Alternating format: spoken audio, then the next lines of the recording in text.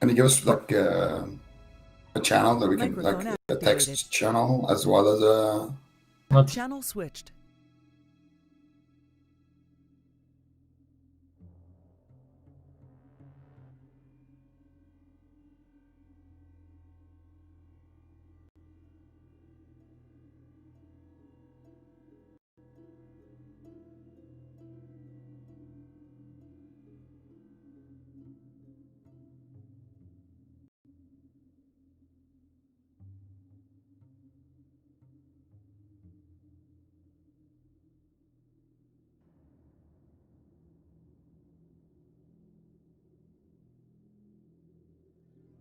Welcome, everyone, to the World of Warcraft Classic Summer Bowl. This weekend, we'll be diving into some of the European games. I'm your host, Ben Ruki, joined by the lovely Zico. How are you doing today, my friend? I'm doing great. I mean, it's a nice sunny day. We got the Summer Bowl in action happening here.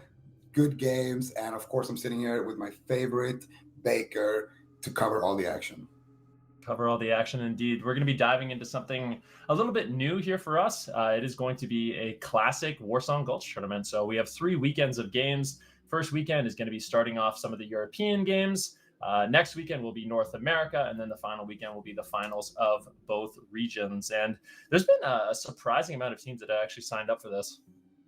Yeah, I mean, we've had an incredible amount of teams signing up, and there's been a lot of good teams as well. I want to say, speaking as somebody who did a little bit of Warsong in the EU scene, you went back to retail there for a second, and I started leveling on Gehennas, and I started playing Warsong ranking with some of these players that are competing, and there's some great teams in this tournament. A lot of good guilds as well being represented, so it's going to be exciting.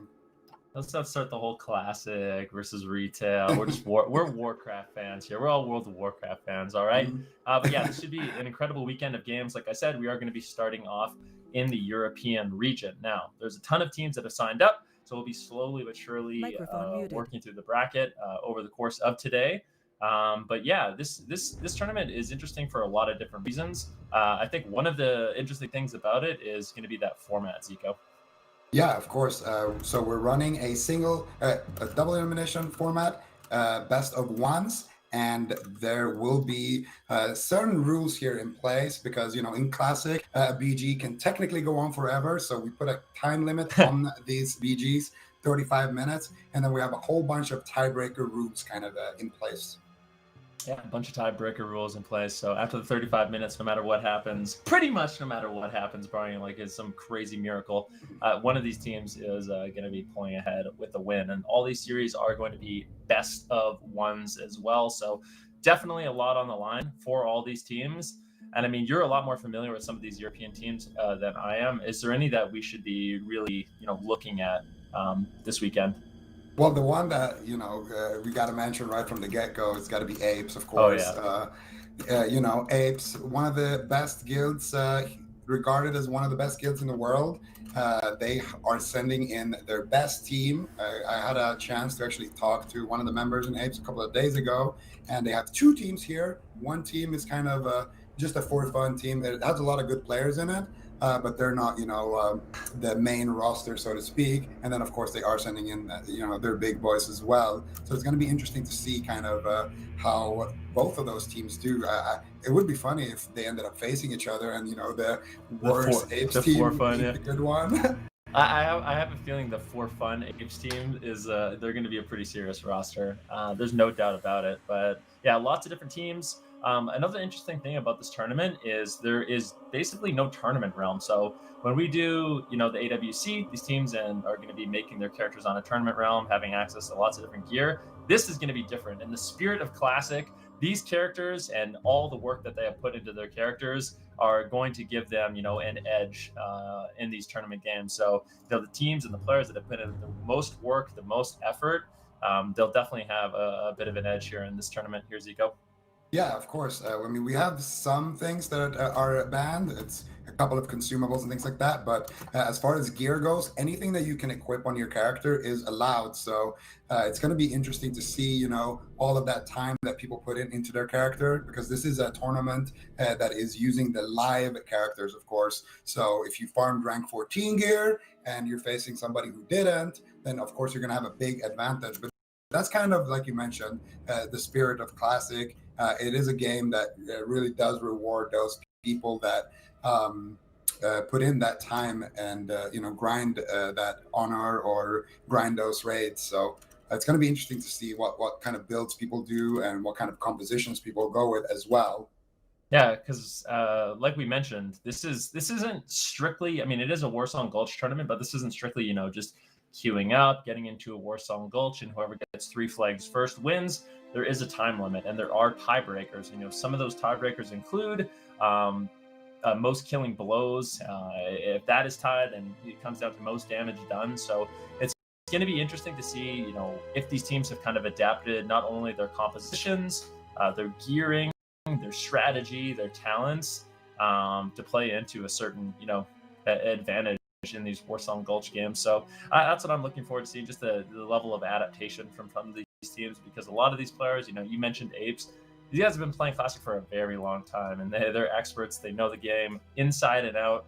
You did also mention that some consumables are going to be banned, but there are a lot that are available, and I expect these teams to be using every single one that they possibly can to get an edge.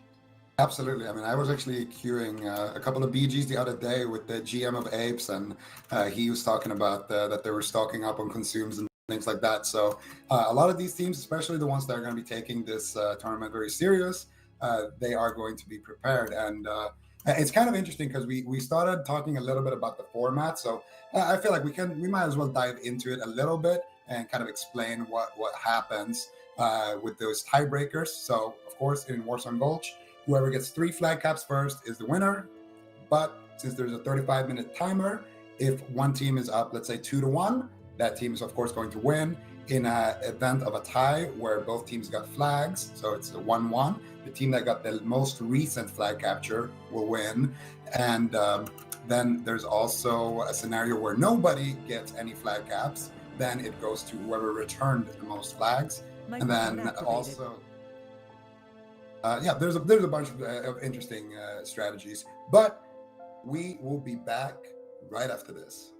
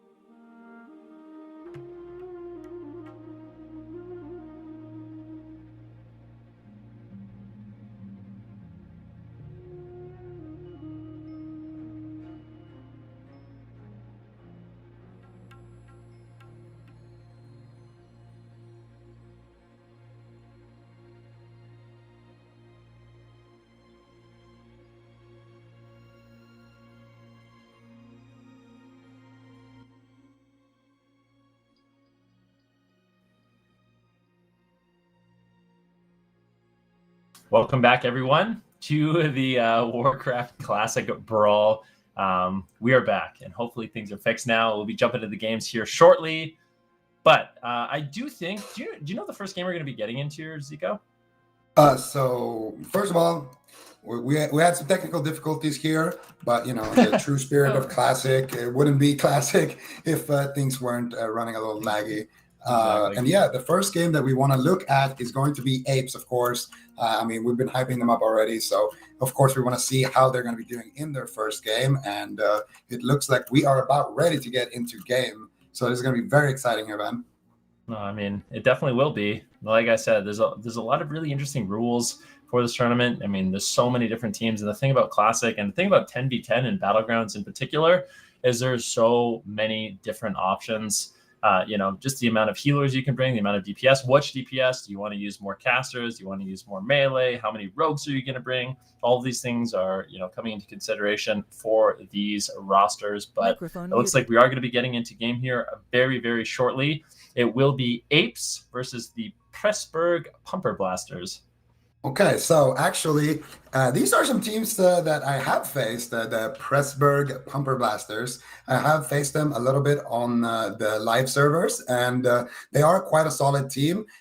One thing that's very interesting to note right off the get-go is, of course, that we have an Alliance side and a Horde side here. And, a lot of people like to discuss, who has the edge in that matchup.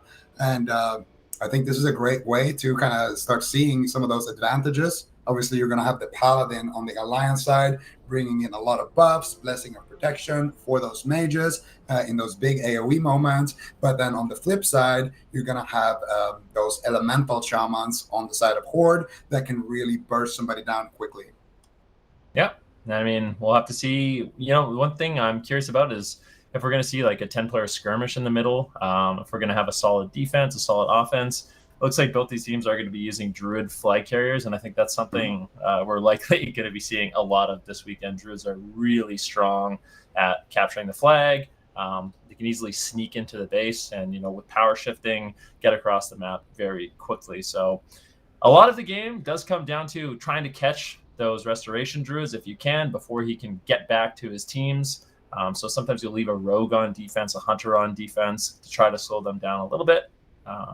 But sometimes we'll see a big skirmish in the midfield. And another thing to keep in mind is just killing blows in this match are going to matter a lot, because if neither one of these teams can end up scoring a flag, that is going to be the first tiebreaker. So actually just playing aggressive, making sure you're landing kills is something we definitely have to be looking out for. Absolutely, and I think on the side of the Elemental Shaman, he's probably going to go and pick up that Berserking, and then he wants to take somebody down immediately with that Elemental Mastery. We're going to see exactly that coming out of this charge over here. And then on the side of the Pressburg Pumper Blasters, most of them are around rank 10, whereas on the side of Apes, most of them are going to be, people that grinded all the way to rank 14. A lot of familiar names here. Of course, Storm on that Druid is going to be very, very pivotal for the team of Apes. Probably going to get escorted with a mage and make sure that he can cross the map. That's how they like to play it. But both teams are looking to engage here in the middle. Yeah, it looks like we are going to be seeing a little bit of a skirmish in the midfield. You can see Talaku is going to be crossing the map, so he's already in a pretty prime position now to go and pick up the flag. Storm is a little bit behind, I would say, so we could see the first flag pick up, and then actually we're going to see a Perplex go back and try to defend that flag a little bit. So we're going to see a bit of a Rogue versus Druid matchup here, and that's really important for these flag carriers. They have to pick up the flag, but they also have to make it out of the base. And we do see a nice little play there by Talek. You can see Perplex, the main defender, is going to be caught into crowd control, but it actually breaks. I think he's actually going to get potentially a re-stealth here. Unfortunately, he's caught into a Fairy Fire, so we'll see how this one plays out. Him picking up the flag is such an important moment here. All right, so the Druid is using that Skull of Impending Doom and that free action potion. So that means Perplex cannot open onto him with that blind. Nice. He's going to use that Rocket Helmet, though. Perplexity actually closing the gap here, blinding the mage as well. So Perplexity is waiting for his teammates now. This Druid here in that tunnel is going to be in a lot of trouble here. He's getting backed up as well by his teammates. But is it going to be enough here? They're going after the mage right now with that hunter damage. And you can see everyone on Apes is trying to dog stockpile here back on the Druid. They catch him once again in the tunnel with the Mortal Coil, the flash bombs as well. Druid is going to use his Trinket right now, but I'm not sure if it's going to be enough. Perplexity still chasing here in that tunnel, and now the Mage of Burke is going to come back, blast that Druid here with his big arcane power right there. I think he's playing Pom Pyro actually on that mage, so very interesting there. And Tally Q is going to go down, which is a huge win here for Apes. And now it's all about Storm. Can Storm cross the map here and make it all the way to the flag room? Yep, Storm, he's going to be at the Horde side Berserker hut right now. Does have some backup from his team as they're all kind of collapsing on him, and that's going to be the main point of contention in the match right now. Can Storm actually cross the map? Can he get back in his base? This is one of the most dangerous times for this flag carrier caught into the midfield. But if he can get back into his base, if they can set up a solid defense, but it doesn't look like it's going to be super easy for him. He's already down to around 30% health. There's not too much help. He's getting peeled away, trying to land some heals, getting to the graveyard. Qualifier is going to be there to actually top him off. And now this is looking like we're going to get Apes in a solid defensive position, and they could actually land a cap here. I mean, you can see Perplex, he's just defending the flag room right now. There's no one to be found, and I think this is going to be a 1-0 for Apes. Right now, the Druid is going balcony, so it's kind of a race between Storm and Talaku, but I do think Storm should be able to make it all the way in. He's got Perplexity there as well on the balcony, slowing down Talaku, and beautifully done here by Apes. They're going to get the first cap, and you got to say, a lot of that just comes down to how Perplexity played that flag room there, played that defense. So the Druid, using that Skull of Impending Doom, is going to essentially make him immune to blind, and he uses that free action potion, which is going to make him immune to stuns. So as a rogue, you can't really do too much, but Perplexity, seeing that situation happen in advance, waits out that Skull of Impending Doom, that 10-second duration, and then he uses his Rocket Helm, and that is what allowed Apes to collapse on the Druid and secure that kill, make sure that the flag never leaves their side of the map, and of course backing up Storm as well allowed them to actually get that cap. So beautiful team play here from Apes, and of course led here by Perplexity. But we see another flag here now being secured by Talaku. He's got his teammates with him this time in the tunnel, and they're looking to try to cross the map, but it could be another brawl here, Van. Yeah, I mean, it definitely could be. It most certainly will be. The bottom of this tunnel is going to be a main point of contention. Talaku is going to have to turn around. And I mean, Apes right now, they have such good positioning on the map that Talaku is going to have to reconsider actually exiting the tunnel. And if he can't exit the base, I mean, he's still going to be in a lot of trouble. Going up top right now, looking like he wants to try to get away. But Apes with a beautiful offense, they're going to be pushing forward. If once again Talaku, he gets caught and falls down, we could be seeing another cap here for Storm. But right now, Storm's also in crowd control, caught into a trap. It looks like Talaku could potentially fall. He's getting back up right now by Jadis by News. Two healers actually finding him, and I think he will be able to escape and survive.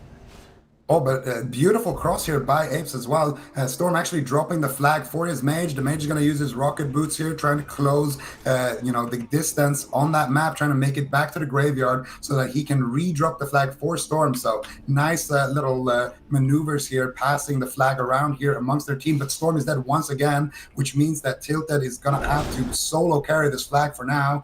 And as a mage, you are very durable with that blink, but as soon as that blink is down, you can get completely destroyed by something like a rogue or a warrior. So Tilted is in a pretty decent spot right now, but he needs to be careful here. Yeah, but it looks like they're actually going to get the second cap. We have Sorelia on defense. Jadis is trying to run in and grab the flag. He might be able to do so. They get Counterspell, Frost Nova, Scatter Shot, and that is going to be 2-0. Really good, solid defense there. And just in addition to that, I mean, Tilted, he goes, he caps the flag, and that actually, after Storm dies, he has a chance now to quickly cross the map and potentially even pick up the flag. We see Chloe O'Brien as well on the other side of the map, and he will pick up the flag. So Apes just really on point. It doesn't have to be just one person that's picking up the flag. Every single person can go in and advance, and that's how you get these quick cap situations. Yeah, absolutely. And that's a great point there. Now Chloe's going to bring it to Storm while Storm is rezzing and making his way across. Storm, though, getting chased here by Hunter. Needs to be careful. Hunter's trying to take him out with the flare, but Storm, very experienced on that Druid, is going to be able to make it up the ramp here, where potentially he should be able to meet his heat. Oh, no, he does get caught here. Flash bomb. He pre-shifts the flash bomb. Storm absolutely legendary plays here, going with the bash. And he should be able to just make it to his teammates. Chloe here stuck in a polymorph, so pretty good defense here on the side of the Pressburg Pumper Blasters. They're trying to slow Storm down here, but still, I do think he should be able to maybe make it around here. They're trying to slow everybody down before they do that flag trade. And TallyQ also, once again, here being caught out by a rogue, being slowed down. So Apes really trying to get that speed cap, and now the flag should get dropped over to Storm. He's going to pick that up. He has a fear ward, and he has everyone on the enemy team behind him. So Storm should have no problems here running that flag home. And on the flip side, the enemy flag carrier once again going down to Perplexity. Yeah, TallyQ got absolutely destroyed there, and now it's going to be a race. Storm trying to make it up the tunnel. Does get caught in a little bit of crowd control. Dispelled out, though, that rocket helm, unfortunately. Not going to keep him locked down. And you can see right now, Apes, they have a 4-man defense. Dextrine trying to get in there, trying to pick up the flag, but there's no way. I think this is absolutely going to be a 3-0. And I mean, you can tell just from watching this game, what an insane team Apes is. This is probably the favorite to win this entire tournament. Yeah, and that's kind of why we wanted to start with them, because, they are such a talented team, and you can see the team play coming through there, how the Rogue is playing the defense there, and how his Hunter came back and backed him up on that first initial cap, and of course how Storm and the Mages are kind of synergizing. When Storm is in trouble, he just drops the flag, Mage picks it up, blinks, uses his rocket boots and things like that to cross the map, and then go for that cap. And same thing with the Priest, just beautiful team play, passing that flag around and also shutting down an enemy flag carrier. Yeah, I mean, it really is just beautiful to see. We kind of saw just the high level gameplay coming in from both of these teams just right at the beginning, using consumables, using engineering, quest items to break free from crowd control, be immune to crowd control, and just the little outplays that these guys are able to perform. It's really, really nice to see. But yeah, Apes showing dominance, a quick 3-0 with their team. And we should have another game coming up here very shortly for y'all. But at this point, that to me it's such an impressive match. Yeah, definitely. I mean, you can really see why this is regarded as one of the best teams, and we're gonna have to keep a close eye out on them, like you mentioned. And of course, we have a lot of great teams here. We had a lot of teams signing up. So if you take a look at the bracket right here, you can see there is a whole bunch of teams here. I'm excited to see the Noggenfogger Dodgers and their mage Zeki, of course, on that team, how they will do in this tournament as well. Also one of those kind of favorites to do well in this tournament. Yeah, I mean, we are going to be seeing a lot of these games play out. It looks like we do have the next game ready, and it's going to be Dad Gamers Unite versus Fanny Pack. Do you know either one of these teams? Dad Gamers Unite. Yeah, it sounds I kind of like like the name, honestly. Yeah, that's a great name. Dad, but sometimes I feel like it, Oh, well, World of Warcraft is just one of those games as well that kind of favors the dads. But I do actually know Dad Gamers Unite, and I have some history with some of the members here as well. If I may give a quick shout out to my boy Sequel. He is a rank 1 mage from retail. Me and him, we go all the way back to Wrath of the Lich King. Super, super nice guy, super great mage. And I was a little bit sad that he couldn't make it into some of those dueling tournaments that were happening, but it's nice to see him finally be able to compete here with the squad. And of course, he has Dave the One as well on his team. These are players that I've personally played against and with on the live servers. And if I had to make a favorite here, I would definitely say that the Dad Gamers are going to come out on top. All right, Dad Gamers Unite. They're the favorite, according to Zico in this one. Just looking at compositions, it looks actually relatively similar for both sides. It is Horde versus Alliance in this one. So we do have a Shaman on the side of, actually a Paladin on the side of Dad Gamers Unite. And then on the flip side, we do have a Shaman. But, both teams implementing 2 mages on the roster, a Warlock. Looks like we aren't going to be seeing a Rogue for Fanny Pack, which is a bit peculiar. I think it's pretty standard to have a Rogue in these Warsong games. Yeah, I think the lack of a rogue is going to be pretty hurtful to the comp of Fanny Pack. Microphone And they muted. do have some known members on that squad. They got Noxyflex here on that Warlock as well. So this is a Gehenna's squad, so we shouldn't count them out whatsoever. They are a pretty strong roster themselves, most of them wearing rank 10 and onwards on that gear. So definitely some experienced PvPers here. And like you mentioned, no rogue is going to hurt them. We saw in the previous game what Perplexity was able to do on that rogue, shutting down a lot of those druids before they could even make it across the map. So not having that is going to be a problem, but they do have an additional warlock, and warlocks and rogues are both extremely good at shutting down a lot of these druids, because that death coil in Classic is just such a potent ability. Yeah, super strong crowd control, as well as setting your team up for really great burst, making it difficult for the flag carrier to escape. But just talking about that rogue a little bit more, the nice thing about the rogue is it is hard to count numbers. So you never know if the rogue is on defense, if he's going to be assisting on offense, if he's in the midfield ready to get a sap and set up his team for a fight. So that definitely is a really solid advantage. But we'll see how Fanny Pack is able to do the double Warlock, especially if their destruction, which they probably are, is going to be exceptionally strong for burst damage and control. Is such a durable class in Classic WoW. Yeah, I would expect these Warlocks to be playing something like that, maybe SM Ruin. And Azonga here is the Druid on Fanny Pack. He's trying to make his way across right now in stealth. And it's a little bit scary, because if he does get found here, it could set them back a pretty significant amount. Sequel actually very well positioned right now on that mage, kind of blocking the path here. But Azonga is a little sneaky Druid here, making his way across. And let's see how is Gnoi doing here. He's also slowly but surely making it towards that tunnel. Typically at this stage, once the druids are close enough to the room, we're going to see a team fight get engaged here in the middle. And that's so that both teams won't just send all their members back to kind of deal with that druid. Instead, you're going to see a warlock, presumably here, come back for the team of Fanny Pack as soon as they see that Gnoi is coming back. I'm sorry to call it. I'm just watching Sequel fail the jump over and over and over. he failed it again. It's super unfortunate for them. But yeah, we have a bit of a 2v2 skirmish here on the side of Dad Gamers Unite, defending the flag in the midfield. Fanny Pack theoretically should have a little bit of an advantage, but this 2v2 is going to be so important. Asonga actually managed to get the flag. Great crowd control. Noir backing him up with the polymorphs, and it looked like he should be able to escape to at least the midfield. Now going to have to run through the team of Dad Gamers Unite, but with his entire roster in the midfield, it's looking like Fanny Pack, they're going to be looking really solid here.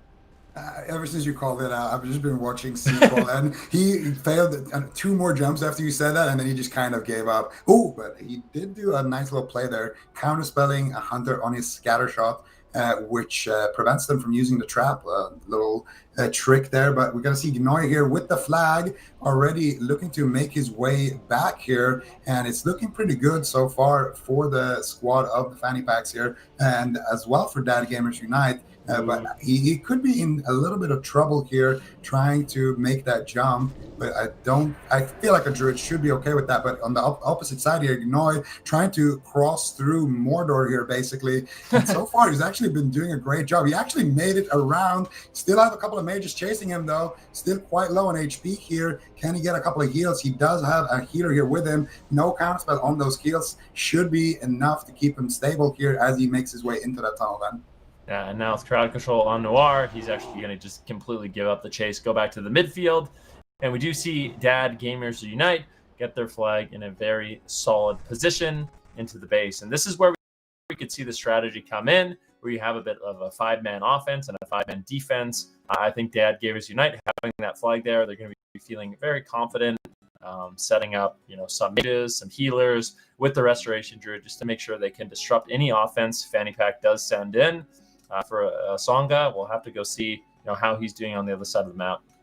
Yeah, and we actually see Fanny Pack already launching an attack here. You can see the priest using mind vision on the druid to find out where he's positioned, and already they're sending some of that offense here through the tunnel, looking to be the first team to pounce here. And it's going to have to be good defense here on the side of Noi with that mage, Sequel, and Dave the One, of course, backing him up. And this is a very standard strategy here. You go with the druid up to the flag, up to the rooftop, and then you kind of have mages, hunters trying to slow down everybody in the tunnel, and then of course everyone in the tunnel waits at the same time, uses rocket boost, free action potions come through, and there you can see it right now. They're making that push. No rocket boots activated just yet. They're trying to close the distance. That warrior now finally going to go ahead and use them, and now already the druid has to start kiting. If they ever connect to him in classic, you die when a team connects onto you because the damage is so incredibly high. Warrior popping something like a recklessness can just erase you from 80% HP. So he's definitely picking his timing here, but he needs to at some point jump down. You can see Tumle, the warlock, is ready for him. As soon as he jumps down, he will be greeted by something like a death coil to the face.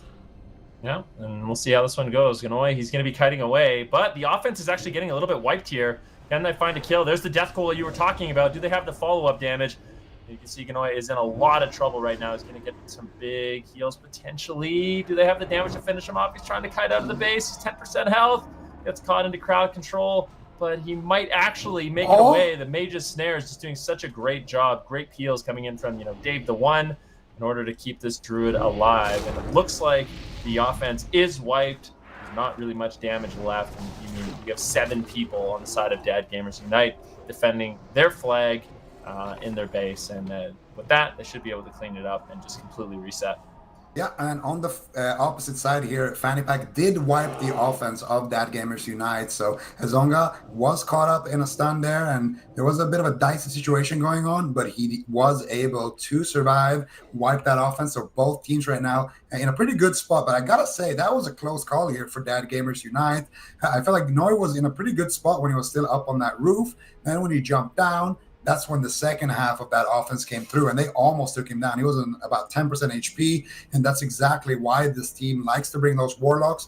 The druid jumps down. There's an instant death coil, shadow burns. That's going to be, half the druid's HP, where something like a rogue, his damage will be very mitigated by that armor that the druid has in bear form, whereas the warlock just does a pure spell damage. So both teams potentially going to be returning here to their standard formations. Going to have the druid back up on the roof. You want to have those mages kind of backing up the druid next to him, maybe a healer there as well, usually a paladin, and then typically they put a hunter as well to trap the entrance to that roof with those traps that slow everybody down. So everybody is just in a safe position right now. Wow, it's actually going to be a 9-man defense. It looks like Dad Gamers Unite are going to be willing to send a little bit of an offense here. You can see Spirit and Vane, he's just in the midfield right now, kind of just waiting for his team.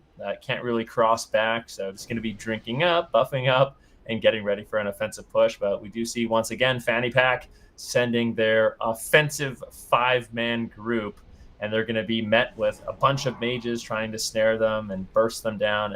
And that's one of the really difficult things about, getting to the flag carrier is you take a lot of damage. If you're just focused on getting to the flag carrier, you can just get blown up pretty much instantly. So you have to really balance, crowd control on the mages, on the defense, stay alive, and then make it to the druid. Because if you kind of slip up and just really tunnel vision on the druid, you'll just outright die. And I think that's what makes pushing into this really defensive position as an offensive unit just so difficult. Yeah, absolutely. And one interesting choice is actually that Fulio, that Elemental Shaman, he's popping his free action potion. We're going to see a push here from Fanny Pack. Dominic drinking up here, getting ready. So we're going to pause that thought for a little bit later and see what happens here with that push. You see Fanny Pack are the ones that goes in first. Immediate crowd control here coming out on that priest. The priest is their source of dispel. So if you can dispel those free action potions and crowd control the priest, you're going to be in a good spot. But right now, I don't think Noi is going to be in a great spot. They are still doing a pretty good job here on the defense. Dave the One and Sequel just wiping everybody here, doing tons of damage. They immediately erase that Elemental Shaman, and that's the biggest threat. But now the flag carrier is caught up in a flash bomb here, man. Yeah, flag carrier caught up into a flash bomb, but still just so much offense here. Can he get away? He's trying to kite. back to the graveyard and really take advantage of, the hunter snares, the mage's snares, but Tummel is able to get to him for a moment. Noise still just running as fast as he can. I mean, that's one of the main powerful things about the Druid is you just have so much mobility, and the enemy team chasing you it really does not. Noise still in some trouble here, though. We'll have to see if his defense can really wipe out the enemy team. Fulio is back, that Elemental Shaman. And Elemental Shaman are probably the most horrifying thing you can play against. The amount of damage that they can put out is absolutely insane. So if you slip up and they get their damage off, they can kill you basically instantly.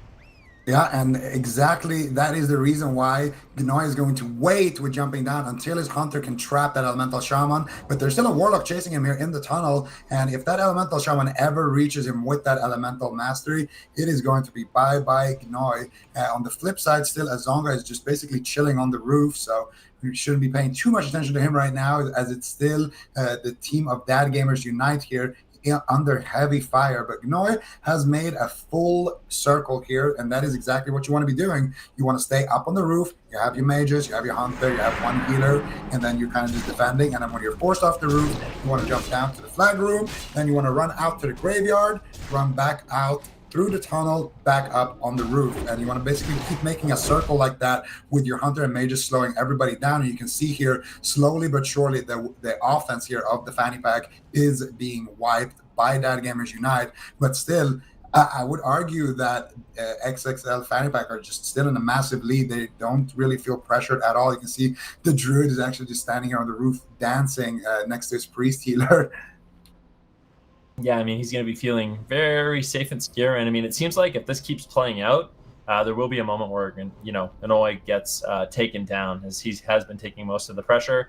Another thing we can kind of touch on, just talking about, sort of the strategy of offense, is how important having a priest on defense dispelling free action potions. Because the one thing that will shut down snares, it'll shut down roots of the mages, is the free action potion. And you can bet, fanny pack or any team that's using an offense is going to be trying to utilize those, but they are dispellable. So the priest's job is not only to heal the Druid, but also to spell off all those free action potions as fast as he possibly can, so that the mage's roots and snares can really start adding up, and they can put out some heavy damage, especially if everyone gets clumped up. Mage AoE in Classic WoW is super strong. A Nova, Kona Cold, using engineering items, like the Sapper charges. It's just really, really big. Ooh, see a little bit of a skirmish happening here in the tunnel. Fulio just blasted one of these mages, Dave the One, to the grave, and now they're going to push with one mage less. Everybody has a free action potion running. You can see the offense here of XXX Fanny Pack is making their way, and Fulio actually activating his Skull of Impending Doom now. If this guy reaches the Druid is going to be in big trouble. The Druid knows this, already running away for his life, but right now caught up in a death coil here. Can they reach him? Doesn't look like it. Once again, Dave the One respawning after he died there in the tunnel, being able to spawn on the right side here of his team and slow everybody down, kind of just intercepting them. And now instead, it's actually Azonga here in big trouble. Actually, the rogue on top of him, finally, all of the team of Dad Gamers Unite catches him in a kidney shot, and he's going to trinket out of it, but I don't think it's going to be enough here. Could potentially be the first flag cap here going in favor of Dad Gamers Unite. The NS comes out, big damage here, and Azonga, how are you going to survive? The death coil comes through. Do they get the click? I do think they didn't get the click here. Somebody did pick up the flag, and still it's going to be 1-1 here, man. Yeah, it looks like Noir, he has the flag right now. But the thing is, how long is he going to be safe holding on to that flag?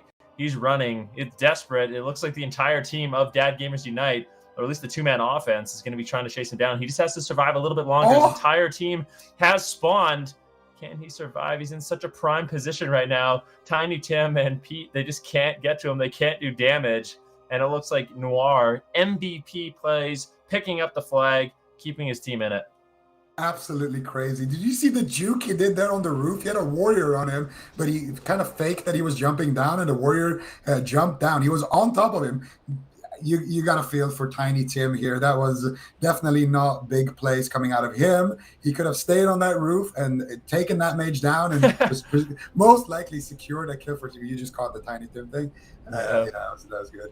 But Azonga is going to have the flag once again here. And that was an insanely close call there for the fanny pack. But both teams still 0-0, man. Yeah. I think that's another thing we can kind of highlight is just because you take down the flag carrier, it doesn't mean anything. You have to be really quick with actually clicking on that flag. And, the enemy team has just as much of an opportunity to pick it up. And we can see situations like we just saw where, Noir picks up the flag. He's able to stall, kite, avoid damage until his team respawns. And then just because he's on his graveyard, his entire team is there, ready to go. And now, once again, the Zonga, they're going to be looking very solid. But I think that's actually the first time we've seen either one of these Druids go down. So we kind of talked about Dad Gamers Unite. Their offense was looking a little shaky. They weren't able to really accomplish too much, but that was a great offensive push. And I mean, if they had just been a little bit quicker with clicking the flag, that could have easily been a 1-0. So what I was going to say earlier, but I got cut off a little bit by an offensive push, and it looks like another one is happening. I don't agree with having the Ellie Shaman on offense. The Ellie Shaman has massive range on his Chain Lightning, on his Lightning Bolt. So in my opinion, he should be on defense, and he can kind of stand on the roof where he can still kind of snipe people that are entering through the tunnel, but they are choosing to keep him on offense. So far, he has never reached that Druid because it is extremely hard for an Elemental Shaman to chase somebody down. But when somebody is running into you, that's when you're going to be able to do a lot of work. Fulio immediately getting targeted here, trying to run up. There's a scatter shot, and he's on about half HP. He catches a couple big heals here, so he shouldn't be in too much of a trouble here. Gnoi getting death coiled, but I think he is okay for now. Already jumping through the graveyard, making the classic route here where the offense comes up, you jump down, and then you run back out above the tunnel roof, and then you run through the tunnel back up on the roof. And the biggest counter to this is, of course, having a rogue in stealth here, but they don't have a rogue. They have a secondary warlock, so let's see if they can do something with that, as that warlock does catch Noi here. And right now, he should be okay still. They're the one doing a great job here, peeling all of the offense from the Fanny Pack Gamers. But again, it looks like they are still going to be able to reach him. Ooh, Warrior charging to the Druid, but the Druid in tunnel should be able to generate enough distance to avoid that intercept, and he will be able to make it all the way back up onto the roof where I think it should be safe right now for him. Yeah, and Zonga just playing a very defensive position. Noir actually going to be falling down, try to make an offensive push, but this is actually looking a little bit scary here for Noir. And we'll see what they get done. Zonga's still just playing very far away. It's like you said, these Druids, they have to be very careful. If they get caught, in a stun lock, in a mortal coil, it could just be the end of them very quickly. So normally just force the team to run through, all your mages, all your hunters, and it does look like the offense of Dad Gamers Unite is getting wiped here. And once again, Fanny Pack, they're going to be looking good defensively. Can they set up offensively really is the question. Yeah, Gnoi was again in kind of a close call there, but I gotta say, so far he's been picking his moments pretty well. When to jump down, when to go back up on the roof. I think this could be a bad moment though, as there is a whole bunch of enemy players coming through in that tunnel. If they can connect, it could be devastating. But Stratod on that Hunter is there, placing down that frost trap. And if anybody walks into that, that's going to cover basically the whole tunnel. So the defense here of Dad Gamers Unite is in a great spot. The defense of Fanny Pack as well in a great spot. So far, 19 minutes here on the clock. And I mean, I'm pretty bad at head math here, but I gotta say, it looks a little bit in favor of XXL Fanny Pack when it comes to those kills, man. Yeah, I mean, and that's one of the things. I mean, if neither one of these teams can score a flag cap, it is going to come down to killing blows. If that's tied, it'll come down to damage. So whoever can pick up this first flag, definitely going to have a massive lead. All of a sudden, killing blows don't matter nearly as much. And if there's limited time left, we could see a strategy where the team that does pick up the flag, they go for a 10-man defense, all-out turtle, and just try to secure the game with one flag capture. I think that's likely what we will see. But for now, it's going to be that 5-man offense, 5-man defense, and we can see which one of these offensive units are going to be able to push in first.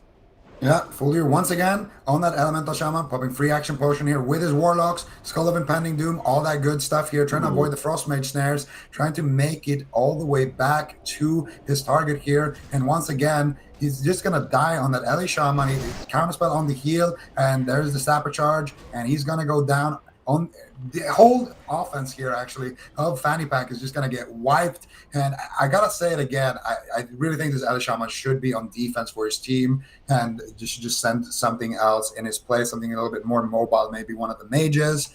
I think it would work out a lot better because so far, the El Shaman has done pretty much nothing on offense, and now a big push here then coming out of that Gamers Unite. Azonga needs to be extremely careful here. I mean, he definitely does. He's going to be positioning very far away. He actually jumps down as well, but he's taking a huge hit of damage.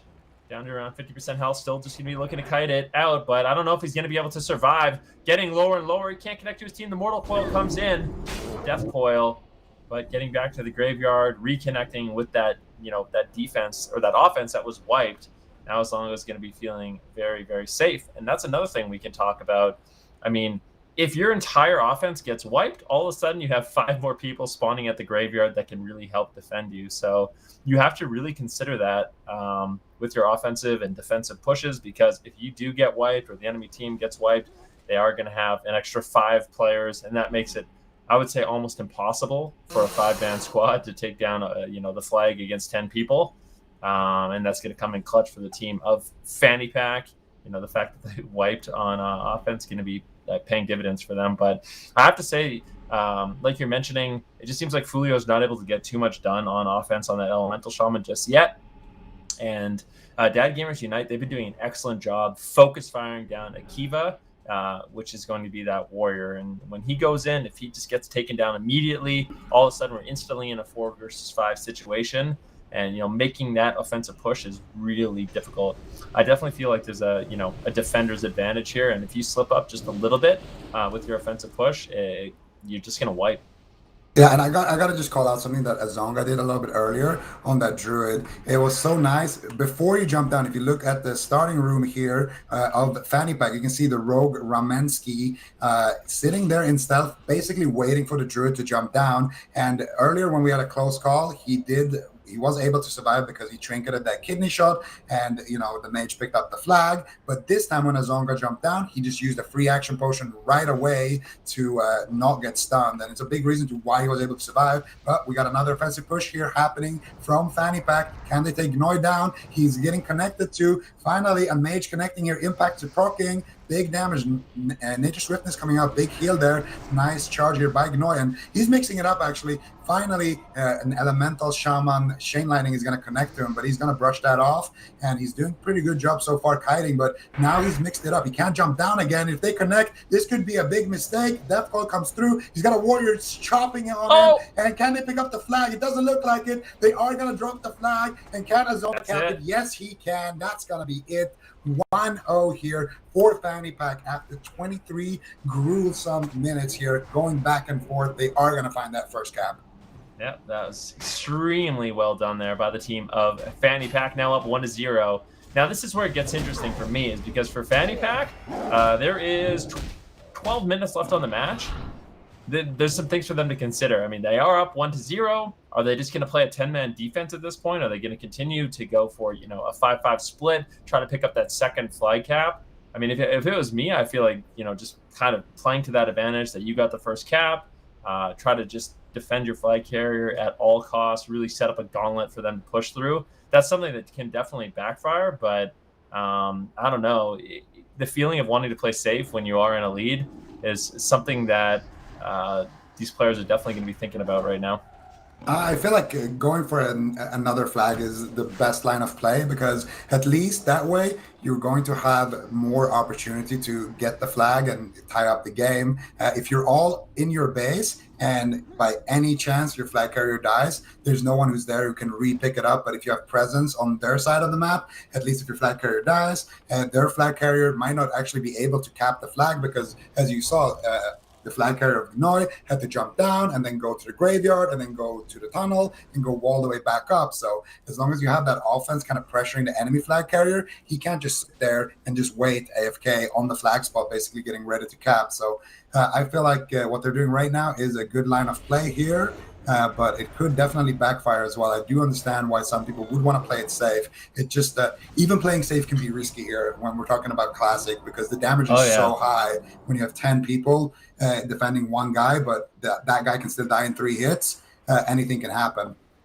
Yep, no, 100% agree with you. Not saying it necessarily is the best play, but it's one of these things that's going to be going through the player's mind, instead of, playing to try to keep getting that lead, just try to survive as long as you possibly can. But in classic WoW, damage is so high, healing is reduced so much by that Mortal Strike that plays like that can absolutely backfire. So we'll see. Looks like right now, Fanny Pack, they are splitting up their team. So as long as Zonga can get out of the base, we'll see. He's got 5 people right now, or he's got 4 of his teammates defending him in the midfield, looking to cross. But Dad Gamers Unite, they have to stop him. And you can see they're putting a lot of their resources into actually helping him out. And it looks like they might actually be able to take him down. 50% health. Azonga finally manages to slip away just for a moment. But Dad Gamers Unite, they really do not want him to cross the midfield, because if he can get into his base, we've seen how defensive Fanny Pack can be. But it looks like the team of Fanny Pack should be able to survive. I mean, Azonga, he still is low susceptible to some burst damage, but there's just so many members for Fanny Pack. I just think it's really unlikely we see Dad Gamers Unite able to take him down.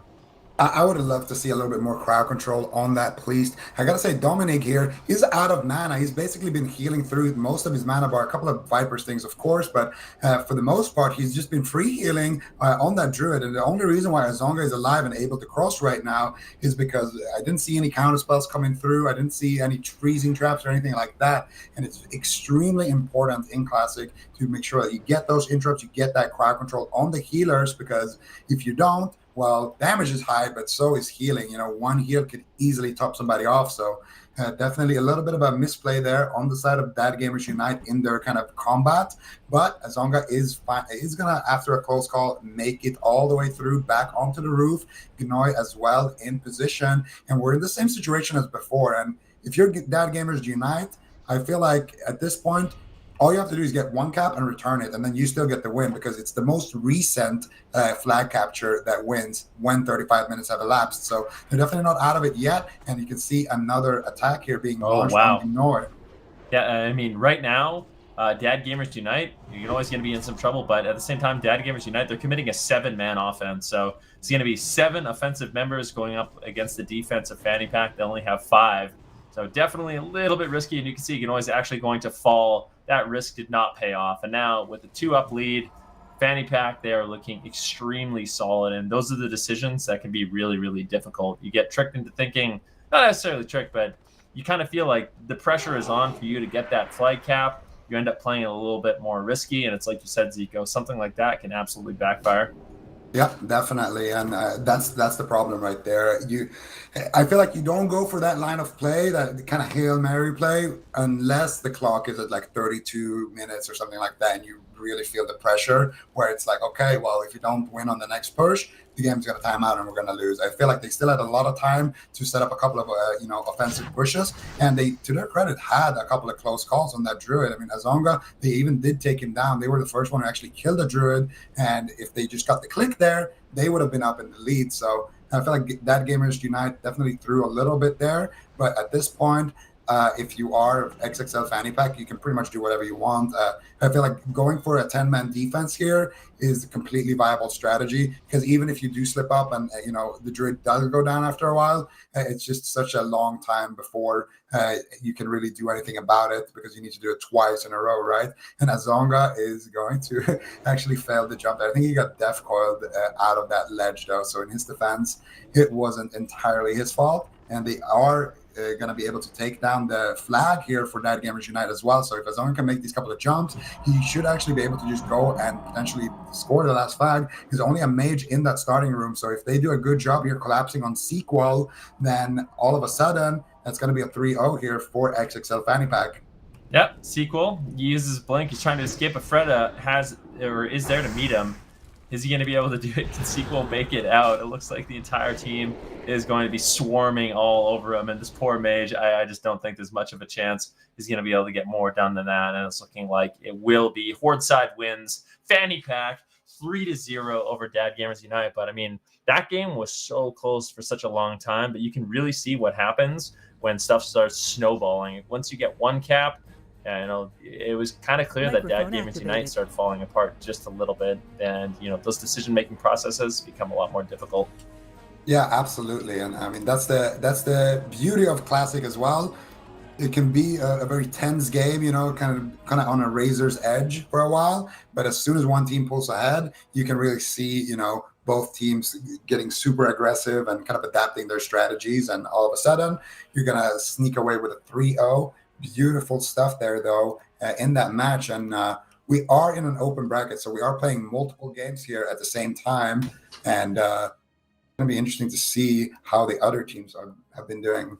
Yeah, we'll be jumping into another game here relatively soon. But yeah, like Zico mentioned, this is an open bracket. We're not going to be playing through every single one of these games, just kind of jumping into the games as they are happening, trying to pick the most interesting games for you all, some of the more recognized players as well as recognized teams. But yeah, great start so far. Both of our matchups have actually resulted in a 3-0, which, some of the players, when they looked at the rule set, they were expecting that maybe we'll see some turtles or, teams will just play for killing blows, but these teams are still really putting it on the line here, picking up those flags, and it's really nice to watch. Yeah, absolutely. We're definitely seeing some interesting strategies employed, and definitely some high level plays here from both of these teams. So far, I gotta say, it's been great seeing the first two matches and how they've been able to perform. Yep, and we'll see. I'll ask the admins really quick, or our observers, what's the next match going to be? Okay, it's still being decided. So we're kind of waiting for these rounds to play out to see where we are going next. I guess, we can take a quick look at the bracket and see, where we're at and how these teams are doing so far. Zico, are there any teams we haven't seen yet? Are there any results that you are surprised by yet? I'll give you a moment to look at it. Yeah, well, I was kind of expecting that Gamers Unite to win that game, so I guess that is a little bit surprising. But XXL Fanny Pack, sorry, definitely a strong team here, showing up big here in game number one. Of course, I'm excited to see how the second Ape Squad will be doing as well. But for now, we are going to go in the game Peel for Pow versus Weedy Gaming here. Yeah, and this is going to be a round 2 match. So this is our first round 2 match we are seeing. And correct me if I'm wrong, this is actually just a single elimination tournament. So best of ones, single elimination. Definitely, if you lose, you're out. So a lot on the line for all these teams. We are going into our first round 2 match. So both Peel for Pow have won, as well as Weavy Gaming. So we'll see 2 winners going head to head. And one cool thing about this tournament in particular is there is the possibility, Zico, that we see not just Horde versus Alliance, but we can actually see Horde versus Horde and Alliance versus Alliance matchups.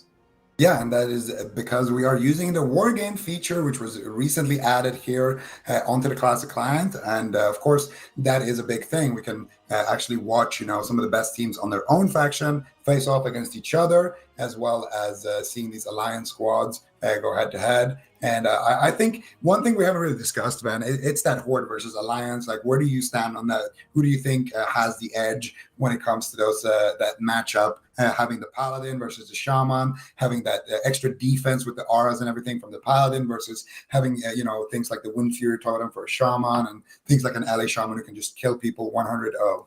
It's a good question. It's a really good question. I have the benefit of already talking to you about this and you kind of giving me your insight and thoughts. But I think if you're an Alliance player, a Horde has an advantage. And if you're a Horde player, Alliance has an advantage. That's just kind of been, the history of WoW for a really long time. But it is really, really interesting to see, some of the benefits of both of the factions. One thing you kind of mentioned to me, and I think it makes a lot of sense, is the main thing that's nice about Horde is you kind of, with consumables, you get most of the benefit that Alliance has. So the Paladins with Blessing of Protection, as well as Blessing of Freedom, that's such great utility. But on the flip side, you can get that utility as a Horde player using free action potions, limited invulnerability potions. You can kind of pick up that Paladin utility via consumables. Whereas for the Alliance side, they're not picking up Wind Fury Totem. There's no Wind Fury potions as those. Well, maybe there is. I just am not aware of them at this point.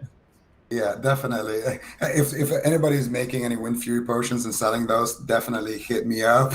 I'm gonna be needing those on my gnome. But this squad here, Weavy Gaming, is another one of the favorites of this tournament. I've had the pleasure of playing with a lot of these players, and they are extremely good at this game. Psych on that mage, one of the representatives from Gehenna's here, all of them actually representing Gehenna's, of course. Rob, one of the absolute best hunters I've ever had the pleasure of playing with in Classic. Staybird on that priest, super good. But we got to talk about the MVP of this roster, which has to be Krilla, the fat cow, the original fat cow, all the way from TBC. If you guys ever watched him on Warcraft movies, he used to. Wait, really? Yeah, that's Krilla, and he actually competed in the Classic Duelers League as well. So he has been making quite a name for himself in the Classic community. I've had. I would say the pleasure, but I feel like more like the opposite of that. When I played against him, he made a game that I played with him or against him last for 2 hours. And I got to say, my team was better, but he was just that much better than our flag carrier, really making it difficult to secure any of these flags. And I'm excited to see what these guys can do. I'm not surprised at all to see that this team already won their first game very quickly as well, by the looks of it. Now your flight carrier is watching the broadcast. It feels bad. My team was better, but my flight carrier sucked. But yeah, Weeby Gaming, appeal for POW, and it does look like, is this going to be a Horde versus Alliance matchup? Let's see. No, this is an Alliance versus Alliance matchup, so no Shaman's going to be in this game. Both teams just utilizing, the Dwarf for the Priest, as well as, some of the other Alliance racials, Perception on that Rogue, as well as the Paladins. So, yeah, this is our first faction versus faction matchup here in the tournament. And we'll see. We have a bit of a skirmish here in the midfield. Katakirk going to be taken down. He actually gets caught by himself into an ice block. Might actually be able to hold on and survive. It looks like they're just going to give up that kill. They don't want to waste too much time. And that might actually be the distraction tactic. They have a priest and a mage. They might just be looking to distract the offense here of Weeby Gaming. Yeah, and again, I just find it so interesting. The midfield fight, it doesn't really matter that much who ends up winning it, because the respawn times are going to be short, and the flag carriers are going to need their time to kind of make it across. So that's basically just a distraction. So in the start, I like to follow both of these druids and actually return flag preemptive vanish here, and that's going to make it so he can't be found in stealth, and he can find the enemy rogue in stealth, and that's exactly what happens here. He gets a nice sap here onto the enemy rogue, and Krilla with a beautiful rocket helmet is going to CC the entire defense here. Return flag with the MVP old school vanish. Vanish gives you improved stealth back in the classic client, as well as a little bit later on in time. But so if you want to, and it was a common strategy as well back in the day, to just use your vanish when you know that there is a rogue around you, and that you are going to be able to see him, but he won't be able to see you. Ooh, big Pompano crit here onto Krilla, though. Well, as he's crossing the midfield, he does get that nadir swiftness, still taking decent damage. Drig on that mage, slowing down the other mage that's chasing him here. Krilla, free action potion as well, making it to the arms of his team. Beautiful stuff here so far coming out of Weeby Gaming. Now let's take a look at Pau here. How is he doing? Seems like he should be able to cross right now. He has his entire squad here with him, but Kadat is on him with a free action potion, man. Yeah, Pau still in the midfield, not to the safety of his base, whereas Krill, he is by himself. Not's actually chasing him just a little bit, but it is Pau who's the main point of contention, trying to escape, but big crowd control on the healers, and it looks like he will go down, and that is a quick 1-0 for Weeby Gaming. Great defensive plays coming in from Krill, getting across the map, as well as the offense of this team. Just absolutely phenomenal. Powell was not able to escape, and now, peel for Powell, they're definitely going to have to do a little bit better of a job peeling for Powell. So that was so lame. I just had to do it. Oh, I like it. We'll get lamer later on. Don't worry, guys. As the day goes on, it's only downhill.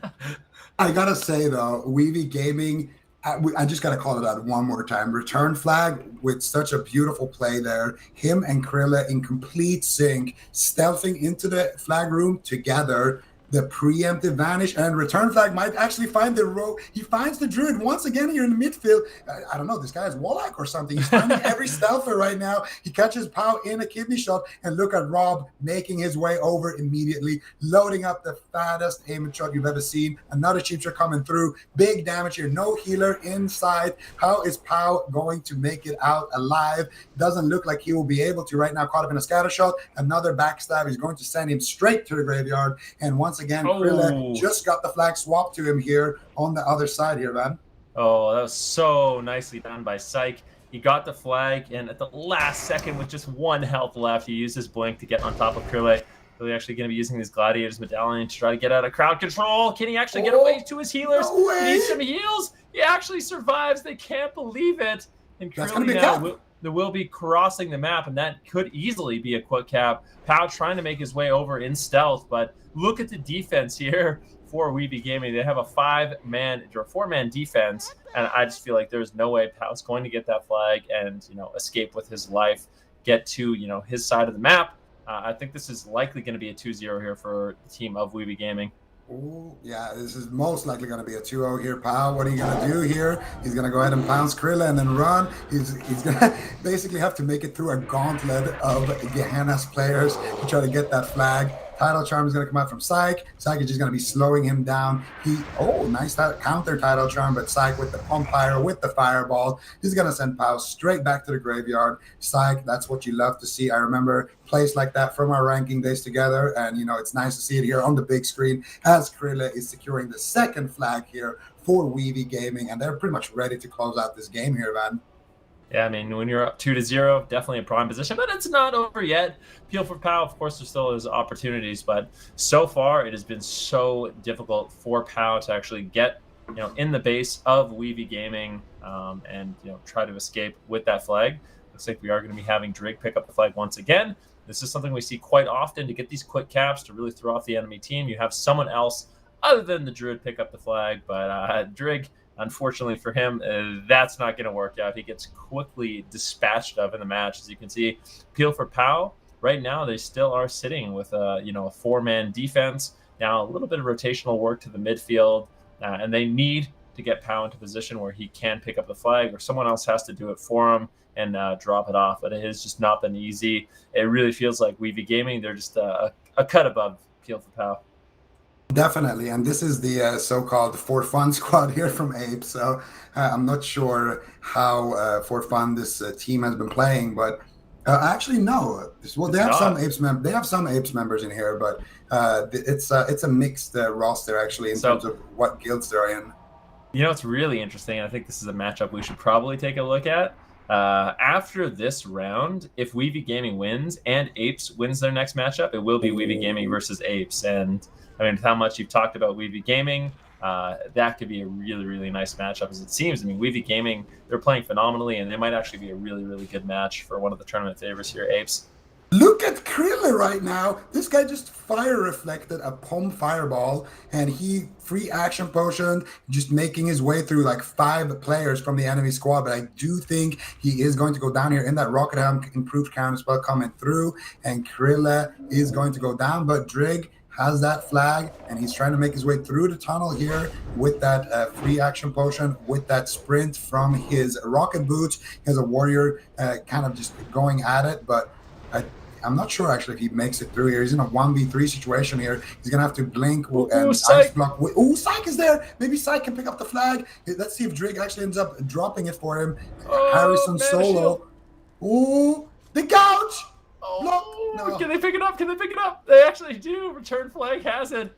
And that was great work there by Return Flag, by Psych, as well as Drig to get the flag out of the enemy base. And now, I mean, at this point, Peel for Pow, it doesn't look like they are going to be able to pick up the flag. They might. I mean, they do have some team or some members on an offense right now. Pow actually might be able to sneak in and get the flag. That would be huge for his team. We'll see if he's able to do it. Yeah, you can see Krilla and Return Flag trying to make that classic graveyard jump right now. Let's see. Are they going to fail it? No, it looks like both of them are actually going to make it there. Beautiful stuff there. And return flag so quick on that little gnome, making it all the way through. You can see everyone is just slowing down Pow with the rocket helmet. Krilla taking that shortcut with his rogue. It's going to be an easy 3-0 here for Weeby Gaming. Beautiful performance. 10 minutes on the clock. I mean, these guys, you can tell they're basically just trying to maximize the honor per hour with how quick they're winning these games. Coming back, literally just farming honor in these games, trying to rank up during the tournament. I mean, if you're winning your Warzone Gulch games in about 8 to 10 minutes, your honor per hour is going to look prime. You're going to be able to go for that bracket 14 and get that rank 14. All jokes aside, though, of course, these are war games, so nobody's actually getting any honor from these games. But if it wasn't, this is about as quickly as you can do it.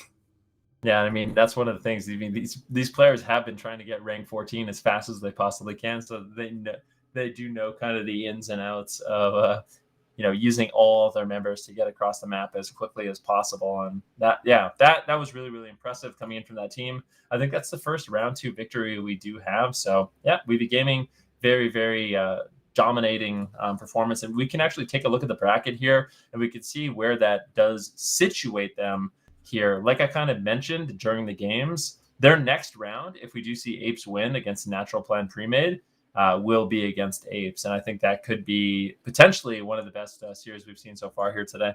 Yeah, and now we are going to take a look at the Apes Bread, which is the secondary squad of Apes. So it's going to be interesting to see what they can do. They're going to be going up against Doku Sugar, and Doku Sugar versus Apes Bread is another round 2 game. So whoever wins that is going to advance to the round 3, of course, but they're on the opposite side of the bracket. So we're going to see exactly how that works out. And if we just take a look here quickly at the roster of Apes Bread, this is going to be featuring our friend, our rogue homie, Mr. Valcor, of course. Yeah. And of course, people like Monkey News, big streamers here on Twitch. Of course, Mythos, the guild master of Apes as well. Very stacked roster here. And I got to give a big shout out to my boy, Tiger Form as well on that druid. He is a druid that I used to duo queue with a lot, and I would argue he is one of the best druids in this tournament. I would say him, Krilla, and of course the druid from the Apes main squad, Mr. Storm. Those 3 are really the flag carriers to look after here in this tournament. Yeah, this is going to be another one of those matchups where it is Alliance versus Alliance.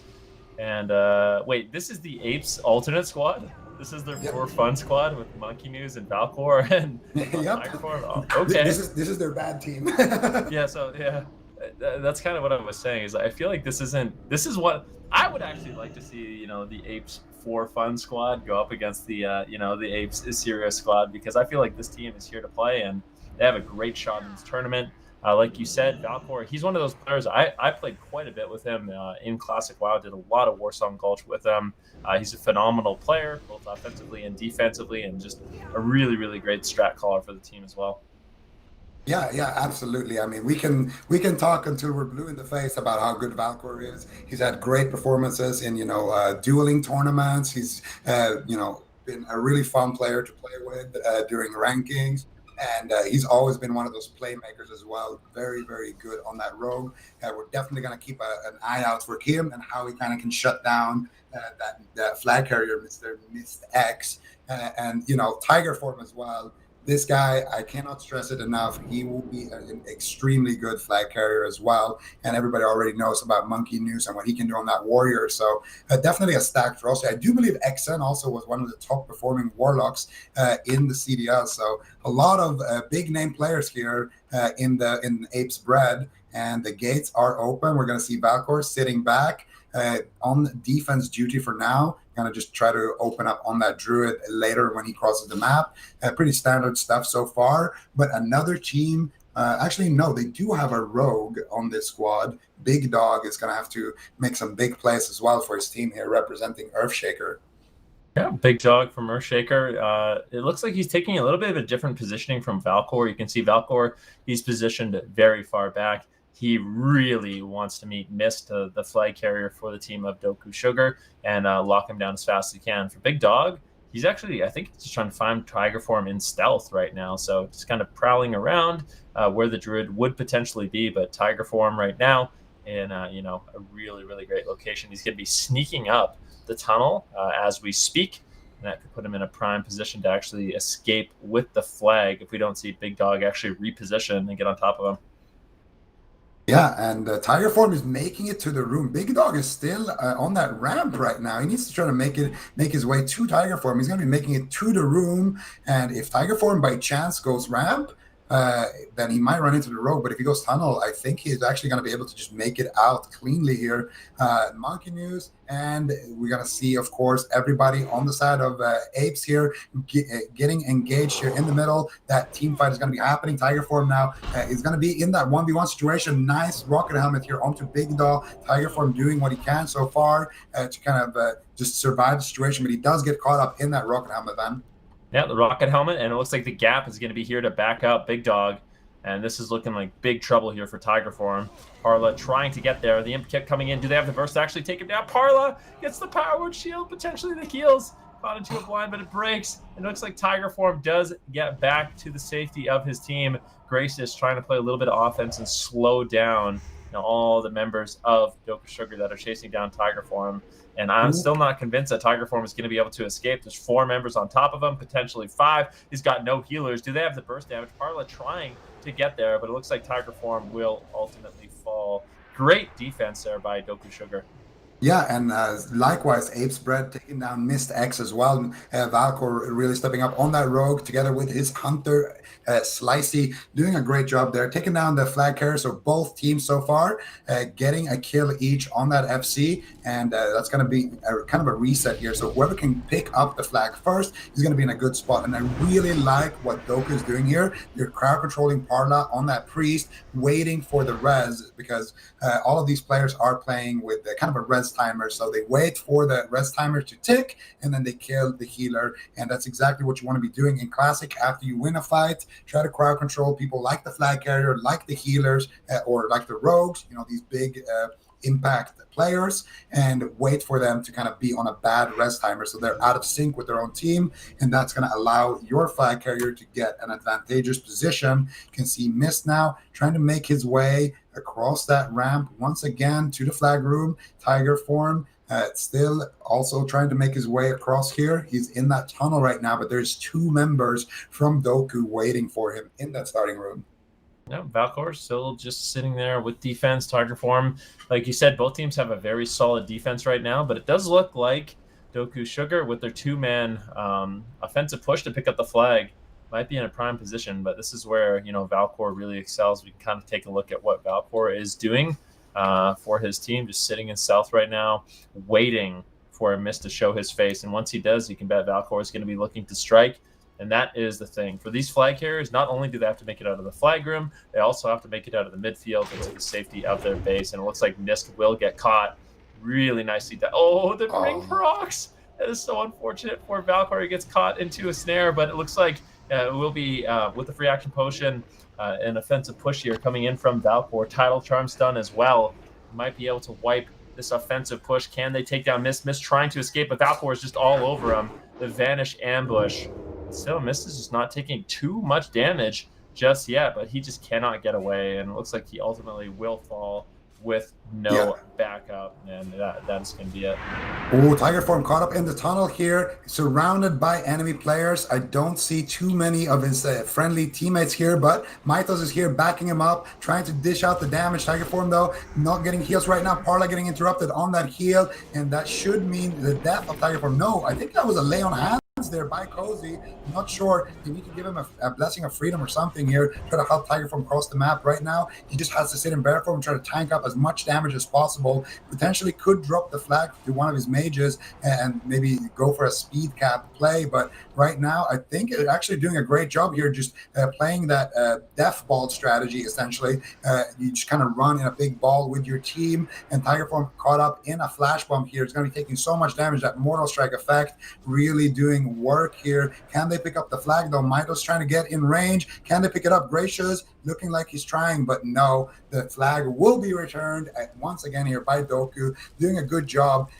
If they don't have their flag carrier across the map, at least they're doing a great job here, shutting down Tiger Form and making sure that Tiger Form can't cross the map as well. But this game is super even so far.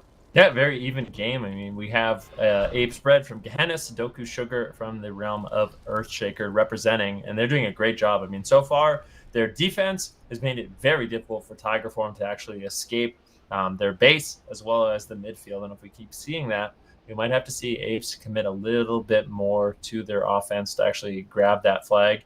You can see right now, we have about a 3-man defense with Slicey, Valcor, and XN. Mist just sitting in stealth, realizing it's not going to be easy for him to actually pick up that flag. The free action potion, the abolish poison as well. Once again, looking to get that flag, but I just feel like Apes, with how much they have committed to their defense right now, it's going to be exceptionally difficult for him to escape. Yeah, Mist caught up in another flash bomb, Valcor all over him. And I gotta say, Valcor's gear is extremely underwhelming because I just saw him do 4 backstabs on a druid on like 20%, 15% HP, and he did not go down. But he missed, will go down, but he did get an instant res here. So pretty good situation for him. He's going to be able to make his way back again. And hopefully the team is going to be a little bit more scattered here. And once again here, we see another flag here picked up by Apes. Can they potentially get something going here? See a lot of crowd control coming out. Tiger Form in a scatter shot. He's going to drop it here for Gracious on that mage. Gracious, though, going to slow everybody and maybe go for that blink play here. Going to CC everybody. And I think he's going to re-drop it here. Big Dog almost clicking that one. Scary stuff here coming out of Tiger Form and the mage, but Tiger Form trying to make the jump. He does actually make the jump through here, and he's going to be completely fine making it way. Ooh, gets greeted by a Mortal Code to the face. Death Code, sorry. And he's going to get that Nature Swiftness. Big heal coming through, making it his way across the middle now to his teammates. And this is actually looking like a first potential cap here if they can make it through. That another flash bomb, though, catches him for 10 seconds and such lucky pathing drags him all the way to his ramp. He is still in that flash bomb, man.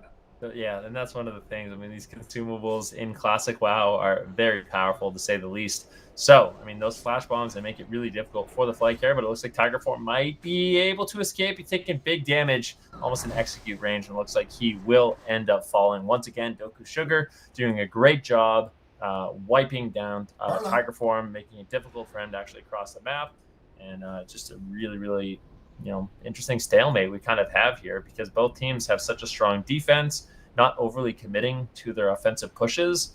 And it's making for one of these games where both Mist and Tiger Form are just having such a difficult time escaping to their base. That was actually kind of troll right there. Parla ended up picking up the flag, and then he wanted to pass it on, I think, to Monkey News. But as he dropped it, it just got clicked by a member from Doku. So Parla, unfortunately, not able to do much there. You can see exactly how they're abusing these priests. If we take a look at Parla right now, he's just in that tunnel, basically completely out of mana and on 1%. And they don't even want to kill him right now, which I don't necessarily agree with because this game could come down to kills. So I think waiting for a res and then finishing him off is the best line of play. But Parla is going to be extremely slowed down because when you res, you do res with that full mana bar. And when people are as geared as Parla, you're going to need to drink for 45 seconds, maybe even a minute before you get that full mana bar back. So that is the reason why they're not killing off these healers. They just want to drain them out of mana with the Warlocks and the Viper Stings and then just kind of leave them be. Now Tiger Form, though, trying to make his way across. Mist just went down here, and Tiger Form is caught up in a fear. And in Classic WoW, that fear from the priest is undispellable. It is a physical effect. Now he gets caught up in a flash bomb here. Parla with a couple of heals, but he's out of mana, gets caught up in a scatter shot. I don't see Tiger Form surviving this. And Gracious got it. Nice. Nice pickup there by Gracious. Actually dropped it preemptively, and that's a really intelligent tactic. It was looking extremely likely the Tiger Form was going to go down. So, as the team of Doku Sugar, you're basically just waiting for Tiger Form to fall, and then you're going to be spam clicking right when he dies. But if you drop the flag a little bit sooner, that gives an opportunity for Apes to really have an edge and just clicking that flag and escaping. And it looks like, once again, the handoff happens. Tiger Form gets the flag. He's going to be running up, and it looks like this will be the first cap. And that was excellent. Basically, flag dropping, flag picking up, great teamwork that is going to give Apes a 1-0 advantage here. Yeah, it's just passing the flag around is beautiful stuff there, kind of out positioning their enemy there. As Tiger Form is dropping down, he drops the flag, like you mentioned, gracious, quick, gracefully picking up the flag, if you will, blinking across the map, using his rocket boots, and then Tiger Form getting a lucky res as well, being able to res, go back to the mage, and then risky handoff, I gotta say, because it was in the middle of Xeniona on that mage, but he wasn't quick enough with the click, and Tiger Form able to pick it up, sprint through the tunnel, and secure that first cap here for Apes. They gotta feel good about that one as they move forward here and try to pick up another flag. Yep. I mean, I kind of tried to touch on it a little bit, but when you do that maneuver where you're dropping the flag and you're kind of communicating with your team, you're saying, okay, we're going to drop it in 3, 2, 1, go, go, go, go. You do have an edge on picking it up. The enemy team obviously can't hear your comms, and they're going to have to be lightning fast or always prepared for that moment. So I really like utilizing that, especially handing off to mages is really great because the mage with free action potion, with blink, is actually really slippery in a matchup like this. A druid who's just getting spam feared and coiled, it can be really, really difficult to escape. But it does look like we are going to be seeing these flag carriers trying to pick it up once again. Touchy actually going for the flag right now. He has the free action potion, but I don't think he's making it out of this base alive. He might actually be able to get over to Mist. Can Mist pick up the flag? That would be absolutely massive. Valkyr's there. It does look like Mist will get it. Nicely done there by Touchy. Although I would say that Doku Sugar is definitely not out of it yet. Yeah, Tiger Form is caught up in a trap right now on the opposite side of the spectrum, trying to pick up the flag, and I think he should be able to. And once again, Mist going down. Valkor very quick with that return. Tiger Form now in a gouge, but it's on diminishing returns. He's going to use that abolished poison, and now he's going to try to make it through the tunnel here. A lot of damage here potentially coming out to him, but Gracious is there, backing him up with the free action potion, slowing everybody down, and that Cone of Cold hits before JT uses his free action potion, which free action potion prevents you from being slowed and stunned, but it doesn't remove existing slows, so that's going to be very, very key timing right there. And Tiger Form just charging through the map so quick on that druid right now. This could potentially be a speed cap here. Mist is on the ramp, but you can see XN getting ready to meet him. You can see Mythos as well here, back him up with the piercing house, with the hamstrings, slowing everybody down, just being basically like a bodyguard here for Tiger Form.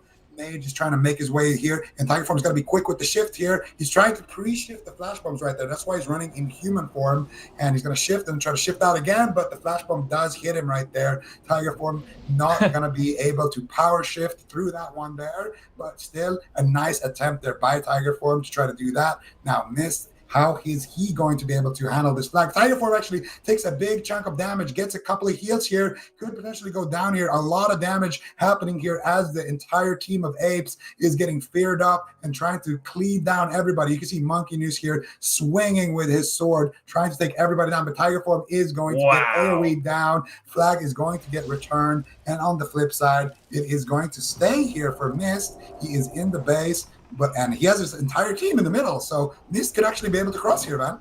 Yeah, I mean, it's looking like there's a chance for this team. Have so many sapper charges on the Tiger Form. We got, I think, 5 sapper charges on him that caused that massive wipe coming in from Doku Sugar, and that really is it. I mean, the amount of flash bombs alone we've seen from this game are really, really crazy. You can see right now, Miss, he does get the flag. He's running down the tunnel. Valkor, unfortunately, not able to get on top of him. He's going to be mounting up, and I think once Valkor gets there, it's going to be a lot more scary for Miss, and he's just going to try to get away from him as fast as he can. On the flip side of things, we still don't have... Actually, we see Gracious pick up the flag for the team of Apes Bred. Miss trying to cross the midfield, but Monkey News all over him. The Death Coil comes in. Is still getting some big heals, though. This is a very tense moment in the match. Miss, if he can get back to his base, it's not something we have seen yet for this flag carrier, and this is where we could see Doku Sugar really set up a solid defense. Tiger Form right now as well, trying to get over to Gracious, as Gracious is caught into a sap. Looks like Miss is going to be A-OK in his base, and now it's going to be up to Gracious if he can survive with the help of Tiger Form.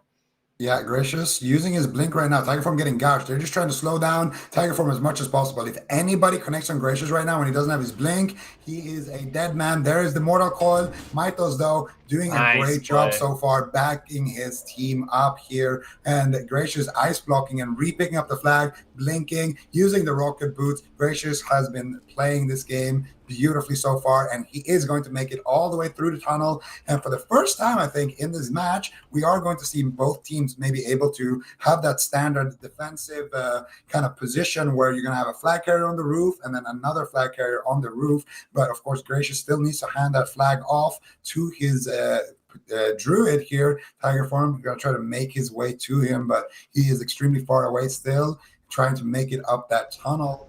I think it should be no problem, and we are going to go back to that default strategy. You can see Mist as well, already on the roof, surrounded by his teammates, 5-man defense here, and now we're going to see who kind of does these team pushes better here, man.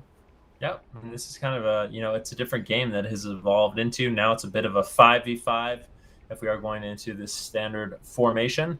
But right now, we do want to see Tiger Form actually get the flag. Oh, it looks like he does. Has the flag, or will be able to pick it up right now. Gracious hands it off. Now Tiger Form's going to be feeling very durable. And I have to say, like you said, a big shout out to Gracious in the match so far. I think he's been doing an excellent job, really assisting Tiger Form on that mage. Not only that, but picking up the flag, getting it back into his base. And we can see right now how Mist is trying to set up here.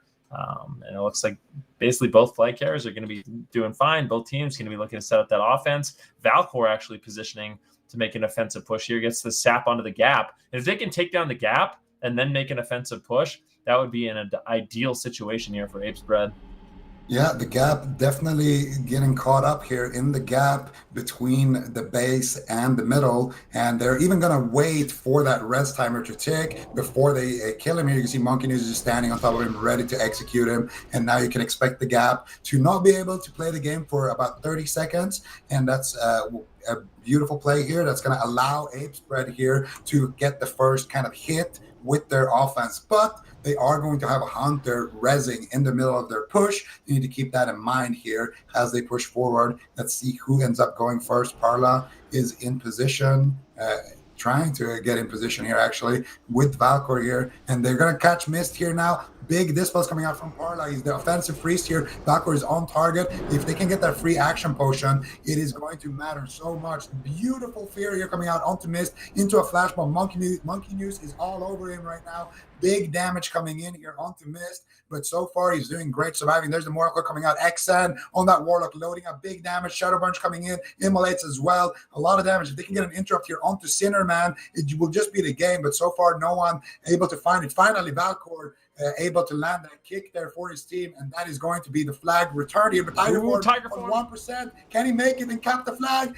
Barely gets it. Touchy picking it up, buying more time for his team. Tiger Form making it through the tunnel. Can he get there? Is the question. Slicey doing what he can here, trying to slice up this player here, running with the flag, but I don't think he's going to be able to do it. A big heal coming out. Slicey doesn't have a trap, doesn't have anything to interrupt it. Tiger Form there now, getting caught in the tunnel, but now it's a 2v1 situation, and Touchy, I think, could potentially go down here. Scattershot coming through. Big damage. Tiger Form is getting on top of the flag return spot. If they can kill Touchy, it's going to be 2-0 here for Apes Bread. As Apes collapse, his flag gets dropped. The big dog is not going to be able to pick it up. And that is going to be another cap here for Apes Bread.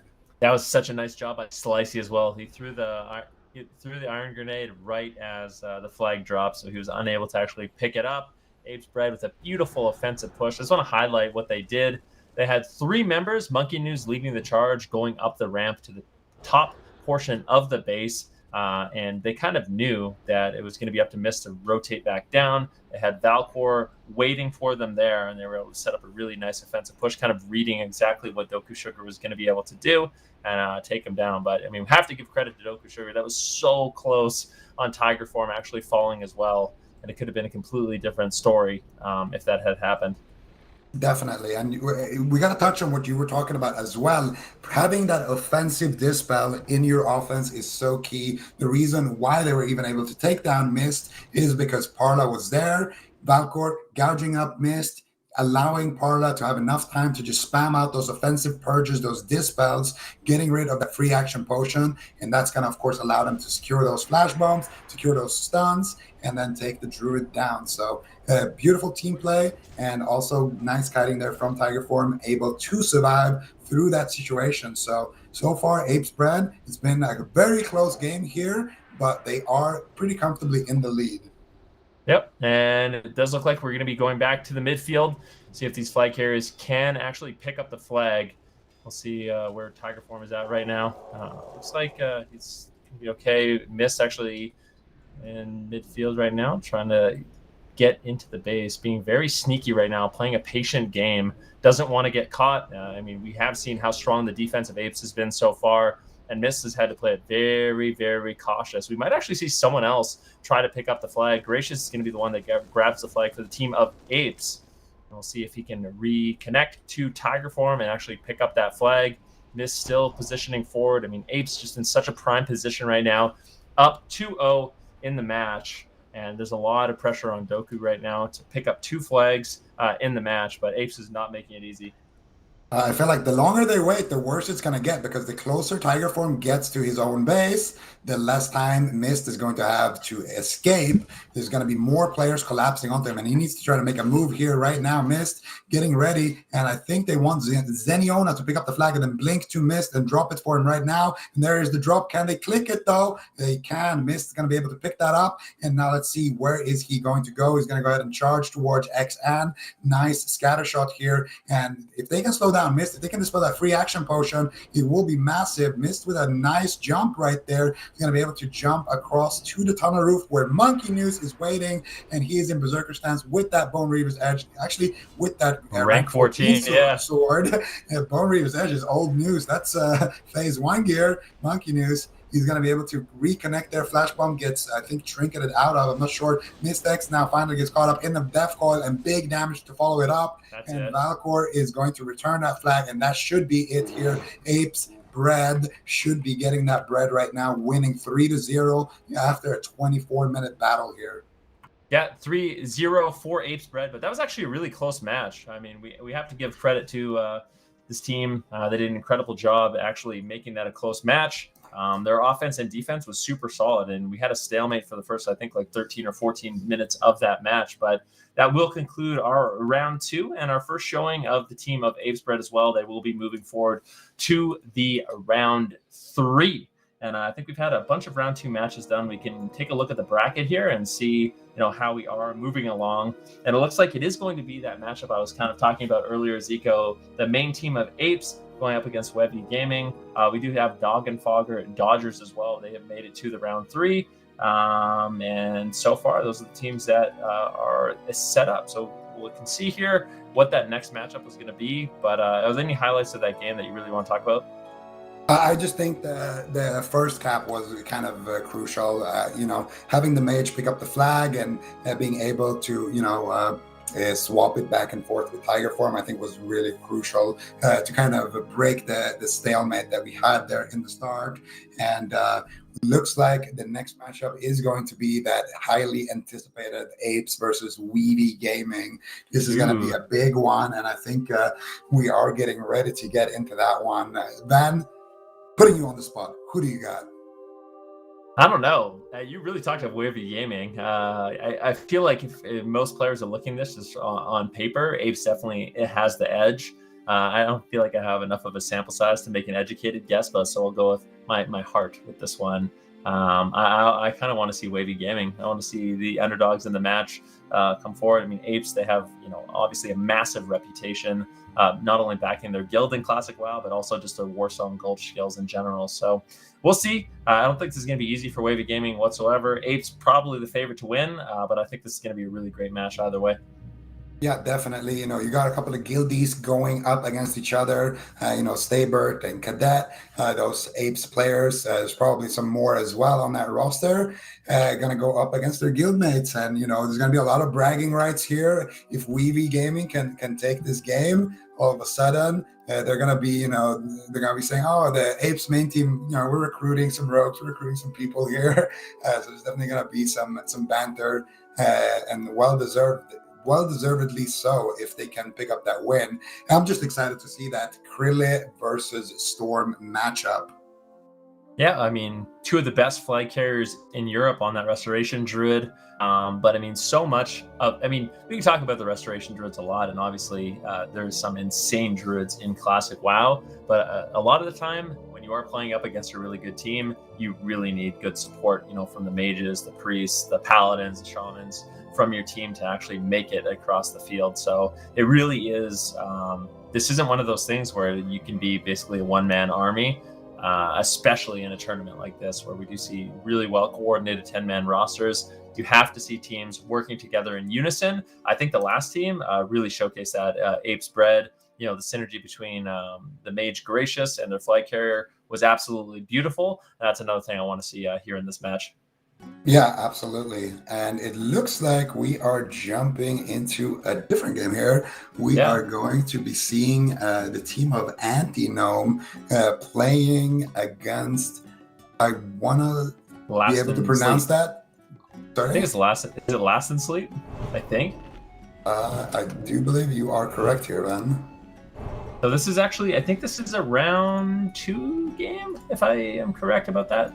So I think we're going back to the round 2. We're going to see if these guys can actually make it through. Zico. So for Anti-Gnome, let's see here really quickly. This is our friend Trig Shady coming in right now. The All-Seeing Eye, one of the Mage Kings here in Classic, is going to be making his debut for the day on the broadcast. And I do believe you are correct here, Van. This should be a round 2 match here. Anti-Gnome versus Last and Sleep. And I mean, let's just start off with taking a look at the comps here. I've seen 3 mages. I mean, I can't stress this enough, but I think personally the best comp in Classic is just 10 mages. You know, the more mages, the better. So I really like this comp coming out of Anti-Gnome here. Well, I'm going to say the one reason why I wouldn't like 10 mages is then you wouldn't have anyone to sell water to. And I think that's something definitely to consider here. And that's another thing I wanted to ask you. I mean, for Trick Shady, TGL, and Castro, how much do you think they are charging their teammates for water and buffs? Honestly, I feel like this is a good moment to just have the conversation and just kind of open it up here. I feel like us as mages, we need to unite here, and we need to start charging 1.5 gold for 3 stacks of water. If it's the level 55 stuff, if it's the level 40 stuff, I would even argue that the level 40 stuff. The level 40 stuff should be more expensive because you have to go to your spell book and click it. You know, nobody has that bounce. So hopefully TGL, Trig Shady, and Catastro are charging their teammates a lot for that water because, you know, it is hard to make that gold as a mage, definitely. Yeah, and I want to apologize in advance. It's unlikely I'm going to be able to pronounce any of the team members of Lost in Sleep in this match. But it does look like we have kind of a standard formation here in the midfield. I think that's one thing you kind of touched about on a little bit earlier on. The midfield fight, it can end up mattering, but more often than not the biggest deal. It's going to be all about just trying to sneak away. We have Voxy looking to play a solid defense here, the rogue of the team of Anti-Gnome. And on the flip side, we have the rogue of the team of Last and Sleep also going to be playing defense. So kind of a mirrored position for both of these teams. Yeah, and they're going to send in mages actually here early on the side of Anti-Gnome to pick up that flag. And it is not a bad strategy because mages do have a pretty good time dealing with those rogues. And you can see TGL actually walking right above that rogue. And he's going to get sapped right there. Catastro now going to be the one picking up the flag. Skull and those rocket boots actually going to be activated there. And did he Skull the Blind? No, he cancels it.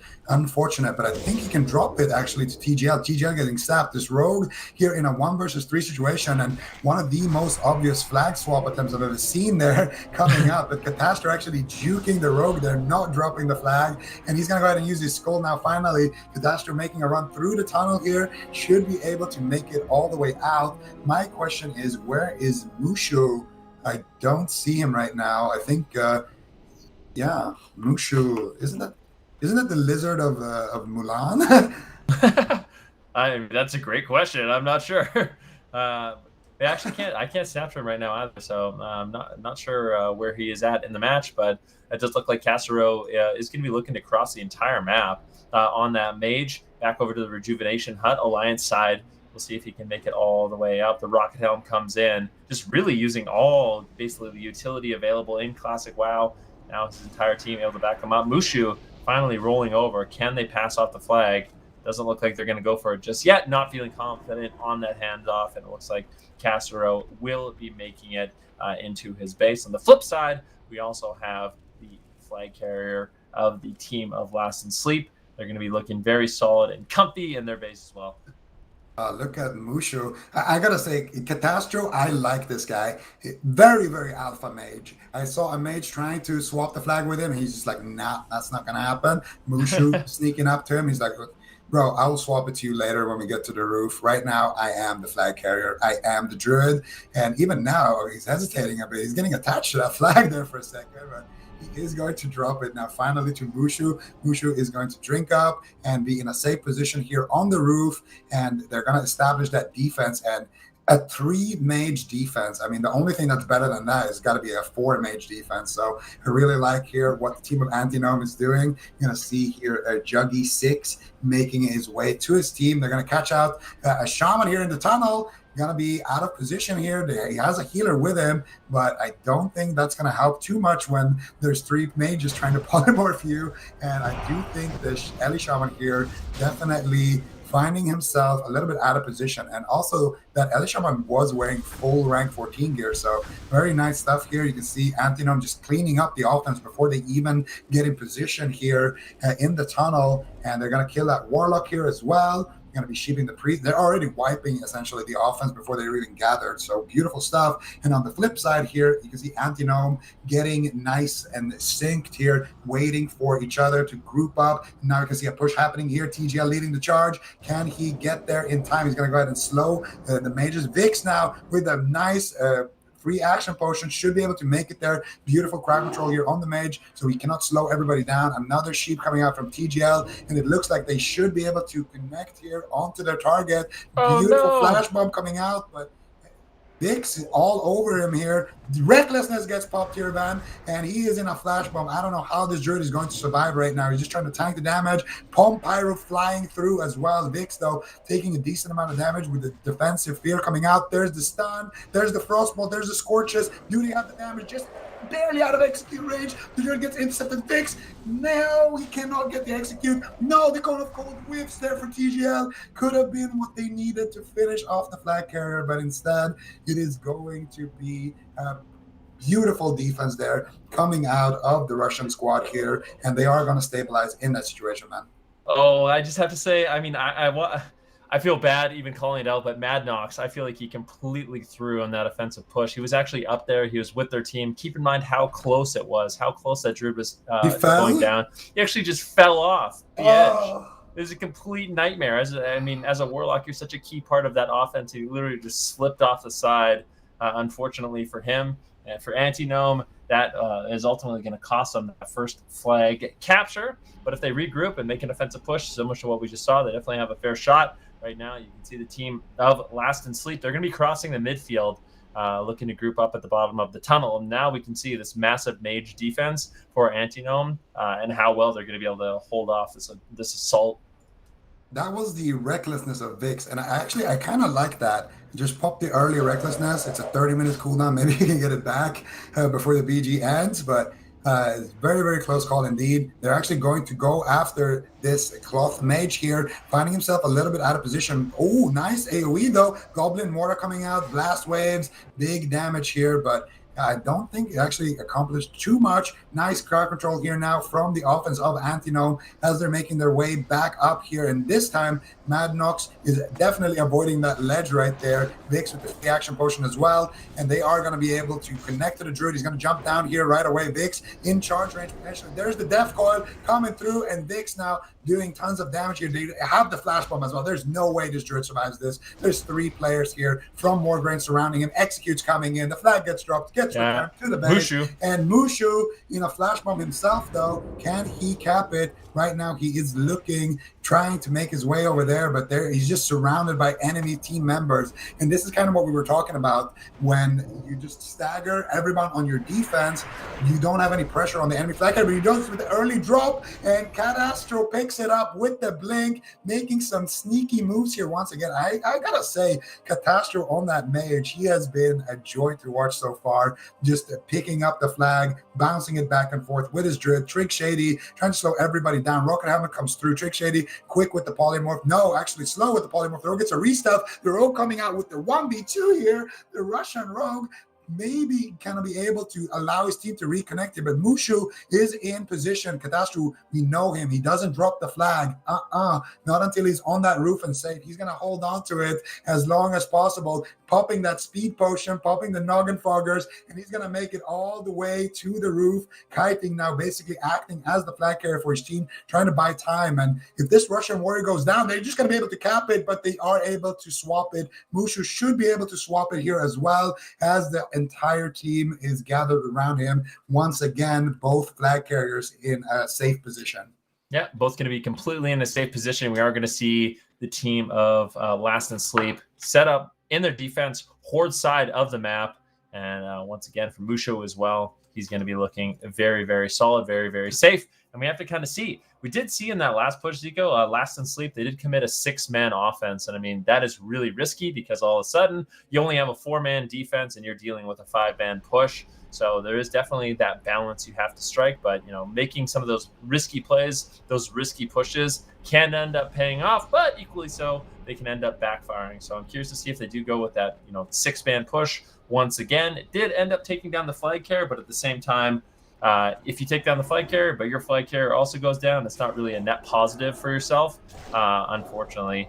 Right now, Anti-Gnome, they have 3 members in the midfield, kind of just getting harassed right now by this Warlock, keeping them in combat, and that is really nicely done. Not letting them reset their mana, not letting them top off their health, but he will abandon the push. As it does look like Anti-Gnome, they do have their entire 5-man squad ready to move into the Horde tunnel.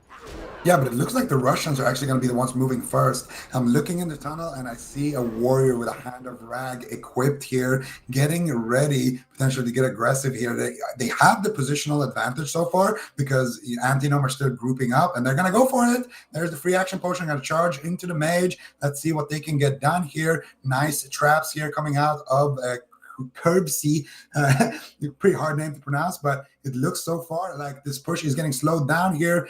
Big damage coming out on most people here on the side of Anti-Gnome here, actually, as they are pummeling away. But the longer it takes for them to reach the flag, the longer or the less likely they are to actually be able to wipe them here. They're spending a lot of resources. That free action potion already faded from the warrior, and he's not even connected here to Mushu so far. Mushu finally now in a flash bomb, but once again surrounded by so many mages, slowing down these warriors. He bought himself a lot of time so far, and I think he should be okay to jump down and potentially go for that run down through the tunnel roof, down the tunnel and back up onto the roof if he needs to. Right now gets caught up in a fear. I don't think he even needs to jump down. They're playing this what is that, a 5v5 situation pretty beautifully so far.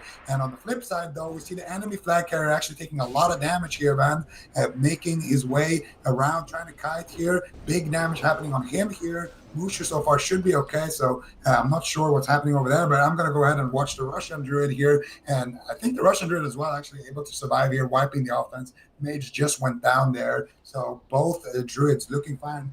Mushu once again now in a flash bomb, but I do think these mages are doing their job, spamming out the polymorphs. But a rogue does connect now. There's the vanish. There's the cheap shot. There's the ambushes coming out. Mushu actually dropping extremely low here. Flag gets dropped by Catastro. Once again, picking up the flag early on, blinking to safety. You got to see Catastro is the second flag carrier. Actually, he's the main flag carrier. Catastro is Mulan, and Mushu is just Mushu at this point. He's just a sidekick, dropping the flag. Catastro once again making his way back up to the roof, and he's going to be chilling here until they wipe that offense. Just going to be drinking, minding his own business right now, drinking some of that water that he didn't need to pay for as he is a mage. And so far, it's looking like both of these teams are going to be in a position where they're going to be able to drop the flag to their druids and survive. Catastro could be a little bit scary for him. It does look like the elemental shaman's going to be chasing him down, but I mean, he should be able to survive. There's still a 3-man offense. in the middle of the map. And it looks like Trig will go down. Catastro actually not going to be feeling too confident right now. You can see the Shaman is running in with the Elemental Mastery. And Catastro is going to have to reconnect to Mushu. Mushu is just chasing up. He wants to pick up that flag. We'll see if this Elemental Shaman can get the burst damage out. Is he going to be able to drop it? What is he going to be able to do? They're going to see. Looks like it breaks out of the crowd control, breaks out of the polymorph, and the Russians right now, they are charging forward. Mushu does pick up the flag, but there are 4 people ready to take him down. This push is going to be scary for Mushu. He's going to have to kite. He's going to have to run. He's going to have to hide. Does reconnect to one of his priests and will get topped off. That there is players everywhere. Horde side here. Looks like Mushu might be able to survive. Still in a little bit of trouble right now. Is caught into the flash bomb. They are continuing this push. On the flip side, the Russian flag carrier absolutely completely fine. Mushu's still running now in a cheap shot. It does look like they might have enough damage to take him down. They need crowd control on the healers though. Unfortunately, they can't shut it down. Juki 6 just spamming out the flash heals to keep Mushu alive. Big Elemental Mastery, Chain Lightning.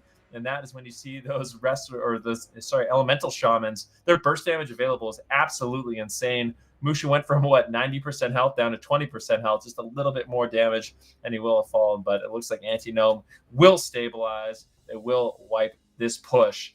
And once again, we're going back to the defensive formations for both these teams. I just got to call that out. Once again, Catastro picking up the flag, immediately blinking, going back up the tunnel, going back up onto the roof, and then that 1v1 with the LA Shaman with the free action potion, I gotta say, it was beautifully handled. He was kiting around, buying time for Mushu to reconnect with him, and then as soon as Mushu did reconnect, he didn't just immediately drop it and risk the 50-50 that the Elemental Shaman just drops it. No, he goes for the polymorph, and then he even waits with dropping it, and then crowd controls that trinket from the Elemental Shaman that broke him out of the polymorph, and then and only then he drops the flag to Mushu, who then can make his way through that tunnel back to the graveyard and eventually survive. So Catastro so far looking like the MVP of this squad. If he slips up at a single moment, their entire team will fall. But so far, he's been stepping up to the plate and doing a great job here on defense. I gotta say,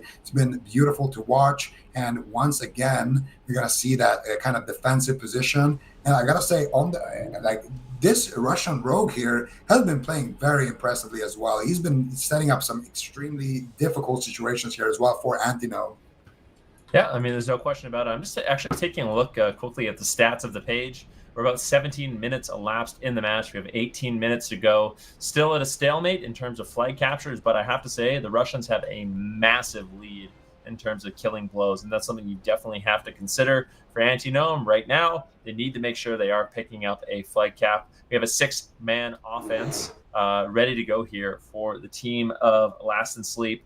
Let's see if they're going to be able to make it and push through. Once again, this kind of risky offense. We can see, I believe it's their Warlock who's going to be sitting back. It's actually their Rogue, just waiting for Mushu to jump down. If they can force Mushu down, and we see this Russian Rogue able to pick him up, that's going to be a really scary situation here for this Druid.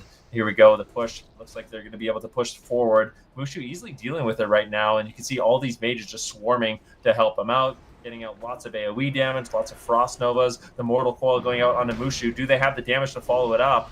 Doesn't look like it just yet. Big Searing Pains, though, coming in from Mushu. He's not getting any heals. The flag actually drops once again, and Catastro will be picking it up, using Blink, getting back to the graveyard. And he's just going to be preemptively moving around, but the Russian Rogue does not want to mess around. He doesn't want to chase too much longer. Looks like Shervzy will be there on that Hunter to back him up.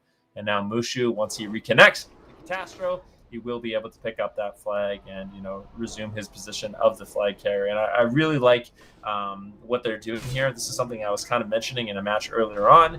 If you do feel like your flag carrier is in trouble, before it looks like he's going to go down, you can kind of coordinate, okay, we're just going to hand it off. Catastro can use his mobility to escape, and then all of a sudden, all that offense, all that pressure onto Mushu, it fades. Catastro can kind of relocate the fight, and they have to turn their attention onto him. But it's not an easy thing to do, especially if the mage, has free action potion.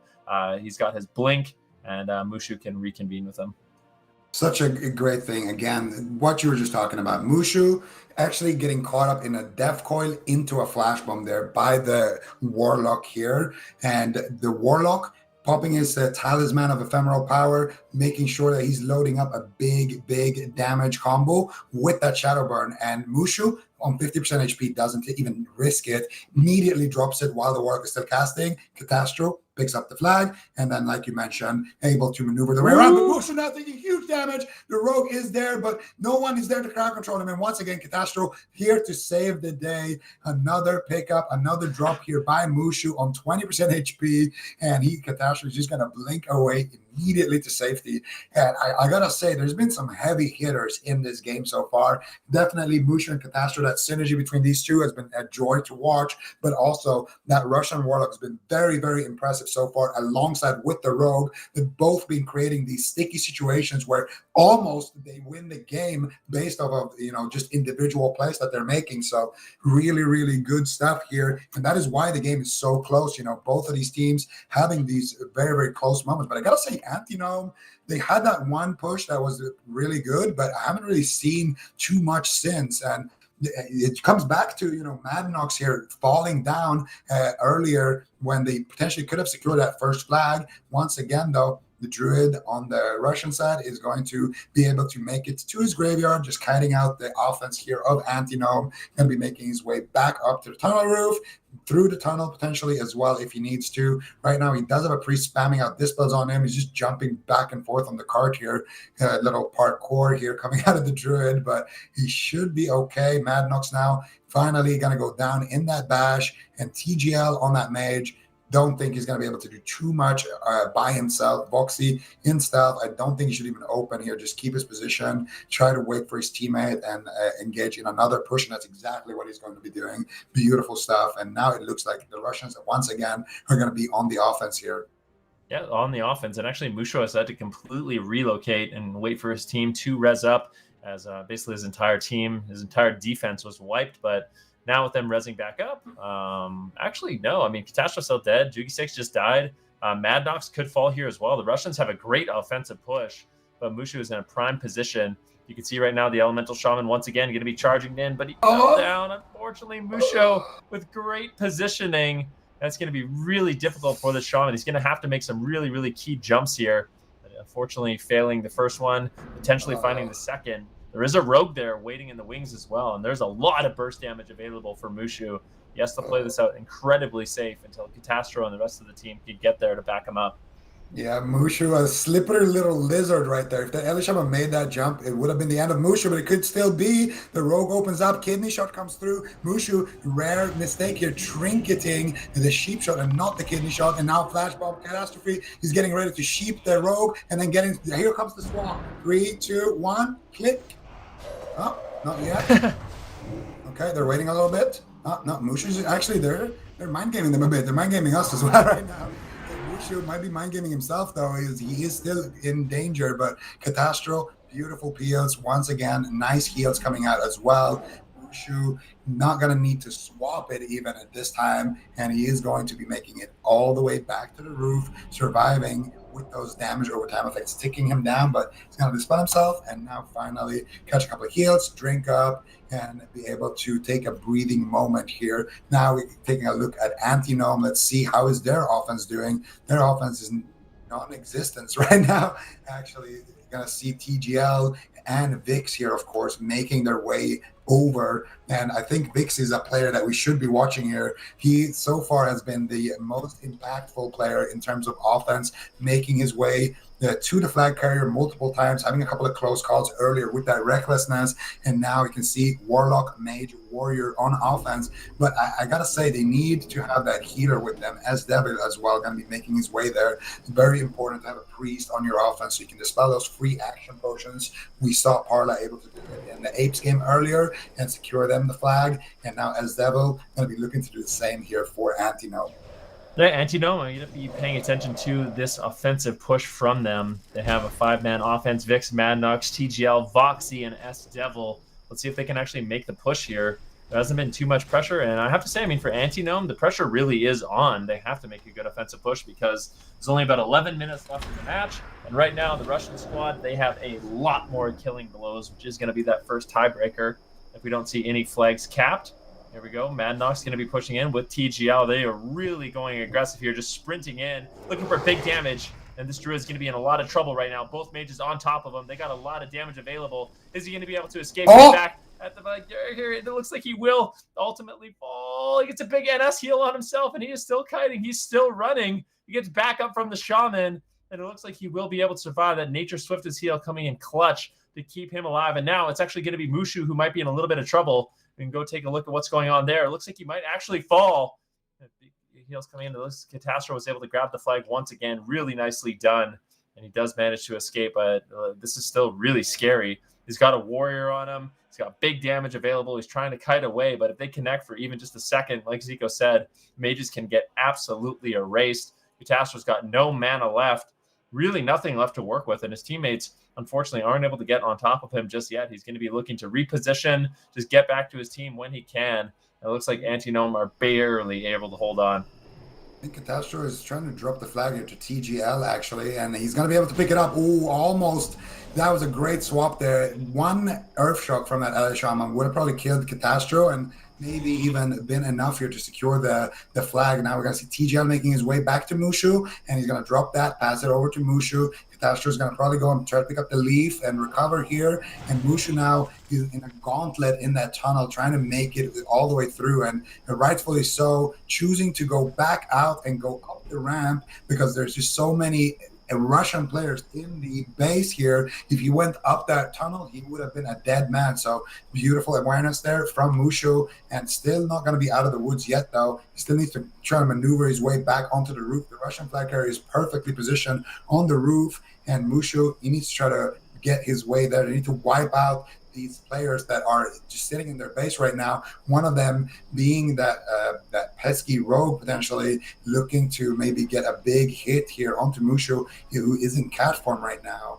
I'm not sure about that. I think, yeah, there's the bear form. Warrior with Hand of Rag. If he can make it to the Druid, could be devastating, but he is going to get intercepted and slain. Rogue now vanishing, trying to make his way to the Druid. Sheep Shot potentially coming out. Mushu not going to be actually not going to get cheap shotted. They're just going to take him out with that flare, and it looks like Mushu is going to survive. But I gotta say, the Russians are definitely owning this game more so than Antinome.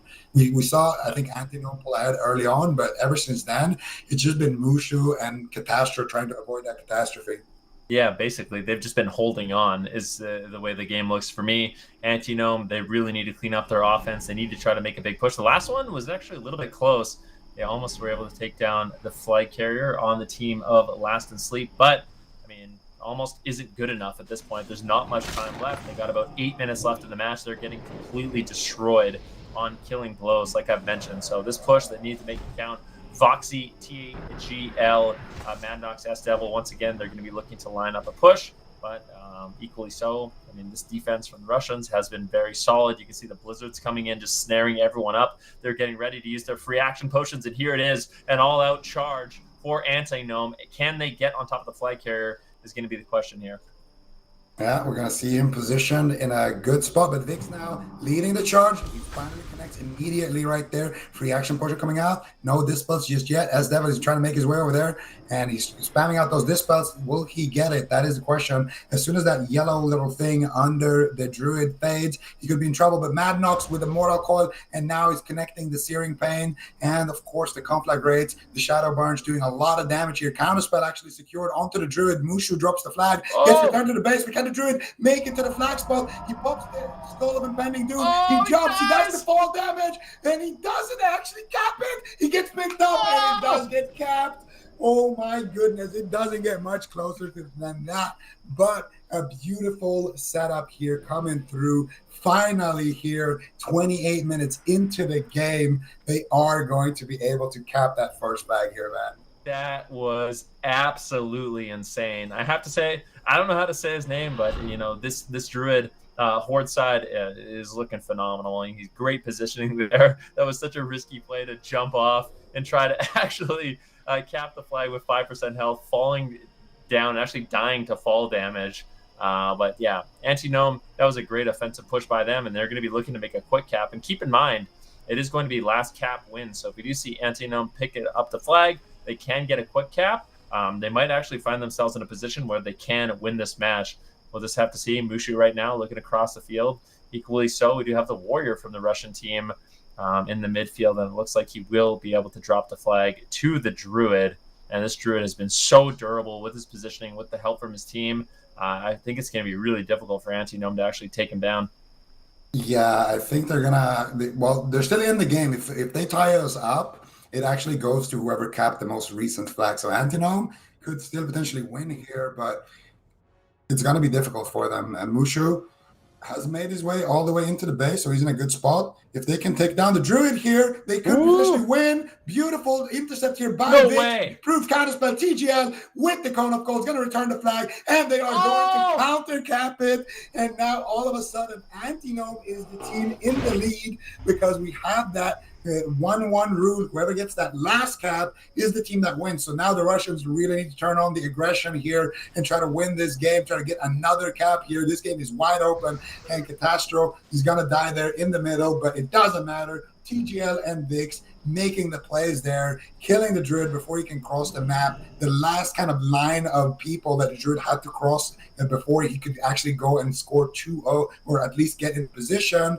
They are taking him down. What a game so far, Ivan. That was absolutely beautiful. I just think the main thing that happened in that situation was the Druid got a little bit ahead of himself, and that's what can happen. I mean, when you have so many mages on the team of Anti-Gnome, they're going to be constantly rooting and snaring up the entire enemy healing squad, and if the Druid runs too far away, that's when he can really get caught out in the midfield. And I think if he had just stayed closer to his team, it could have been a much different situation. But for Anti-Gnome, they are going to be perfectly happy to capitalize on this situation. We only have 4 minutes left in the match, and we can see the team of Last in Sleep, they're not out of it yet. They still have an opportunity to win one more flag, but I think it's going to be really difficult. Mushu right now looking to pick up the flag if he can, but he's getting taken down. This Warlock doing a great job on defense, really shutting him down. But Mushu finds himself a big heal, and it looks like he will be able to pick up the flag and potentially escape the base. Catastro is there to back him up, and I mean, that's what we really need to see from Anti-Gnome. If they can get the flag back on their side of the map, that's going to be big. It looks like Mushu will fall. Catastro there. Can he pick up the flag? Unfortunately not. And at the very least, we are seeing Last in Sleep keep their flag in their base. Yeah, and that's exactly where they wanted to be at this point. If they can hold on for another 4 minutes, they will be winning here, the team of Anti-Gnome. And that would be the first game so far in the tournament that times out. Mushu getting blinded here on the flag spot. Boxy with a nice cheap shot into the kidney shot here potentially. No, actually, MP Moy, I'm not going to try to pronounce that ever again, is going to pick up the flag here, and he's trying to make his way through. He's actually going to be able to. Beautiful heals coming through here from NPC, and he's going to get flash bombed though, and potentially clothesline here by a bunch of players from the team of Anti-Gnome. They don't want to let this Druid ever make it out of the base. Defense is their priority. They're all going to just make sure that they are going to collapse on him. They're going to return the flag, kill him, and now actually Catastro trying to make the hero play, but he is going to go down. Both flags returned once again to the base, and it's pretty obvious at this point that Anti-Gnome are focusing on defense. They need to hold on for another 3 minutes, and then they will be able to win this game. But this has been the closest game so far of the day, Van. I mean, there's no question about it. It was not looking good for Anti-Gnome. They were losing on killing blows, and then they were losing on flag caps, but they managed to bring it up, cap the last flag, and now with an all-out defense, they're going to be turtling it out for the next 3 minutes. There's still a slight opportunity here for Last in Sleep, but this is not going to be an easy push. An easy way to grab that flag is you just see so many members of Anti-Gnome on defense, kind of hanging out, waiting to just basically mow down and AoE the team. But Madnox actually gets caught, and this is not going to be great. I mean, we see Madnox get caught here. I see Trick Shady go down as well, unfortunately, but they do immediately respawn. It's almost like they intentionally died at that moment so they could respawn, reposition with their team, and they're just trying to slow down the Russian offense as much as they possibly can with snares, with roots. If they don't even get to the flag, that's best case scenario. Yeah, and I think what they're doing here on the side of Anti-Gnome is exactly what they should be doing. Have a heavy defense, but still go for those flags, because the enemy team is going to have a very light defense. So if you have Mushu and TGL able to pick up the flag, able to drag out a little bit and stall, then that's going to be best case scenario. And of course, that's exactly what they're looking to do here. You can see the Druid of the Russian squad trying to sneak his way into the base, but that base is just packed with blue nameplates right now. So he's going to definitely have to make his way through a gauntlet of players there to make it all the way in. And on the flip side, you can see TGL already getting caught up, taking a lot of damage here, using the med pouch, using the first aid, trying to reconnect, but he gets ambushed and clothesline. Musho still here though, picking up the flag for his team. The flag gets dropped here by the Russians, gets returned to his base by Catastro, but again picked up here by a healer. Musho in a very dicey situation. Flashbomb coming out, big damage here, but he actually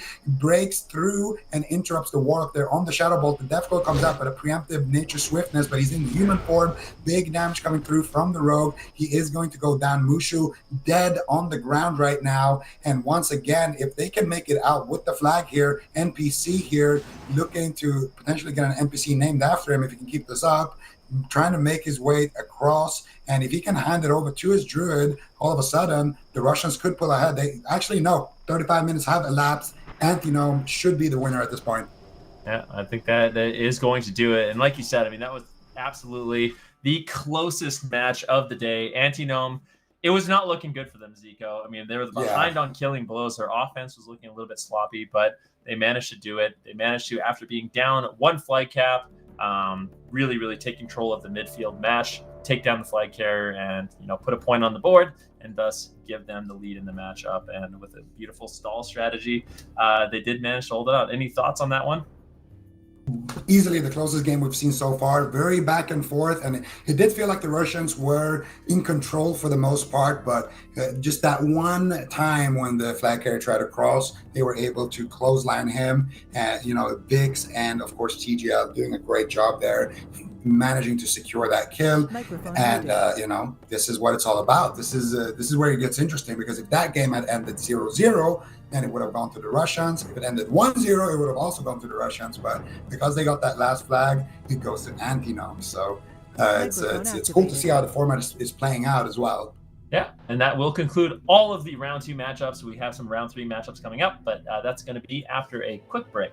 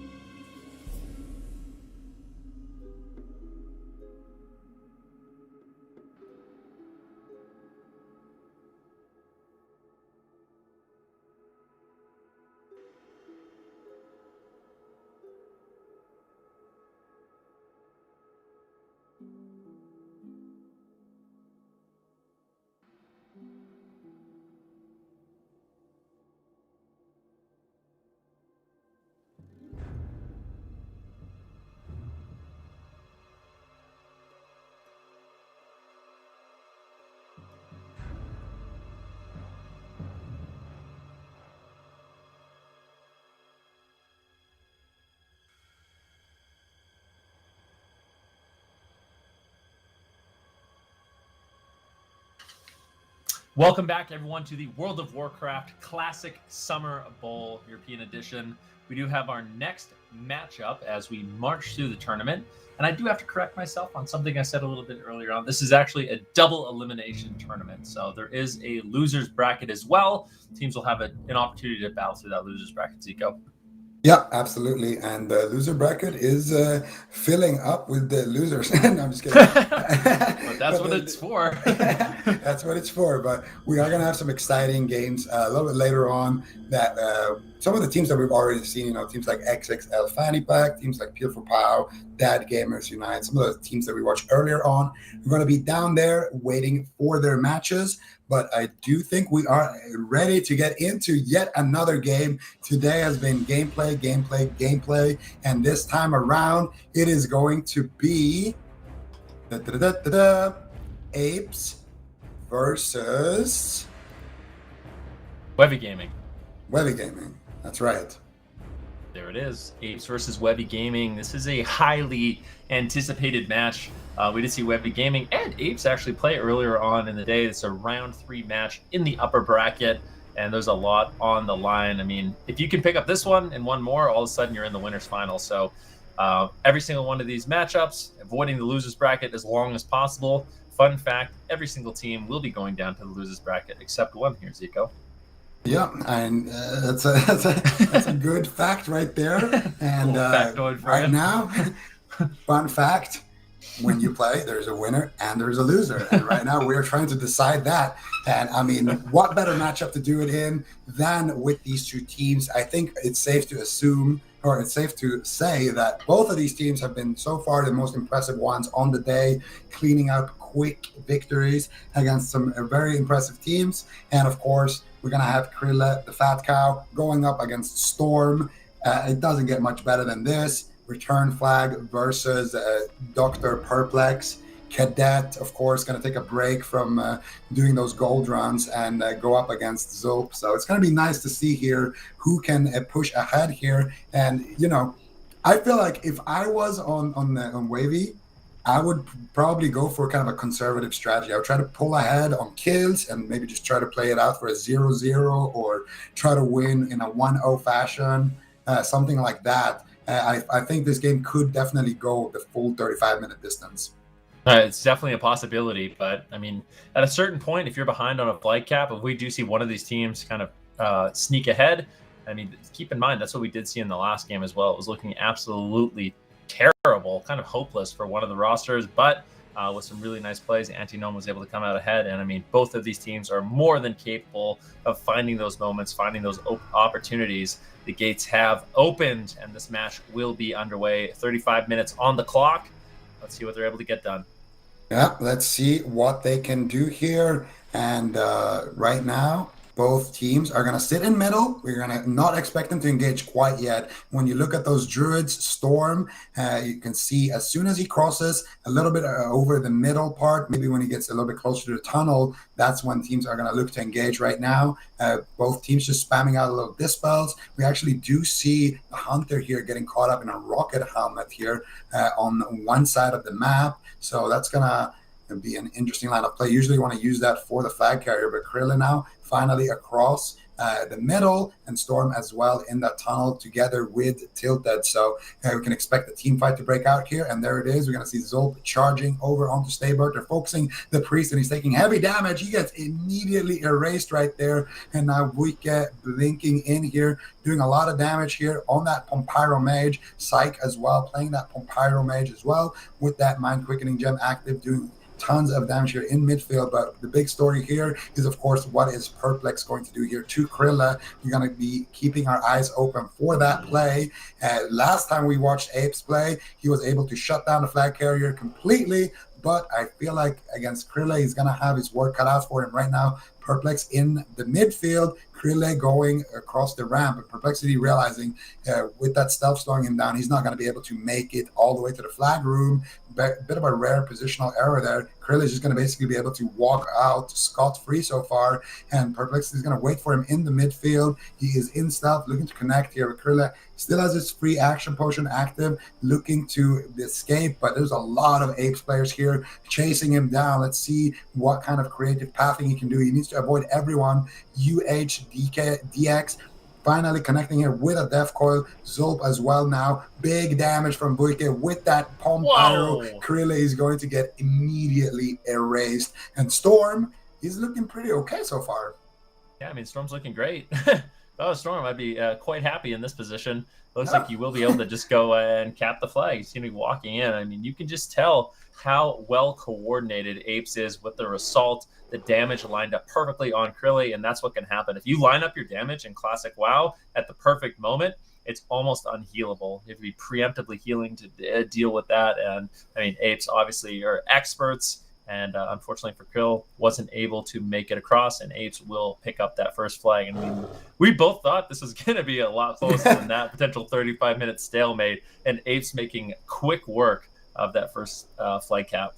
Yeah, definitely Apes creating waves right now in this matchup. Storm able to cap the first flag. You can see Tilted on that mage already picking up the next flag, basically making this game look like a honor farm, like they're still ranking here. Tilted going to be spamming out some AoE, looking to find a good path. He's going to go and change his mind, actually going to go through the tunnel here. Let's see if he can meet up with Storm. Storm is pretty close, so should be okay, but maybe he will be slowed down. He's going to pick up the speed boots in the tunnel, and now he's going to have to try to make his way across this Hunter. Free action potion coming through. There is the scatter shot as well, and now there's the ice block. Actually, no, it's a freezing trap, but he's going to blink, drop it to Storm. Storm, did he get the click? He's not able to click it. Tilted actually re-picks it up there, and now caught up in a stun. Might just go down here. Storm going to be spam healing him on that Druid, and now he's going to blink, drop the flag. Storm is going to pick that up, and what Tilted did there was very great. He stayed, kind of grouped up all the members of the enemy team on one side,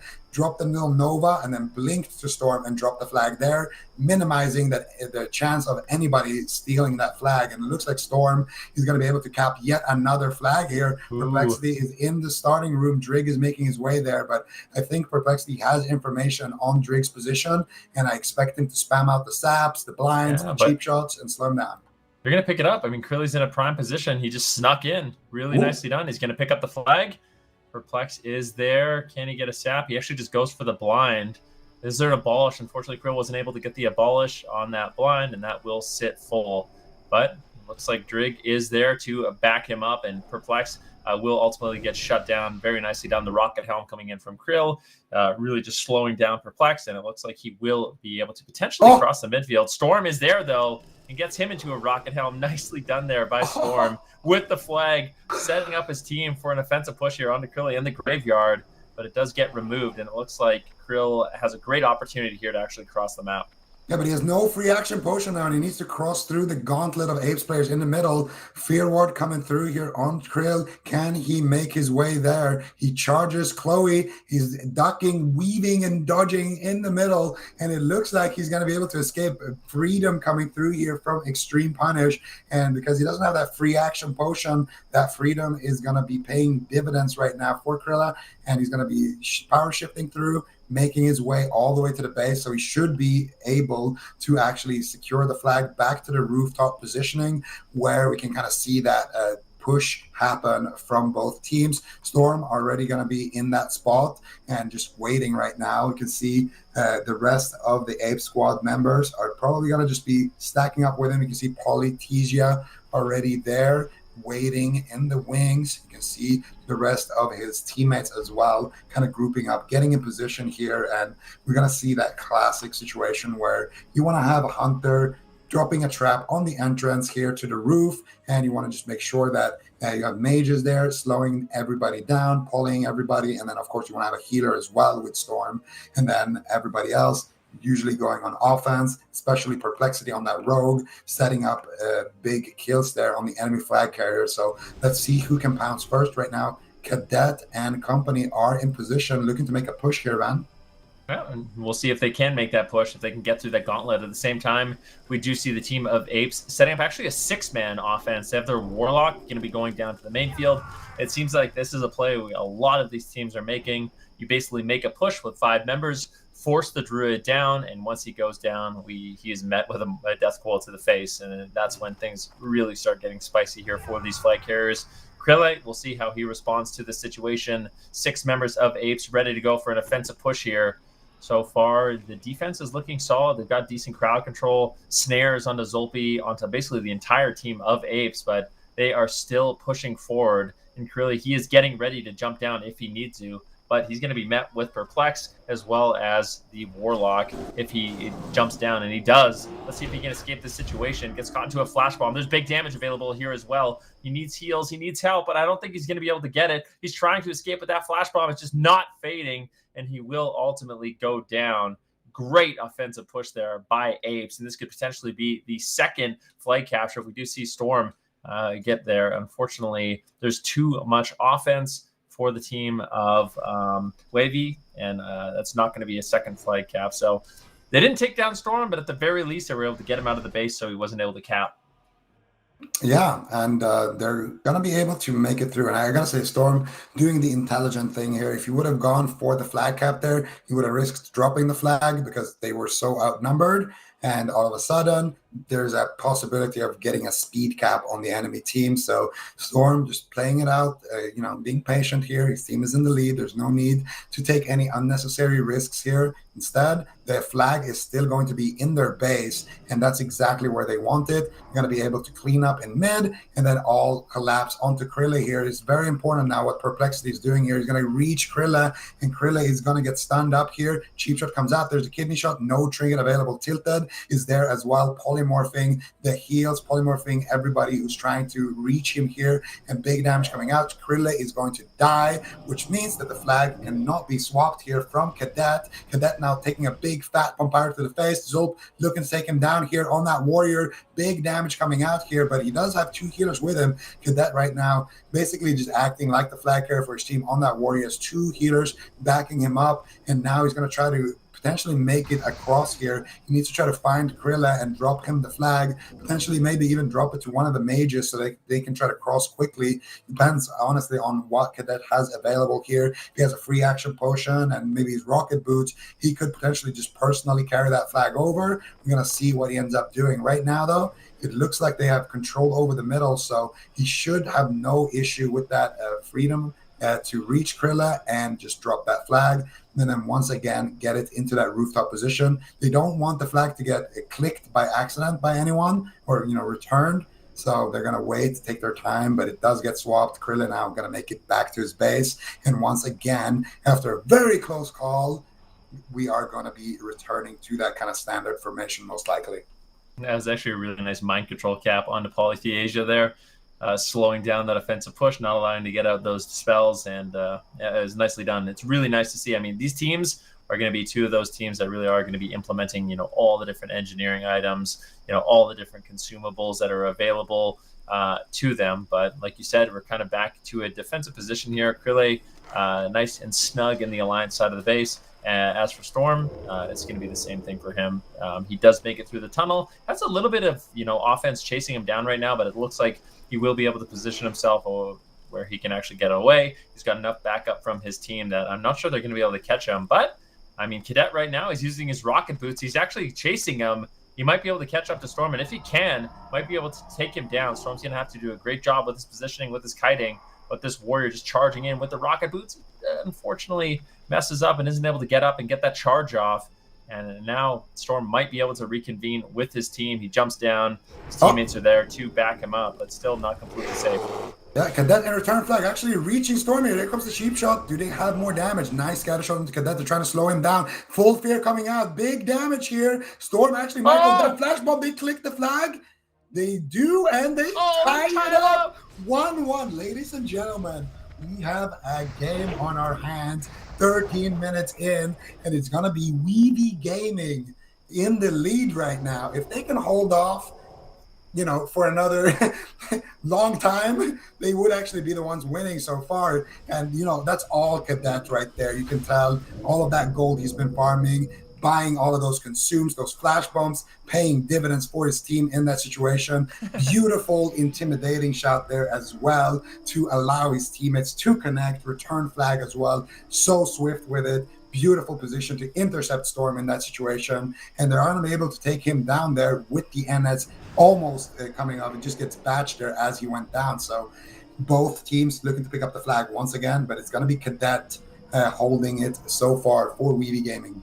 Yeah, let's see if he can cross the map here on that Warriors. It's going to be having a little bit of a skirmish here with Tilted, but it's like you said, Zico, at this point, it is Wavy Gaming who is in the lead. The last cap takes priority if it is tied on flags, and that's what we're at. It's a 1-1. Wavy was able to get the last flag, so they are in the lead. And now the pressure is onto Apes. We see a massive skirmish here in the midfield. Once again, Cadet, he is trying to just cross the map if he can. He has good backup from his team. Krilly, unfortunately, doesn't look like he's in a position where they can actually drop off the flag. Potentially, maybe going for it. Are they going to go for it? Are they going to go for the drop and the pickup? Not risking it just yet in this match. I'm sure they know Apes is going to be just trying to spam, click that flag as much as possible for Storm. You can see he's in a very safe position right now, sitting on the Horde side graveyard, just chilling. He's by himself. But they really want to try to stop Cadet from getting into that really defensive position once again, because it was in that defensive position that we did see the team of Webby Gaming actually come out ahead. Yeah, and once again now Zulp gonna be making his way, trying to make an offensive push here onto Krilla, but he is heavily outnumbered in that situation. So I think that was a little ambitious. He's going to go down to the graveyard. Vuika is going to get wiped as well. So it looks like the entire Apes offense here is wiped. Perplexity, though, trying to create a situation here, potentially sneaking over to Krilla, but he's going to need to wait there for a long time for his teammates. And that's exactly what Perplexity likes to do on that rogue. He likes to kind of sneak around, be in, the thick of things without actually opening and just feeding his team information about where the enemy flag carrier is positioned, how many people they have on defense, etc. And Perplexity is gonna just buy his time right now, trying to not get caught out, trying to not, really take any unnecessary risks here. But he's slowly moving his way here so that he can feed that information over to his teammates. Storm already in position here with his teammate. They have a 4-man defense right now, mage, hunter, as well as a priest. This is a pretty standard defense, and Tilted is playing that Pompyro spec. And one thing about those fire mages is that you can go for extra range on your fire spells, and Tilted is playing full frost here, so he's going to be able to just sit here and slow everybody down. But if you do go for those fire mages, you can stay back and just cast basically from the roof on anybody who comes in through the tunnel. You're going to have enough range to do that, so could be good for him. But now another push here. Cadet leading the charge, man. Yeah, Cadet leading the charge is going to be moving forward. Australia is going to be the first target, but they are just leaving him in the dust as they make a push. Storm is not going to be messing around whatsoever as he repositions with the rest of his team, realizing the rogue is in stealth, and he is looking to make an offensive play. Saps one, blinds the other. Return flag, basically trying to set up his team by himself. But Storm manages to escape, jumps over the fence, and it looks like he should be able to get away in a great position right now. Ooh, we can actually take a look at Krille at the same time. Krille is actually in a lot more trouble. Let's see if he's able to escape. What is he going to be able to get done? As he does position outside of the base, he's got the a few members of Apes on his back, 5 members to be exact, and it is going to be Drig as well as Glory trying to help him out, but he gets isolated. He's by himself. A beautiful, intimidating shout. And it looks like Krille could potentially fall here. He needs to play it very safe. He's caught into a flash bomb. They have more than enough damage to take him down, and it looks like he will ultimately fall. And now we'll have to see if Storm can actually return the flag at this point in the match. Unfortunately, once again, he has been kept out of the base, and it will be the team of Webby Gaming that can just pick up the flag. And even though their offensive push, like I mentioned, is not taking down Storm, they're setting themselves up where even if their flag carrier goes down, they have a nice little offensive unit that can grab the flag, and they can actually get out of the base once again. Yeah, and that's the key thing here. If the side of Weavy Gaming just had a full turtle defense there and their flag carrier goes down, well, Storm is just going to cap in that situation. But here they have enough offensive presence in the starting room that they can safely pick up the flag, buy themselves time. And right now they basically hijacked the roof here on the side of Apes, and it's not a great thing. They're buying time for Krilla to get there and potentially perform a swap, but if the flag gets dropped, Storm is going to be on the right side of the map to potentially cap it. So they're going to need to somehow try to get that flag across. Last time it was Cadet able to escort it through the middle, and they were able to successfully do that. But this time around, they're going to be heavily outnumbered, and let's see what they can do. You can see Apes now making the push here. Midge and company looking to connect onto Cadet, and rocket helmets are coming out. Grenades are coming out. Everyone's trying to slow everybody down here. They're actually just trying to take the fight here. They don't want to jump down and risk having their flag carrier maybe run into a rogue or something. But finally, Cadet is going to jump down on the balcony, looking to sheep up Zolt. Somebody breaks it though, and now Cadet caught up in the death coil. Zolt, Voike, they're all there. The impact are proccing. Cadet catches a couple of big heals though. Actually doing a great job just tanking out the damage here. Return flag is in position to potentially get the flag swapped here. Where is Krilla though? Krilla is there, but can he get the flag? He's almost there. It's going to drop, and it gets picked up by return flag. What an important pick right there, but they still need to pass it on to Krilla. He's in position. He's just going to drop it. Krilla, does he get it? I don't think so. I think, what? Who? That was such a slow pick, and now it's on the Hunter, which is the worst target here. I'm not sure why that happened. It looked like they were, safe to drop it there. I think the flag actually got dropped on the bottom side right there, and now finally Krilla is going to get the flag after a very risky series of plays right there, and now he needs to make it through the middle here. Cadet has respawn, and he's going to start intercepting people and slowing them down. Krilla still catching a lot of heals here. Midge is in position for that Hammer of Justice potentially if his teammates can connect. If they can connect on Krilla here, he's a dead man, and he knows he can't shift. He cannot shift any of these slows. He just needs to rely on those freedoms. If he shifts and gets caught up in a flash bomb, he just shifted one flash bomb right there. If he shifts any of these flash bombs, if he gets caught up in any of these flash bombs, he is a dead man. So Krilla, once again, the fat cow, making huge plays for his team, making it across, but it's all a team effort here. Weavy Gaming hanging on once again. Yeah, UHDX looking to intercept, but it looks like Krilla with his team will be more than safe. Storm actually had really interesting position during that entire skirmish where they were caught in the Horde side of the base. He actually just waited. He was just waiting on top of the tunnel outside of the base. And when everyone was distracted, he just ran by himself, completely safe from everyone else. And he's in a very, very nice defensive position once again. But we have to keep in mind something very important to note. We're 21 minutes elapsed in this game, 14 minutes left. And right now, Wavy Gaming, they're technically winning. They are ahead. If the game were to end, they captured the last flag. So the pressure is on for Apes. They need to make an offensive push. They can't afford to lose another flag. But at the same time, they also need to be the one that captures. There's a lot more pressure on them in this situation. And we'll have to see if they can come up with a nice offensive push. It looks like they do have their 6-man offense. Once Dr. Perplex gets there, as well as Zolpi, it is extremely likely that we're going to see them march up the tunnel and try to make a big offensive play onto Krilla once again. Yeah, and you can see the double Hunter defense here. Look at Rob and Cowardly. I tried my best with that one. They're going to be standing here, spamming flares on the entrance, so no stealthers can sneak by and surprise Krilla, aka Perplexity. And they're also going to be dropping those frost traps at the entrance of the room. And this is a massive push here coming out of Apes. We're going to take a look at Zolp right now. He's going to be leading the charge, and already they're not even allowing them to sit in the tunnel and get those big preemptive free action potions out. They're going to stagger their traps already inside the tunnel, already spamming out those slows. Rob doing a great job so far, just making sure that nobody can move. But Zolp has the freedom right now. He's making his way across. Drig needs to try to polymorph him. He's going to go ahead and connect onto one of the Hunters. Zolp has one more gap closer left in the bag before he's going to reach his target. Krilla needs to line beside him, needs to try to avoid him, buy time for that free action potion to fade.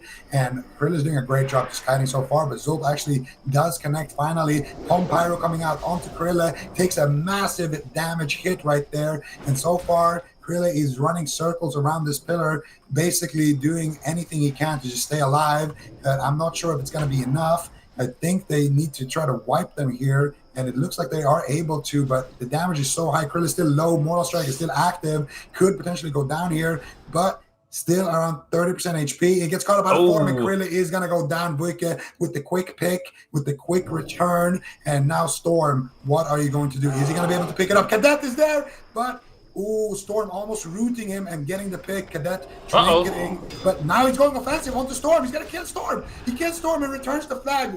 What a presence of mind, Cadet, picking up the flag. I think he preempted a free action potion right there, so he didn't get rooted. If he got rooted, Storm would have capped it. So Cadet, once again, literally carrying this team so far, also turning around, killing him, because he knows the chances of him actually escaping this time for the third time is not that high, and you just gotta love to see it. Yeah, absolutely. Nicely done by Cadet. Honestly, the entire team of Webby Gaming, Storm, he tried to go for that flag cap. It was so close. He must be very frustrated with that situation. I mean, he was just one step away from, getting that flag and getting back into this game. But beautiful plays from Cadet. And now Crilly with the flag has to cross the map. I mean, both these flag carriers, we can see Apes, they also have the flag. Zolpi just dropped it off to Storm. Both Druids with their flags, which is the position both these teams really want to be in. Storm looking like in a better position, though, as he is by himself on the east side of the map. He's going to be jumping up the side, whereas for Crilly, it's a lot more uncertain right now. He's got a massive push here from Apes on top of him. We'll have to see if he can sneak away or what is he actually going to be able to get done. He's basically just letting his team, defend him at this moment, and now finally making that offensive play. Let's see if he's going to be able to get away with it.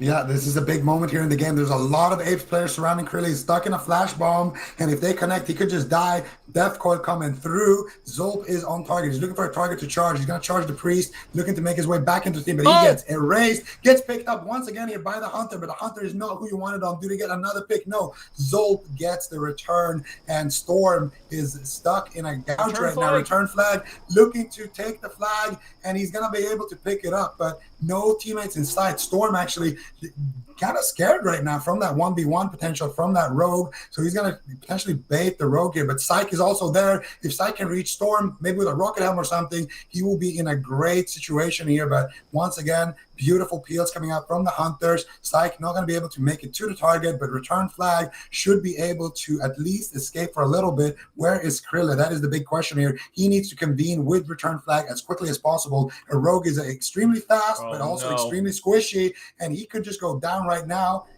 This is horrible. He's just getting absolutely obliterated. Zolpi charging in and literally one-shotting him. And now we have a position where Storm is going to be able to cap the flag.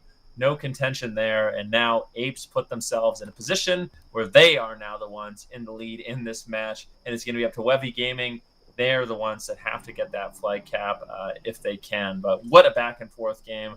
What a close call. But just really good presence of mind there by Storm. The one thing I like about Storm, just watching him play, is he's a player. He doesn't take any risks. From what I've seen, he's very cautious in his positioning and his plays, and it's been paying off so far for Apes. Yeah, Storm is definitely a dampener, and you can tell just as soon as the whole team... There's no dampening in Classic. Yeah, and he's abusing it to the max, and that's exactly what you got to do, because, Krill, he's got to try to make it across those sticky situations, and when he does, it's great, but if he ever gets caught up with too much burst damage there in the middle, it's a problem. I feel like maybe even dropping the flag to a mage and just having a mage with rocket boots and free action potion crossing that risky part in the middle could be a line of play that they need to go for. Storm trying to make his way into the flag room and potentially pick up another flag here, trying to make his way back. And on the flip side, you do see Krill stuck in a death coil into a flash bomb. He's going to potentially go down here. He catches a heal, catches another heal. He's still very, very low. Psyche is in position, trying to pick up the flag, but Krill actually is going to survive with those heals. And now Psyche with the beautiful Nova is going to be able to keep him alive. Krill is shifting another flash bomb there as well,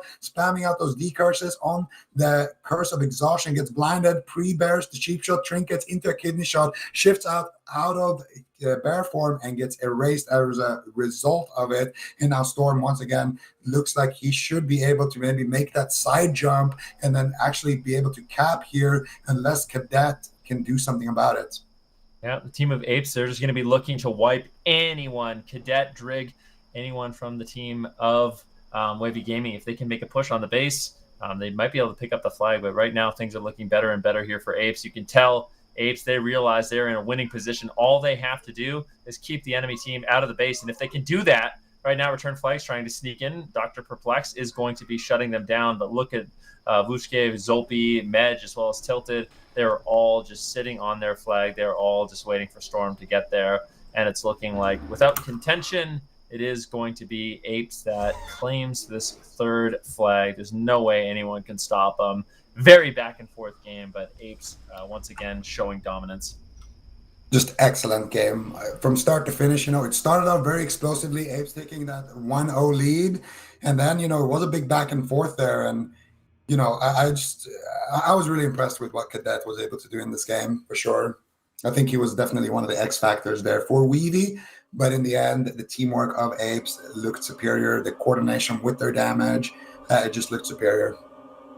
I actually got disconnected, so I'm going to log back in. I was looking at the scoreboard there, and Sorelia actually, he had the best score of the match. He went 10 killing blows and 0 deaths, and I think he was on defense. So obviously doing a phenomenal job there on defense, making sure to score those kills. If you take someone down on their offensive push, it really, really puts them behind in that regard. But very close match.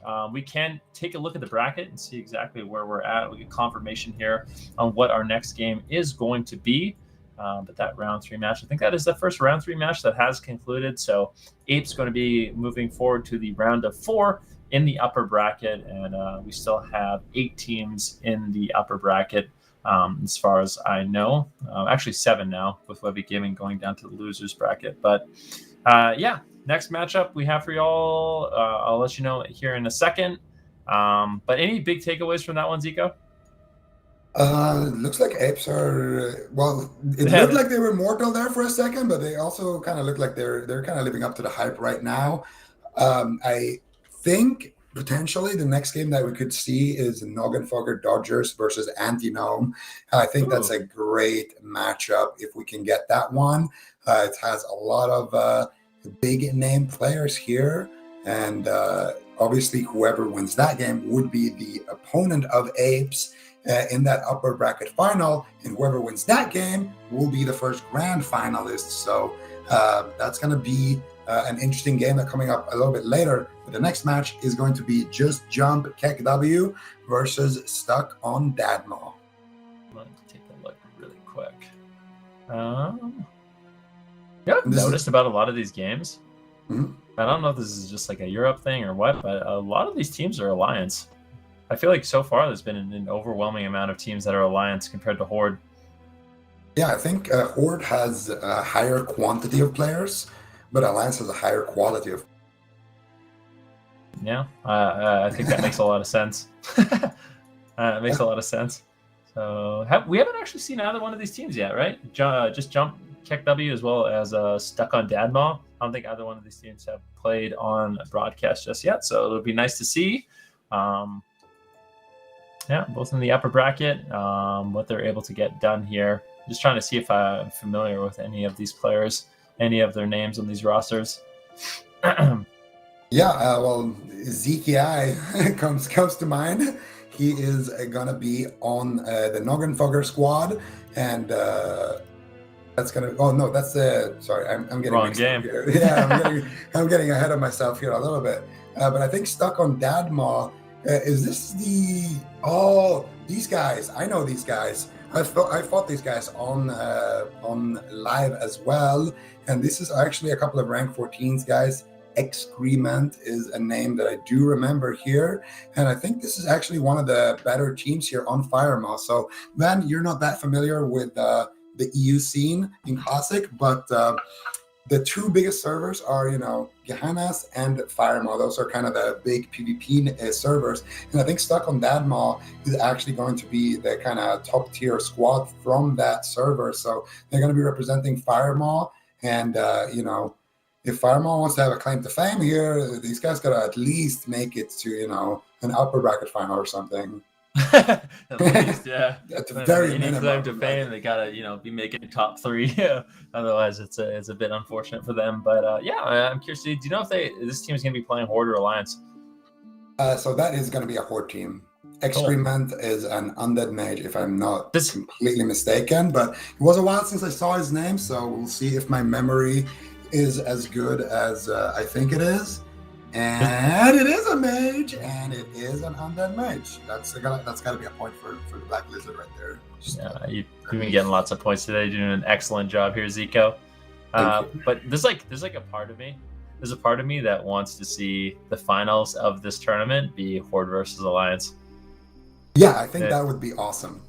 I think that would be fitting what fitting for the theme of Classic and Warsong Gulch. But we are going to be having a Horde squad here. The team of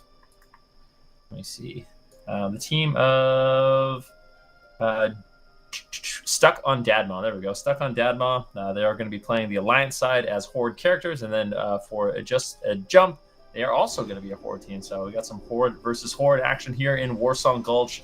Keep in mind, this is still an upper bracket match. And these teams have been doing a great job so far, have yet to lose in the tournament. And I'm curious to see if we're going to see similar formations to what we've seen in the previous games, where both teams kind of just leave their rogue as a solid defense, and we see a little bit of a battle between the flag carrier versus the defending rogue. Yeah, I think this is not going to be one of those super close games here. I think we can kind of expect Stuck on Dadma to run away with this one. I've played against them a couple of times, and they're a pretty good squad. So yeah, I would guess so. And I've also played against just Jump Kick, some of them.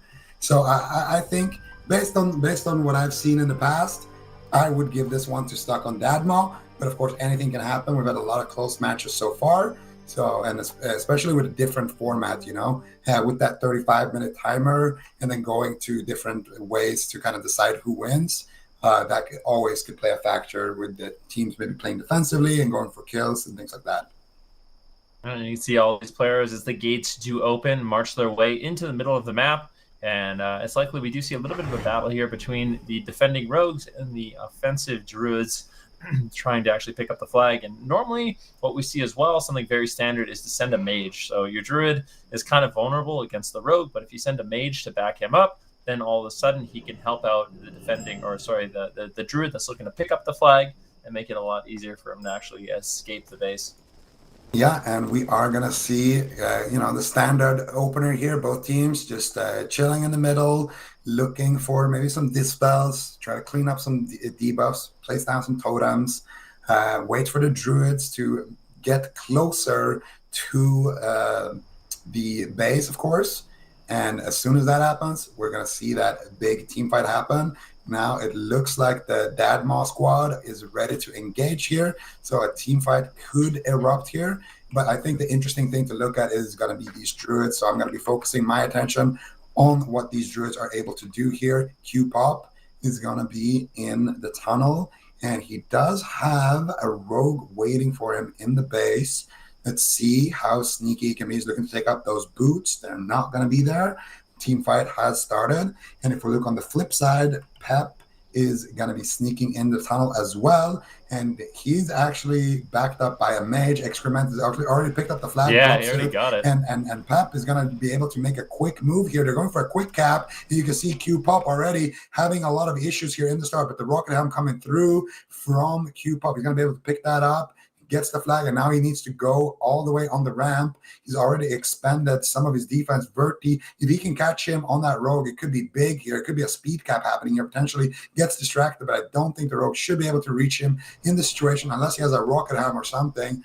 And now the rest of the Fireball squad, though, are going to collapse onto Q-Pop. How is he going to make it out alive? There's the Death Coil. He uses the Shadow Reflector, gets scatter-shotted, and big damage coming in. And they're trying to pre-dispel his Nature Swiftness. There's the big Chain Lightning, Skull of Impending Doom. He's not canceling it on 1% HP. Comes with the Nature Swiftness. Q-Pop making some risky moves so far, and he's not out of the woods yet. There is somebody here on the flip side, a Shaman, looking to try to take him down, spamming out those purges. But Zebas with a beautiful heal right now is going to connect. No interrupts so far here, and the Q-Pop is going to catch a couple of big heals. Not out of the woods, but I do think he should be fine right now. He is with his team. Ooh, big damage. He drops the flag. He gets picked up by Kondra. Ooh, it looks like Kondra will be able to pick up the flag and maybe even escape here. really nicely done, and Q-Pop immediately reses. So a bit unfortunate timing there for the offense of Stuck on Dadma, as Q-Pop once again does have the flag, but you can see YWN still all over Amato as well. But I think this offensive push might be over. There's too much defense. There's too many team members really backing him up. Just jump Keck W. Q-Pop in a very safe position. Whereas on the flip side, you can see Pep H as well. He's just so far back in the base, has not had to worry about a single thing so far with this flag. Completely just playing defense, solid on the Alliance side of the map. And now we're going back into that standard defenders and as well as offensive pushes formation that we have been seeing throughout the entire day, and which is kind of standard to Warsong Gulchen Classic. Yeah, and they're going to exactly be back in that position. But you can kind of see why I was giving this one to Stuck on Dadma. You see right at the get-go, Excrement coming out with the plays, picking up the flag, blinking, using the rocket boots, dropping it to his druid, and they're going right at the get-go for that speedy cap, almost able to take it. I gotta say, beautiful plays there by Q-Pop. I think his Shadow Reflector, right as he got death coiled, was the only reason why he was able to survive. I think the Warlock would have just comboed him with a big Shadow Burn and killed him right there and then at the Berserker Hut. So Q-Pop heads up plays. Going to allow him to escape, and narrowly so, but still also that drop on the flag, getting the repick, and also getting that quick res. Kind of everything just played into just jump Kick W's favor there to actually not get capped on in that situation. But we can see Firemaw Squad, Dadmaw Squad, whatever you want to call them, grouping up in the tunnel. Free action potions coming out. They're going for the push here, Van. Let's see what they can do. Yeah, let's see what they can do. There's a solid defense here for just jump Keck W. Got a Hunter Flare down, and here it is, the full out sprint, the full out charge. What are we going to see Q-Pop do? He is already running. He does not want to mess around, realizing that this offensive push is strong, but they're actually just wiping. You see the Lyja might actually just fall here, gets improved counterspelled, and taken down. But Q-Pop is met with a little bit of defiance. YWN as well as Verdi, they're all over him. They might be able to actually burst him down. He's caught into the flash bomb. He's not getting any healing, and big damage comes in. And it looks like Q-Pop will fall. And now there is an opportunity here for Pep H if he can return the flag, and it looks like he will be able to do so. A 1-0 lead for the Alliance side and for Stuck on Dadma. Excellent offense, excellent defense, and they're going to be able to get the cap as a result of that. And now, once again, it's going to be the quick cap. So the most important thing now is to look at this rogue here. What is this rogue going to do? He's going to go ahead and try to pick up the flag. He's getting snared up here by the Hunter into a trap. So nice presence of mind here by Sick, living up to his name so far. Gonna wait for that trap a little bit, buy his teammates time, and now Harry is going to connect here as well. They're gonna take down the rogue, deny the possibility of a speed cap, and they're gonna kill the rogue after the res timer, waiting for that trap so that they can kill the rogue and make sure that he stays dead for a little bit so he doesn't just instantly res. So nice little defensive maneuver there from just jump Kick W, but Stuck on Dadma. All in all, not going to be too bothered by that. They can still just go and try to death ball the flag through. They can still go for a play where the mage picks up the flag. They still have a lot of options here. Pep, though, getting caught on the ramp here actually could cost them here. Going down there in that situation, Q-Pop is already in the base. So if Q-Pop can pick up the flag here and go for a speed cap, potentially, they could actually tie us up here. They have an opportunity to do so with Pep being dead. You can see Q-Pop going in, gets immediately scattered trapped. I'm not sure about that play. Buryzone, though, not going to be able to pick up the flag here. He's going to go ahead and sheep one guy, rocket a helmet the other, and pick up the flag. And now where is he going to go? He didn't get it. No. What's happening? What? He's just not picking up the flag? All right, there we go. Maybe some mouse issues right there for Buryzone. Right. Definitely not what you want to be seeing there. Yikes. Yeah, the right click definitely not working out, but it looks like Q-Pop will be able to pick up the flag, and now we'll be trying to relocate on the other side of the map. And still, for Stuck on Dadma, they haven't been able to gather the flag just yet. They are charging forward, but just jump Keck W setting up a solid defense here. I can't help but feel like Stuck on Dadma should be able to potentially grab the flag. YWN looks like he might be able to go for it, but this defense is strong. Just jump Keck W. They actually are getting a lot of killing blows. YWN barely escapes. It actually doesn't manage to do so. Can they pick up the flag? Flamey grabs it, and now we'll be marching forward. Uses the free action potion. but still snared up. Now the snares fade, and it should be smooth sailing for him to potentially get out of the tunnel and start crossing the map. Dr. Fuzzy Totem is there, the Elemental Shaman looking to slow him down, looking to burst him down a little bit. Pep H with a nice War Stomp. Flamey can safely drop the flag with that War Stomp, and now Pep H is going to be looking to pick up the flag and cross the map to get back to his base. Yeah, Pep Age is going to be able to actually make it all the way across here. So he's going to be in a great position. There's a couple of people trying to reach him, but Excrement is there to back him up. Rank 1 Frostbolt's coming through, putting the warrior in combat to deny his charge, making sure that he gets polymorphed up, slowing Dead Inside, just slowing everybody. But he gets caught up in the blind. Not sure what Dead Inside was thinking with that one. He looks pretty dead in that situation, if you ask me. He's not going to slow them down whatsoever. Excrement's going to reconnect with Pep Age. Pep Age even in a situation there where he can dispel that blind. So blind is a poison here in Classic, and abolish poison is something that the Druid can use to dispel it preemptively on himself and dispel it on others. And that's exactly what he's going to do in that situation. Now, once again, back on the roof, in that kind of safe standard position. And now it looks like once again stuck on Dadma, trying to group up here and make an offensive push. And same thing goes for Just Jump KW. Looks like stuck on Dadma are going to be the ones that should be able to pounce first, though, as they are a little bit more further up on the map. Yeah, in a bit of a better position. It does look like stuck on Dadma. Their defense is completely set up. 5-man defense, 5-man offense here, looking to push. We'll see what Q-Pop does in a response here, as it does look like he will be the one dealing with an offensive push here a little bit sooner. And you can see the Hunters already have the flares down. The freezing traps have been dropped down. So in terms of defense, they're set up quite nicely here for Just Jump KW, but it's going to be free action potions and an all-out assault from Stuck on Dadma once they do get into position. We'll see, going to be waiting to see that, and we'll have to see right now. Dr. Fuzzy, he's a little bit behind. You need that Elemental Shaman for that push, so they're going to be waiting for him to catch up for the rest of his team, as both teams are looking to set up for an assault here. Yeah, and Q-Pop is finding himself in a pretty peculiar situation right now, surrounded by enemy teams. He's going to go ahead and jump down very early on, but there's a rogue here waiting for him, so he's using that free action potion and that Skull of Impending Doom. You can see the rogue, if he opens, he can't reach him, and if he blinds him, he can't reach him, but he can't flash bomb him. He trinkets out of it, abolish poison there preemptively to avoid getting blinded. He knows that the only thing the rogue can do here is blind him. Q-Pop going to go ahead and do a very nice jump there onto the cart to avoid the rogue from doing damage there, and another abolish poison. Wow. Keep up. Very, very well played there, jumping back and forth like a little monkey on that druid, and he's going to go ahead and jump above the hut there, above the tunnel, and he's just spamming out those abolish poisons left, right, and center. But YWN actually making the jumps here back onto the roof, and he doesn't fail a single one. He's going to be able to make it all the way across here potentially. If he doesn't fail this last jump here, he does fall down, and that is heartbreaking for him. Q-Pop, though, going to be just making his way back up again where he came from, back. I was going to say, it makes it look so easy. I mean, Q-Pop's jumps have been absolutely insane so far. Getting up on the fence, getting up on the cart, back to the fence, up on the roof, back to the fence, up on the cart. Hasn't failed a single one just yet, and he's basically just styling on that druid so far.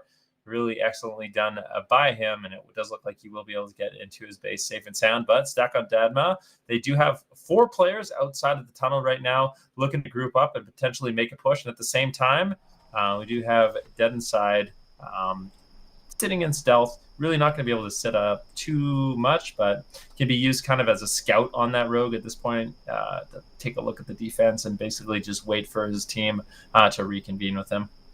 Yeah, you couldn't have said it better there, Q-Pop. I just want to highlight it one more time.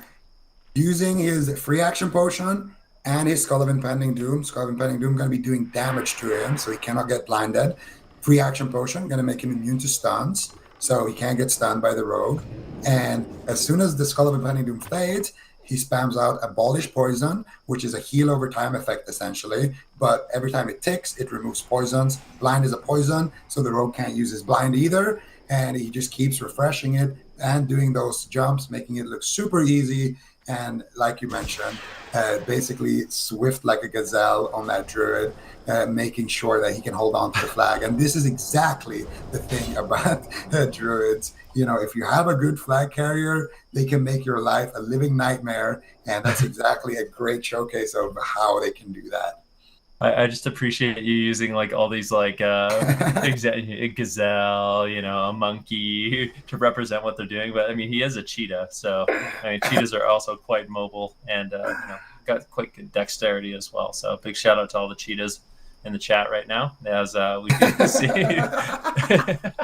Just jump kick W once again, looking to make an offensive push here, but they're getting wiped before it even starts. One member falls. And it looks like stuck on Dadma, and their defense is just so solid right now. Yeah, and look at Q-Pop, though. He's caught up in a death call with 3 Firemaw members on top of him. There's the flash bomb. Do they have the damage? YWN still a little bit salty over that jump earlier, trying to connect, but look at that pathing. YWN, can he get to execute? He's looking for it. One more should do it, but Q-Pop barely escapes once again, getting a big nature swiftness. I cannot believe it. Nobody on the side of Dadma can believe it either. Q-Pop is going to be alive, and once again, gonna be able to hang on by the skin of his teeth. And now we got Spillathi about going in. Oh, Elemental Shaman Mastery. Big burst damage coming through. This is the LA Shaman that we're talking about. Look at that damage. Huge damage.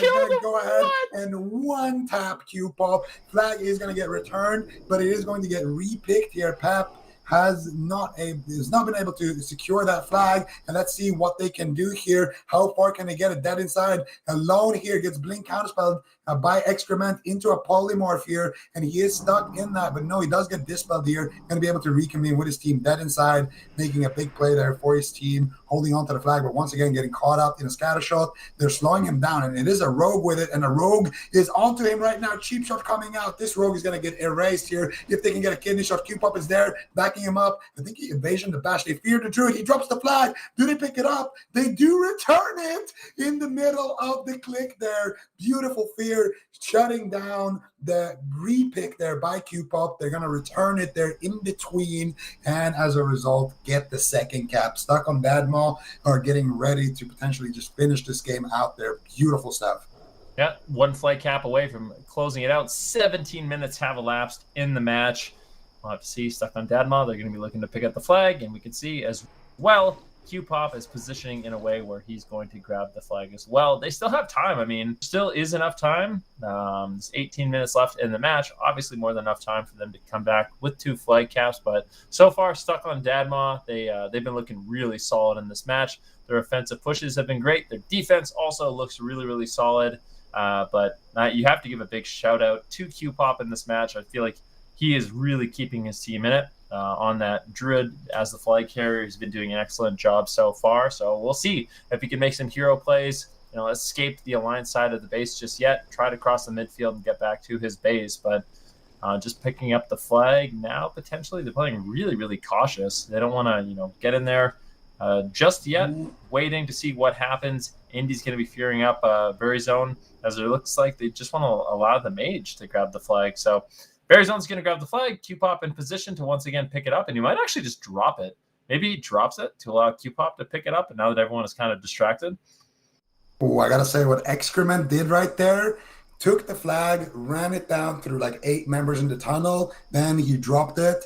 Another member was able to pick it up and drop it to Pep. And Pep is going to be completely free here against Q-Pop. Q-Pop, what are you going to do? And this Hibernate's coming through. And he's going to trinket out of that one, I do believe. Or actually, he might have scolded. Beautiful play there. Q-Pop coming in with these plays time and time again here. Definitely making a name for himself. But he is going to get clotheslined by a full team of Dadma gamers. And he's going to get charged, intercepted. He's dropping super low here on HP. He just needs to pass 2 more members here. And he should be able to make it. But he's hesitating a little bit here, trying to make it out alive. Dr. Fuzzy Totem giving him a couple of heals here. And now he should have enough distance between him and the side of the Dadma gamers. Oh my goodness. 2 shamans chasing him down. Elemental Mastery. Ooh, 50% health. Flaming position as well. Look for Chain Lightning. Do they have the damage to actually take him down? Zebus there with big heals. keeping Q-Pop alive, and hero plays from Q-Pop. Excellent positioning and kiting. Reconvenes with his team. Now let's see if he's able to make these jumps to get back to the Horde side graveyard. Should be no problem for him, and he does. Now in a safe position, it's going to be up to Stuck on Dadma to reconvene with their offense and make a push here once again. Look at Q-Pop. This guy pre-skulls the NS Hibernate. If that Hibernate sits on him, he's a dead man. There's nothing he can do. He's going to be stuck in that tunnel. There's only Fireball players who are going to collapse on him, and he will get erased. But he pre-skulls. He makes his way through, ducks, dodges, and weaves with that Druid. Few nature swiftness later, few travel form shifts later, and he finds himself in his own base once again against all odds here. And, you know, all of a sudden, the team name definitely makes sense. Just jump, kick W. I mean, it makes sense, right? Look at Q-Pop jumping up on that card, kick W. Yeah, all right. I mean, he's going to be feeling pretty safe. And the way he's able to kind of bounce around on this cart, as well as the fence, the wooden fence is looking good. You can see Verdi in a decent position right now. He actually gets polymorphed up, and I don't think he's really going to be able to make too many hero plays by himself. But now that Spill Efeber is there, the Elemental Shaman, Q-Pop is going to think twice about messing around with that, looking to reposition. But there's just so much damage available from this Elemental Shaman. All it takes is a few casts, and he's actually in a decent spot here to maybe find some damage. Looking to take down Natfod, but Natfod able to position away on the top side of the map. See Q-Pop, he's going to have to deal with a big offense coming in here shortly, whereas I think for Pep H, he's going to be feeling relatively secure. There is an offense available here for just jump, kick W. This is going to be a very tense moment in the match. Yeah, Q-Pop. Ooh, one Frost Shock from that Shaman, one Chain Lightning. Look what happened to his health. Lost 60% of HP, and look at YWN trying to make the hero jump again. But Q-Pop, he's just standing there. He knows he's not going to make that jump for at least another 10 tries. He's going to reposition, but there's Indy on that Warlock. You don't want to see a Warlock right now if you are the Druid, but the Warlock is actually focusing Berry Zone right now with that Drain Life, and he's going to take a fat aim shot to the face by Sick. Q-Pop going to be in position once again here. Should be nice and safe. Lilia and Verti in that tunnel lingering, but a priest and a rogue on their own is not going to be able to do much, but they are going to be able to intercept him if YWN and Spillefieber can make their way to Q-Pop and force him to go into that room. You can see here, he's actually getting collapsed on from all sides, but YWN taking too much damage from that Hunter. Hunter is just so good in that defense, man. Yeah, definitely got nice long range attacks that can kind of force you to play defensive, run away. You're getting Viper Stung as well. You're losing mana.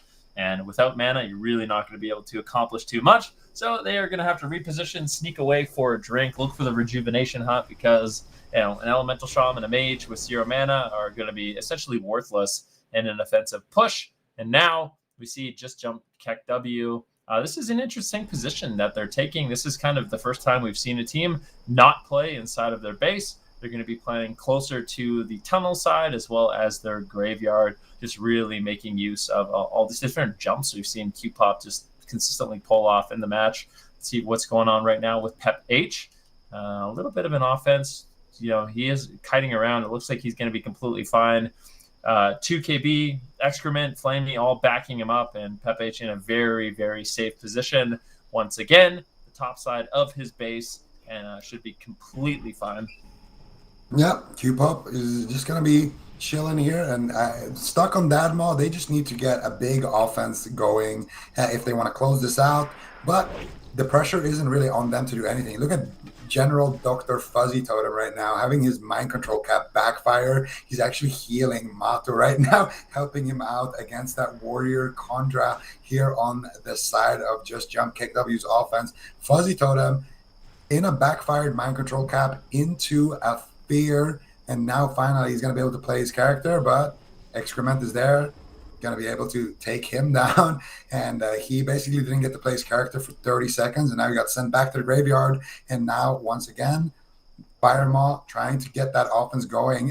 Do you see that? The Mage and the Warrior killed each other at the exact same time right there. YWN going to go down, and Berry Zone as well, and it looks like we're going to be in a little bit of a stalemate position here. Obviously, stuck on Dadma doesn't want to just send over, 8 or 9 members in their offense and, just jump kick W. They don't mind playing, a big defense here from behind. They got 11 minutes. They got plenty of time to get those 2 caps in. So they're just going to sit back and have majority of their team sit on defense. But it looks like they are slowly sending more and more people to that offensive side. And now Verti is looking to make a push here. Sap comes out on the healer. Q-Pop on the cart. Let's see what they can do here, man. That must be annoying for the rogue. He's trying to get in a position where he can actually attack the druid, but he just cannot make the jumps. Q-Pop is one of the best jumping druids I've ever seen. And like you said, the name really makes sense, but he finally gets caught here into a mortal coil. The damage is way too high. He gets absolutely destroyed. But it looks like Dead Inside will be able to pick up the flag as well as he's looking to escape the Alliance base. Let's see if he's able to do it. Free action potion, sprint. That's going to be one mobile rogue. Let's see if he can reconvene with his team. Verti and I was going to call him Spellefeber. I think I messed up that name.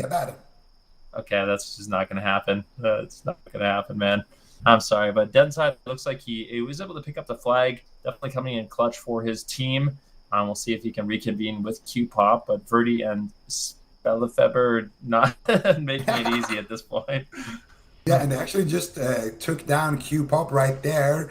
So he's going to be sent to the graveyard. Verti looking to make the hero play. Can he do it? Does he have the damage? Rogues are super squishy and bursty in Classic. So having a rogue flag carrier and a rogue on him could be a dangerous thing here. Dead Inside might want to just drop that flag and give it over to his mage buddy. But right now, it's a bit risky. YWN is going to be in a polymorph, so this is the time to do it if he wants to drop the flag. But YWN going to reconnect. Can he get the click?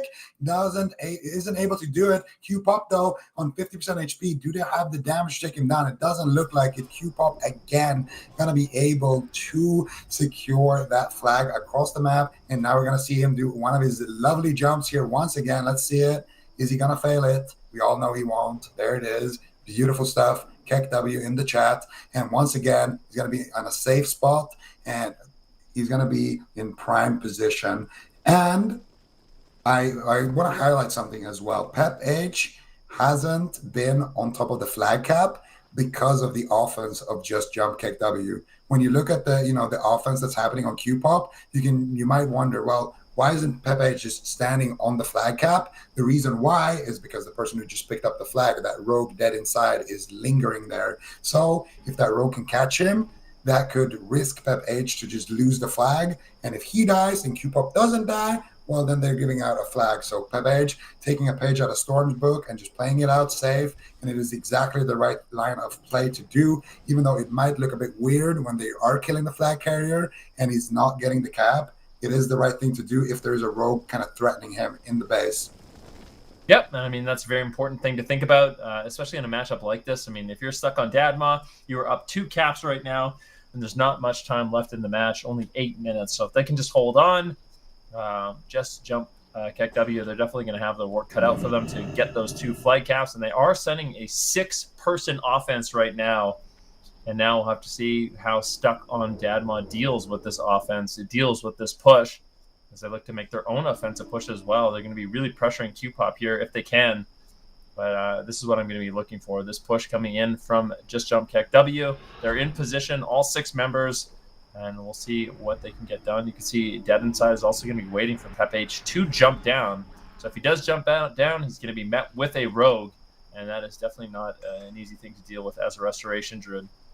Yeah, and rightfully so. He's just going to stay up on the roof, buy as much time as possible for his teammates to, clean up the fight, soak up some of those cooldowns, let the free action potions fade and all of that. Ooh, Pepe Show, he's actually going to get clotheslined right now. There's a warrior dropping a flash bomb on him. Big damage here coming out of these warriors. Condra and what are doing big plays here. Shane Lightning coming out, but the flag does get dropped. Pepe going for the cap, and he gets it in the nick of time. 3rd time's the charm right there. Dead Inside, not going to be fast enough to pick that one up. And Stuck on Dadma are going to take it 3-0, representing Firemaw. Yeah, and that was kind of as you predicted as well. You thought that was kind of going to be a blowout. And yeah, definitely a great performance there. But I mean, we have to give a big shout out to Q-Pop. Those jumps were insane. I think that was one of the flashiest jumps and maneuverability on a map that I've really ever seen in classic Warsong Gulch. So nicely done by him. And we can take a look at the bracket and see exactly where we are right now. That was a round of 3 match in the upper bracket. So we're going to continue to march through the upper bracket, I do believe. It will be stuck on Dadma advancing in the round of 4 with Apes as well. They won't be playing each other as they are on opposite sides of the bracket, but those are going to be the first 2 teams to make it to that round of 4. Yeah, and we are going to have the next matchup be Apes Bread versus Pirates. And that's going to be an exciting one again. We saw Apes Bread a little bit earlier, and they were able to do some quick work out of their opponent so far in this tournament. Another winner bracket game here, and a lot of big name players on that roster, of course. Valcor, Maitos, Parla, Monkey News, all of these guys. Looking super good so far in this tournament, and they're going to be going up against Pirates. And if we take a look at them, let's see if we recognize. Nope, I don't recognize a single name here. That's going to be the first team so far, but it's bound to happen. So it's going to be interesting to see here, kind of an underdog maybe going up against one of the strongest teams in the competition here, man. Yeah.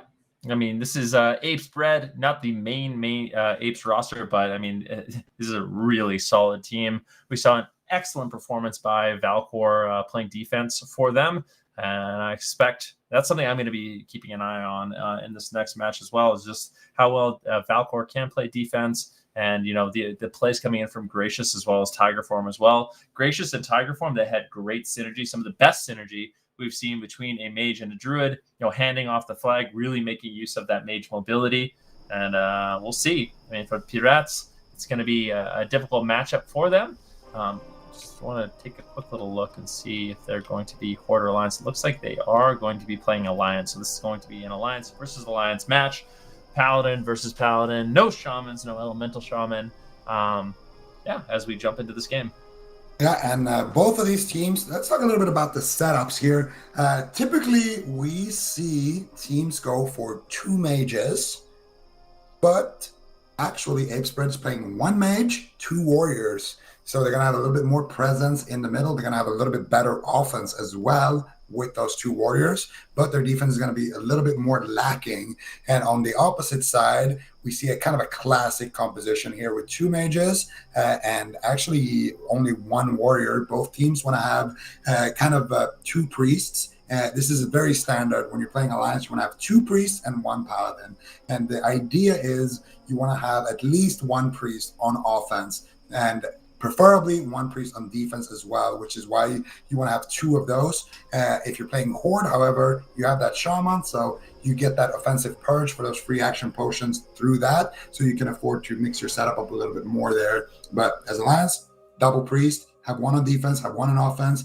Basically, their main job is to just dispel people offensively, get rid of those free action potions as quickly as possible. And then, of course, you want to have that paladin as well. And depending on, you know, what Apes Bread wants to do here, they can have the paladin backing up the druid on defense.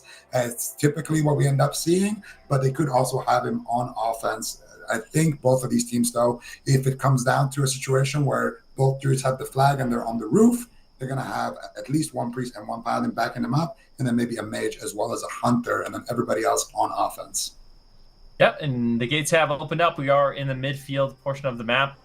Let's see how this happens. I expect Apes to send both Gracious and Tiger Form to go and grab the flag if they can. Valcor is going to be sitting defense. In the meantime, Sanchez as well for Pirates will be playing defense for them.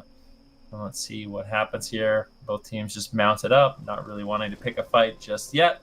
See who does engage first, as both these flag carriers haven't really been able to gain much distance. Tiger Form finally entering the tunnel. Of course, Sanchez is there to meet him, and it doesn't look like Gracious is going to be able to back him up just yet in the match. In the meantime, Pats as well. He'll be moving forward, trying to get the flag also, and it looks like it's just going to be Rogue versus Druid for both of these teams, the early stages. I gotta say, Pat's actually doing that jump right there, up on the tunnel roof and then up on the ramp. The reason why these guys are getting so creative with their pathing is because they just don't want to risk being found by the rogue. If you walk through the tunnel, it's kind of obvious. If you walk, through the ramp, it's also pretty obvious. And now look at Crit here. You're going to be able to pick up the flag here potentially and then blink to Pat and drop the flag for him. And you can see it right here. Valkor is not going to be able to do too much. Pat's not going to pick up the flag, but nice play here by Valkor. Sculling the polymorph, rocket helm on the druid. Look at Valkor trying to do the 2v1 here, but the mage has a free action potion. He blinds the mage, forces out the ice block. Purifier comes out, and he is going to get caught up in the sheep, but he does catch Pats here before he... Oh, that ring right there, procking, stunning out Valkor. Very unfortunate. Pats now panicking a little bit, failing the jump there. Gets it on the second attempt. Valkor not going to be able to reach him. Beautiful death coil, though. If they have any more damage, he's going to go down. But Pats should be able to keep himself alive in that situation. Powered shield coming through here as well from his priest. Tiger form. You're looking at Tiger form. He's having a bit of a 1v1 here with Sanchez on this side of the map. They actually had a really funny moment where both of them used their rocket helms at the exact same time, and they were both just rocket helmed beside each other. Tiger form barely holds on. That was a great play there by Sanchez. Unfortunately, able to really finish him off. The backup coming in from Parla. Looks like Tiger form with his rocket boots will be able to cross the map. And it's looking like Apes should be able to get their flag carrier in a nice position here. At the same time, we do have Pats not completely out of it just yet in the tunnel, taking a little bit of damage. As we do see XN chasing him down. Nice Devour Magic, really trying to set his team up. But now, basically the last man standing for that offensive push. And it looks like Pats should be okay. But we do see actually Valkor and Parla wrap around. They go through the flag room, and they're going to be looking to move forward and take down Pats. Really put pressure on this flag carrier. Ooh, Valkor is super fast on that rogue. Look at him getting the blind, already vanishing before he can get the Fear Fire. Look at Pat's preemptive Abolish Poison, trying to avoid the blind, which was just used there on the mage. Now you can see a rocket helm here on Parla, and the reason why he's using it on Parla is because if he does it on Valkor, well, Valkor can just can get dispelled by Parla, and Pat's just trying to buy time right now for his team to gather around him. And if I had to guess, I would say that right now Parla and Valkor are two dead men walking. I don't know about Valkor if he can kind of stay in stealth here, but so far they are definitely outnumbered. And if you are on the side of pirates, then you definitely want to just find Valkor and take him out as soon as possible, because if you have a rogue kind of infiltrating this side of the base, it's going to be a big problem. Let's see what Parla can do here. Maybe he can cast out a mind control and mind control some of these players off. He's going to go for the rocket out play. Valkor now going to open up. Can he do the damage here? Free action potion coming out. He's flash bombing, going full out aggressive here, but he doesn't have very much gear. I don't think he's going to be able to kill him. Pistol T coming out, doing what he can here to burst as much as possible, but that druid is in bear form and he should be okay. But Monkey News now connecting, Van. Yeah, and Monkey News definitely has a lot of gear, so that's not going to be an issue. XN actually manages to land the Death Coil. Pats could easily just fall. Parla, Monkey News there. He's in execute range. He catches a big heal. Can he escape? Still just 20% health, but everyone is getting peeled. Pats might actually be able to get away, and he does. What a close call. I mean, Valkor basically funneled Pats into Monkey News. They had a great offensive push there with that Death Coil as well coming in from XN, but big heals onto Pats. Now he does manage to escape and get into a nice defensive position. But that push there by Apes, that was great. That was such a close call. Definitely. Really, really nice push there once again. And, Pats as well, escaping through that situation, can definitely go ahead and pat himself on the back, because that was a close one right there. And we can see here, Maito is going to go down here in the offense. Actually in the defense, just trying to clean up here on his side of the pond. Tiger form going to be completely fine right now. Just kind of relaxing here, waiting in the roof area, just getting back into position, waiting for his defense to come back up. And once again, we're going to expect this defense to look something like Tiger form, one of the priests, probably Rens, because Parla seems to be the one that likes to go offensive, and then the mage. And if they want to, I think they should have the hunter here as well, and then maybe send the paladin on offense. We could see the hunter and the paladin also go back on defense and have kind of a 5-man offense, 5-man defense. It really comes down to how these players prefer to play that situation. But I do think it's Apes once again regrouping and being able to make that first move again here as they are grouping up outside of that tunnel. Yeah, this is an incredibly close game. I mean, killing blows, very even. Both teams, 0 flag captures, doing a great job with their offense and defensive push. But it is going to be Apes. They have a 5-person push here in the tunnels. They are going to be looking to position themselves forward. But we have a respawn here from Kamlun as well as Hogas. Are they going to swing back and help the defenders, or are they just going to be pushing forward to make that push? We will see. It looks like they're not going to be helping the defense. They are just going to be pushing forward. And now we have a bit of a 5-man skirmish here in the Horde base. And Apes is going to be looking to make a play. They're really setting up. They're waiting for the speed boots, the free action potions, everything available to make that push and try to get through. And if they can deny some of those dispels, they can get crowd control on the priest. That's when we're going to get to see them really make some distance here on this map. Yeah, and Valkor does get found, but Valkor wants to stay down here. You always want to keep the rogue downstairs if the druid has to jump down, and Pats needs to be careful. He's going to the balcony, and Valkor is there. He should be able to just blind him here if he doesn't use so. Oh, nice. He does get the sheep shot, though, out of 4. Valkor just going to erase him.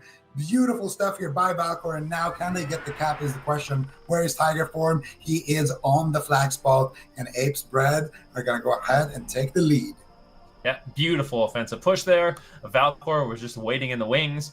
I mean, that's something we're seeing these rogues do quite consistently, is at a certain point, the druid basically has no choice but to jump down from the top side, especially, if the offense is making a really, really big power play.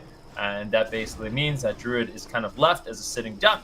You saw Valkor pounce, really able to capitalize and get that big rogue burst damage to take him down. And that will be a capture for Apes, and they will secure their 1-0 lead at this point in the match.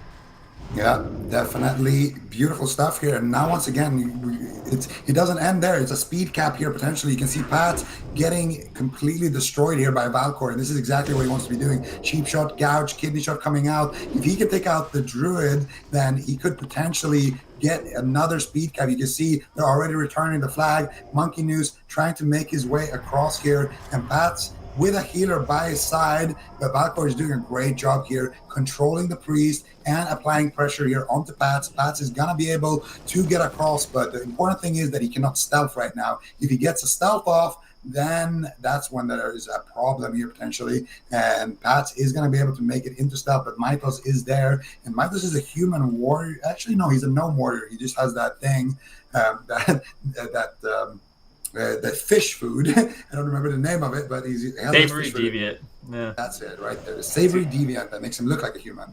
Yeah, Savory Deviant delight. You see Valkor charging forward. This could actually be a quick cap here. Yeah. Tiger Form in prime position. He's going to be charging up the bridge, and it looks like Apes will be able to potentially secure a 2-0 lead. Fake Cast charging in, but Slicey is there. Crit as well.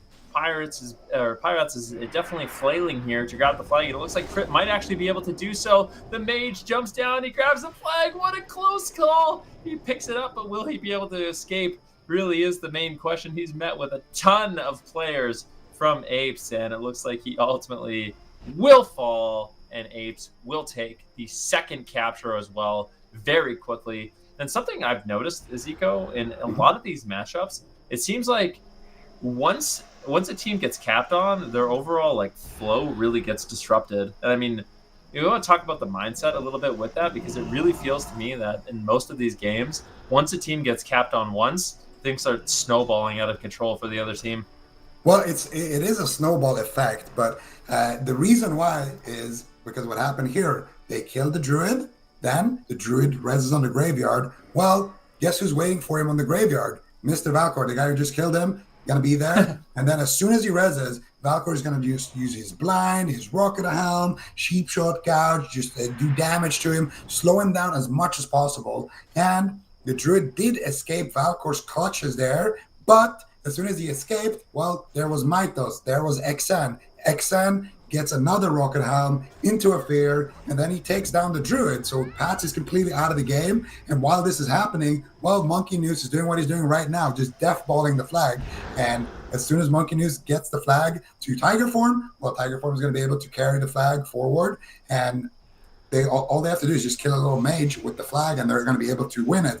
And same thing right now. If you look at Pat, he has the entire squad now escorting him because of what Valkyr has been doing, and he might still go down. Reaction potion coming out here in the starting room. Let's see what he can do. He tanks a big aim shot to the face. Medicine pouch coming out. He's trying to heal. Maito's reconnecting here on his target. Valkyr is with him. They have two melees doing a lot of damage. Med pouch gets activated. He gets caught up in a flash bomb. Trinkets out of it. And Rage gets kicked there. Who dispelled that blessing of protection? That was a massive dispel, allowing Valkyr to get that kick right there. Beautiful stuff. And I think Pats is definitely running out of time here. XN is waiting. Look at that shadow bolt right there. No, the facing requirement. Pat's actually walking behind him. That was looking so scary at the power infusion, the shadow ball, and Pat just walked right through him. He didn't turn his character fast enough. That's actually kind of hilarious. Pat's now still repositioning, but the Mortal Coil does land, and the Death Coil does land. See Ren's coming in with big damage as well. Can Pats actually escape? We'll see. Sanchez is there to back him up. He is getting a little bit of help. He's trying to get into the tunnel. Can he? It really is the question. It looks like he will be able to escape, getting back to the safety of the Horde base on that Druid. His team can once again take a defensive position as the main offense of Apes has been wiped. Now we can see what's going on right now with Tiger Form and what's going on with him. Looks like he as well is in the Alliance base and looking to take a very defensive position. But I mean, at this point in the game, let's see how long we've allowed. It's about 14 minutes into the game. So we got a lot of time left. Pirat's definitely not out of it yet, but Apes got to be feeling very confident with the 2-0 lead. Definitely. And I mean, that was another close call. They almost just got 3-0'd right there. And I mean, we got to call out the man of the hour here. Valkyr playing his green geared rogue, making it look easy so far. He's not green geared, but basically compared to some of these rank 14 players, definitely not going to be, super comfortable with that Perdition's Blade and some of the molten core pieces he's rocking. And, I think Monkey News as well in that offense has been doing a great job, and you can see it once again. Parla, Monkey News, Mythos, and Valkyr, the 4-man assault here, getting ready once again. They're going to try to clean up a little bit outside of the tunnel and then work their way in and group up, use those rocket boots, use those free action potions, and then try to make a big push here once again onto the FC. And on the flip side, Tiger Form, he's not really stressed at all. He's just standing there, kind of just relaxing right now. Yep. Looks like we do see the team of Pirates. They're taking a very defensive position right now. Apes actually getting ready to send their offense, getting disrupted just a little bit in the midfield. But every moment that goes by that Apes is just, sitting comfortably in their base, their team is going to be completely fine. They are, slowly counting down the time that they're going to eventually win the match. So the pressure really is on Pirates at this point of the game. They really need to get their offense together. But with a few men down, I don't think they're going to be able to do too much until they spawn. And now they have finally spawned, and there's an opportunity for Pirates to push forward, get into the tunnel, and try to make that offensive push. Meanwhile, we do see Apes. They are already in a prime position. They have their 6-person offense ready to go. Valkyr as well. He's going to be playing, the bottom side of the base, just in case we do see the Druid Pats jump down. He'll be ready there to pounce once again. I mean, that's how they did end up scoring their second flag. So they're going to be looking to recreate that situation.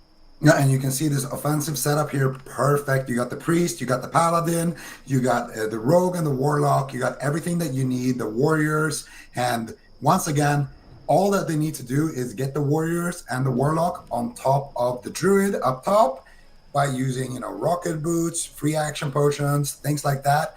And as soon as that happens, you can see Valkyr and Mythos. They're already waiting in the wings here. Pats jumps down, and Pats probably will go down as a result of it. So he's kind of getting cornered right now.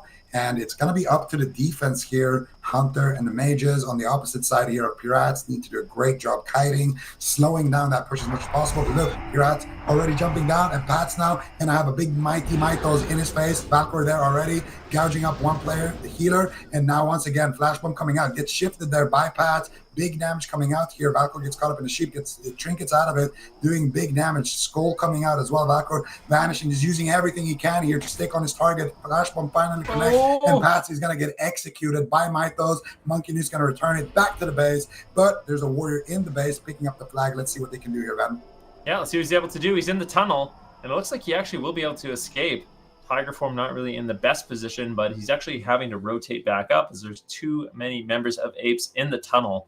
And this is not the best spot to be in because in this position, when you are kind of cornered and captured in the base, I mean, this is a great opportunity for Apes to get their entire, offensive, defensive line together, make a push inside the base, and Camlin really doesn't have much room to move around and maneuver at this point in the match. He's kind of just stuck here waiting for his team to reconvene. But if Apes could keep just having them split res and then push in, I mean, Camlin could easily fall here. And this is not the spot you want to be in. We definitely need to see Pats reconnect to this warrior, try to pick up the flag. And if he can't, I think Apes is going to be in a great position to actually get that third flag cap. Yeah, Apes Bread looking to potentially just close out the match, but now Camloon is going to jump down. He's going through the graveyard here, and if you take a look in front of him, there is a lot of blue nameplates waiting for him down there, and I'm Narage is going to be able to reconvene with him as well. So they do have 4 people here. Should be able to actually drop the flag here to Pats, who's been sneaking his way across. And Valcor is there, though. Look at Valcor. He wants to click that flag on the swap. And there's a scatter shot. Are they going to drop it right now? It looks like it. Pat's going to be able to pick it up. Valcor, what are you going to do about it? Cheap Trick comes out. Now, big damage potential here. But there's a lot of healers here with him. So I do think Pats should be okay in this situation. But we're going to have to wait and see here how much damage they can do on side of Apes. Yeah, but Pats has good kiting, good mobility. Looks like he will be able to escape. Monkey is trying to get in position if he can get the intercept, but he gets scattered away. Good backup there by Macunia. Definitely doing a good job on that Hunter with the freezing traps, with the scatter shot, which is damage in general, allowing Pats an opportunity to escape and get back to the base, which is, a great position for them to be in. That being said, every minute that goes by is a minute that Apes is getting closer and closer to winning this game. Pirates, they definitely need to build up a solid offense here and make a push. You can see they have 5 members in the middle of the map. Camloon, Brugrim, Orleans, Holgas, and Sanchez as well, all kind of grouped up, and they are looking to make an offensive 5-man push against the 4 defending members of Apes Bread. So far, Apes Bread, they've been doing a great job, and this is something I'm noticing from their team, is they don't do the standard 5-5. They're actually doing a 4-person defense and a 6-person offense, and just really trying to utilize that mobility. They're not going for a team fight. They're just looking to kite, maneuver around, and kind of just waste the extra member that Pirates is sending on the offense. Yeah, and I think it makes sense when you're playing a double warrior comp. Normally, you would want to have that Paladin maybe as a secondary healer on defense, but having him on the offense makes a lot of sense, especially when you are this far ahead, you're trying to close out the game, and you have 2 warriors on your team. As soon as that free action potion fades, you're still going to have that freedom coming out of the Paladin, so it makes a lot of sense with the comp that they're running to keep that Paladin on the offense. But now we finally see a push here from Pirates. Let's see what they can do here. Gracious already slowing them down. Tiger Form is just going to jump down right away, showing a lot of respect here to his opponents, but Sanchez is waiting for him across that tunnel roof here potentially, and Tiger Form is going to jump right into his clutches, gets caught up in the Sheep Trick trinket, uses the free action potion, but he gets blinded on it. Let's see what Chance can do. Chance is popping the Vanish. Nice dispel there on the blind coming out, and Tiger Form is going to be able to make it through the tunnel. Slicey backing him up beautifully on that Hunter. Yeah, and you can see Gracious as well, throwing in polymorph, silences, just really slowing down the offense of P-Rats, and that's really where you can abuse, the mage snares, as well as the druid mobility. If you get everyone snared up, it is so difficult for them to chase down a restoration druid, and you can see Apes Bread just basically running circles on this map. P-Rats, actually Apes, they're going to be looking to make an offensive push here. Take a look at Pats and see what's going on there. You have Matraz all over Pats at this point of the game. He is kiting, trying to get away. Once again, good backup here by Macunia on that Hunter, really just pressuring down this offensive push here by Bread, snaring them up, and really just taking them down, making them play a little bit defensive. Pats gets caught into a fear. Do they have the damage to actually take him down? This looks like Matraz is there on his warrior and able to get some damage out, but unfortunately, there's just not enough damage just yet. But finally, the entire offensive line here from Apes charging forward. This is where Pats is going to be in a lot of trouble. There's no way he's able to survive this. Gets caught into the flash bomb and ultimately taken down. And this could potentially be the 3rd flight cap. But no, once again, We do see Sanchez pick up the flag, and let's see if he's going to be able to escape this base. Tiger I form! think it's looking really unlikely. No! If They Tiger Form both just stood fell! on the he could have just stood on the flag spot. He would have been fine. He would have just stood in bear form on the flag spot and potentially just closed out the game there, going down at the same time as the flag was dropped right there. And now Cam Loon is going to have it, and he should be able to make it through in the tunnel. There's speed boots available for him as well. He's going to pick those up, but he is going to run away from his healer here, his Paladin, and he is going to be greeted by Parla and Valkor. So he's going to wait a little bit, waiting in for his teammates, waiting for Pats here as well. Going to drop the flag here. Pat's going to be able to pick that up, and Parla is going to get slowed. Pat should have no problems crossing through the midfield here. There is a Valkor waiting for him. Parla actually dropping a flash bomb, just trying to slow him down here with that offense on that healer, but Parla is a priest healer, so he's not going to be able to do too much damage in that flash bomb, unfortunately. And Valkor as well, realizing that this push is not going to lead anywhere. He's just going to actually go for 2v1. Orleans bops out of the sap right here. Parla making his way forward. Can he get a fear? No, he fears the kidney target right there. A little bit peculiar, going for a couple of heals. Valkor, though, is going to fall and should have no problem crossing the map here. Yeah, with the rogue dead, Valkor, he tried to make a play, but that Blessing of Protection shut it down, moved the sap, and it looked like Valkor was just too low to really survive and continue that play. Let's see what's going on with Tiger Form right now, as it looks like he is crossing the map. Completely safe to do so, as well as he manages to escape the offense of Pirates. At the same time, we do have Pats as well in the Horde side tunnel, looking to take that defensive positioning as he does cross the map. And it looks like they will be able to relocate in the match. And we can see right now, I mean, Apes, they still have that 2-0 lead. There's not too much time in the left. We've got 10 minutes. So Pirates, they have 10 minutes to come back 2 flag caps and also keep their flag capture alive. So definitely not an easy position for them to be in right now as well. I mean, their offensive push is just going to get wiped out here at the Alliance side tunnel. 1 will fall, 2 ultimately falls, and it looks like they're going to get completely cleaned up. Mato, so you can see his positioning right now. He's so far into the enemy base. Basically looking like a one-man army, but there is no way he's going to be able to get too much done. He's just going to be waiting to reconvene with the rest of his team, and you can bet that Apes is going to be making a look at defensive play here. Yeah, Maito's definitely behind enemy lines right now, and is not as sneaky as he would like to think. I think that they might discover him. But no, he actually manages to sneak around. But by himself, there's no way he's going to be able to pressure Pats here. And there's a Hunter. He's going to run into him now. He's got no choice but to go offensive and potentially going to get caught up in a scatter trap. No, Hunter Macunia is going to pull back. Maita's going to stand his ground here in the tunnel, not play overly aggressive, not chase when he doesn't need to. Instead, he's going to wait for that squad that's at the bottom end of that tunnel, the entire offense of Apes getting ready here to make another push. As soon as that frost trap fades, they can position themselves a little bit more aggressively, pop all of their speed pots, all of their mobility, and use those free action potions and then get aggressive. We're going to expect Valkor again to kind of stand on the bottom side, but right now he can't really make it all the way across because of those AoEs that are being placed. Yep, all those AoEs will shut down, and we see Pirates at a very defensive position, really just setting up. And once again, Apes, they're going to be looking to make a push with their 6-person roster. Valkor right now positioned outside, just waiting in the wings for Pats to jump down when he was inevitably forced to do so. And I think we'll have to see what we can get Apes to do. They're just going to be waiting for the speed buff to make a play, and we'll see how big of a push that they can make here. They're just 1 flag capture away from actually closing it out. Here it goes. Here is the push.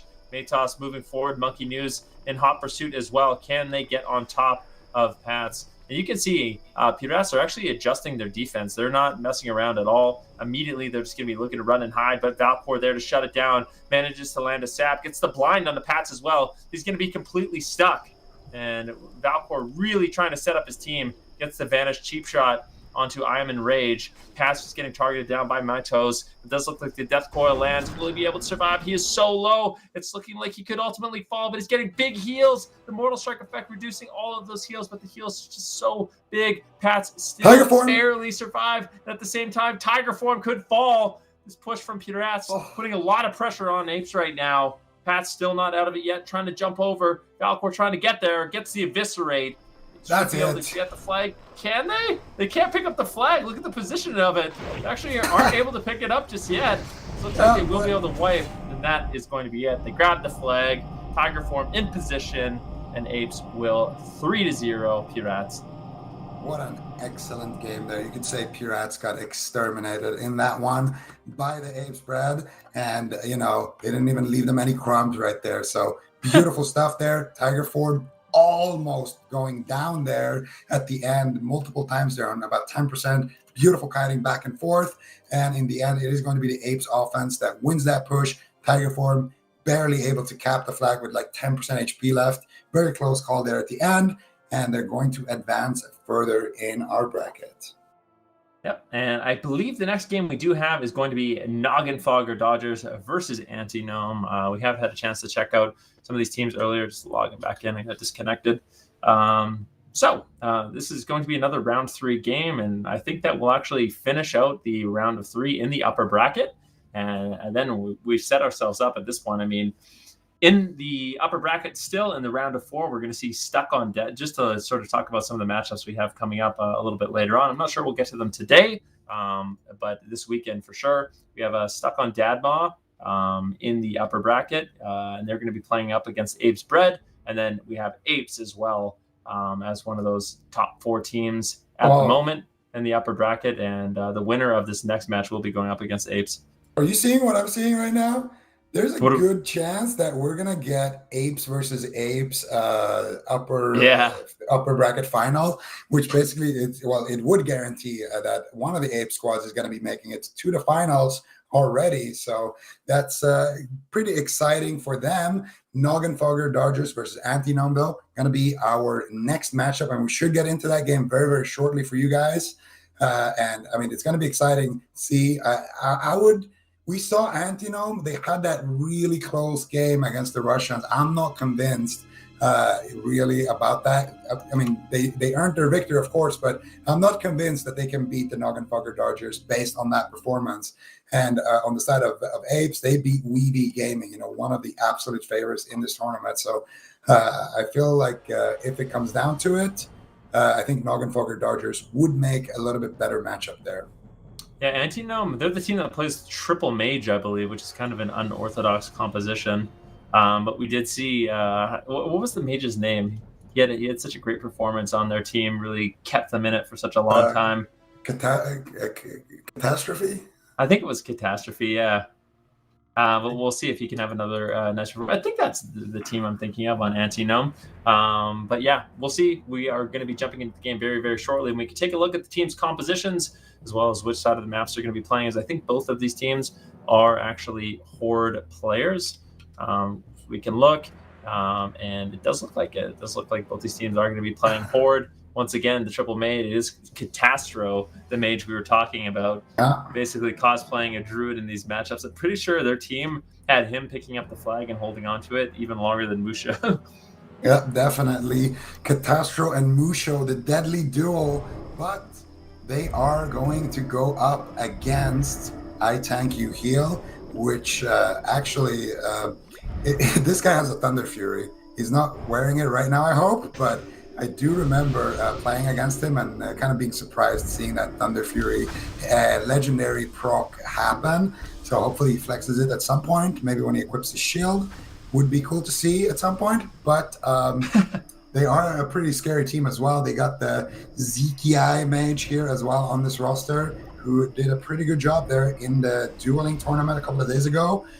Some of these players are, very heavy BG squad, heavy rankers, a lot of rank 14s here on both sides. So it's going to be an exciting game here. And, it's going to be interesting to see what these players can do in this matchup. Very high stakes game right now, Ben.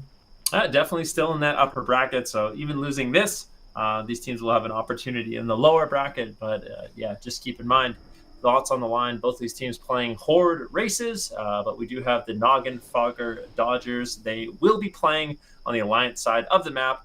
And then, of course, for Anti-Gnome, they will be playing on the Horde side of the map. And I'm curious to see how these players break it down. I think Antinome so far has had kind of the most unorthodox composition that we've really seen, bringing in that triple mage, playing horde side without even utilizing a shaman. Yeah, definitely. And well, I mean, hopefully the team of Antinome at least has plenty of water and food in their bags to keep them supplied for the rest of the tournament.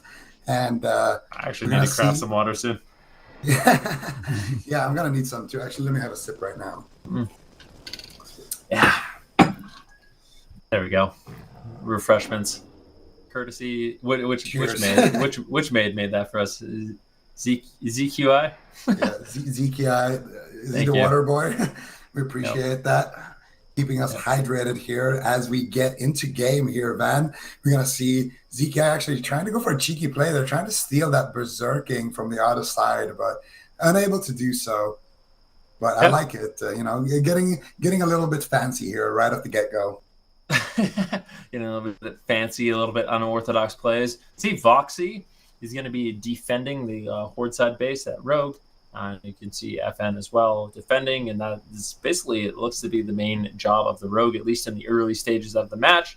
Kind of just sitting back, trying to harass the flag carrier as much as you can. And if you can win that 1v1 and keep him locked down in your base, that's best case scenario. But even if you can't, just slowing him down for a long time buys your Restoration Druid more time to cross the map and make it so they actually have to worry about, their Druid picking up the flag, as a lot of the time the Druid isn't going to be winning that 1 versus the Rogue.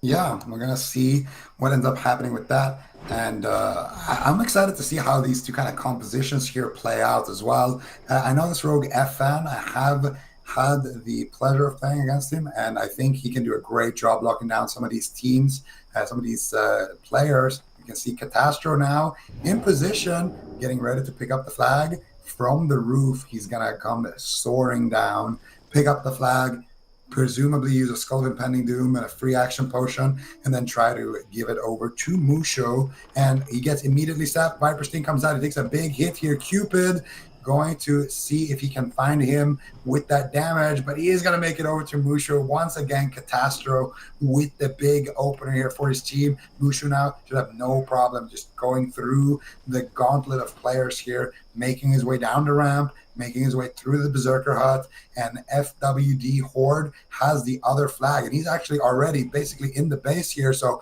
if they can collapse, if the Noggenpoker Dodgers collapse onto Mushu, this could be big, and they catch him. Sartex with a beautiful rocket helmet. FN is in position to dispel him. He's going to have no buffs whatsoever. Catastro is on 1 HP, and I think you should just ambush Catastro in that situation, but no, he's going to go for Mushu here. Big damage coming out. Death Coil comes out, and there's a big chain lightning, gets capped. That's got to be a cap right off the get-go here. FWD Horde making his way into the base, and there it is. Noggenpoker Dodgers not playing around here. Nicely done there by Sartex with that rocket helmet, catching him out. Beautiful as well. Cupid is there, making sure he's putting pressure on that mage. FN on that rogue as well. Like I kind of mentioned before this happened, beautiful lockdown, and they're going to take the first lead. That was just really nice to see. I mean, that was one of the biggest Elemental Shaman one-shots that we have seen so far today. Noggenpoker Dodgers kind of showing Antinome, this is why you pick up an Elemental Shaman for your roster, as that burst damage is absolutely insane when going after a flag carrier, especially with Mortal Strike. If you're Arms Warrior as well as your Elemental Shaman can coordinate an attack with a big Mortal Strike, a big Elemental Mastery, Chain Lightning Earthshock, that's when you can see the flag carriers go down really, really quick. Noggenpoker Dodgers, they're able to completely capitalize on that situation and get the quick cap. You can see TGL right now in the base on the mage, looking to get the flag out of the base if he can and reconvene with Mushu, but unfortunately Mushu not too close just yet, and TGL is going to have to move.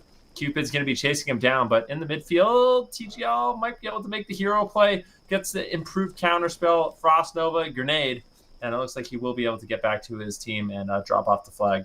Oh, ZKI gets blinded, drops the flag. Shayna picks it up, goes for a little bait and switch there, going through the tunnel now. Let's see what Shayna can do here. Gets the boots are actually up in the tunnel. Luckily for him, he's getting chased by Boxy, who has a free action potion, but he's not going to be able to close out the gap there because of that. And now Shayna realizing there is a plethora of players from the enemy faction here in the middle. He's going to use his rocket boot. He's going to use his skeleton pending dude. He's going to use everything he has. He ice blocks, tries to repick up the flag. He gets it. He blinks, but so close there. Almost able to get through that gauntlet of players. Nice try there by ZKI and Shayma, but they are going to be unable to get there. And now let's see what Mushu can do here. If Mushu, I think Mushu is actually going to be able to speed cap here. ZKI getting caught up in a trap, and Mushu having free pass here through the balcony. He's going to be able to tie them up immediately here. Wow. What an aggressive play there. The speed cap coming out from both sides,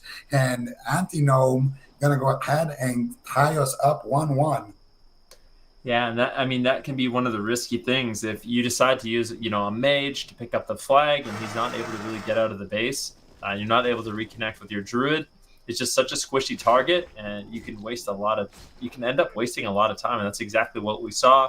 Zekiah, Shayma, they tried to get the flag out of the base, but Shayma was just much too vulnerable, ended up going down, and there was just not enough time for them to re-get that flag, as opposed to Mushu, he was so close to already capping.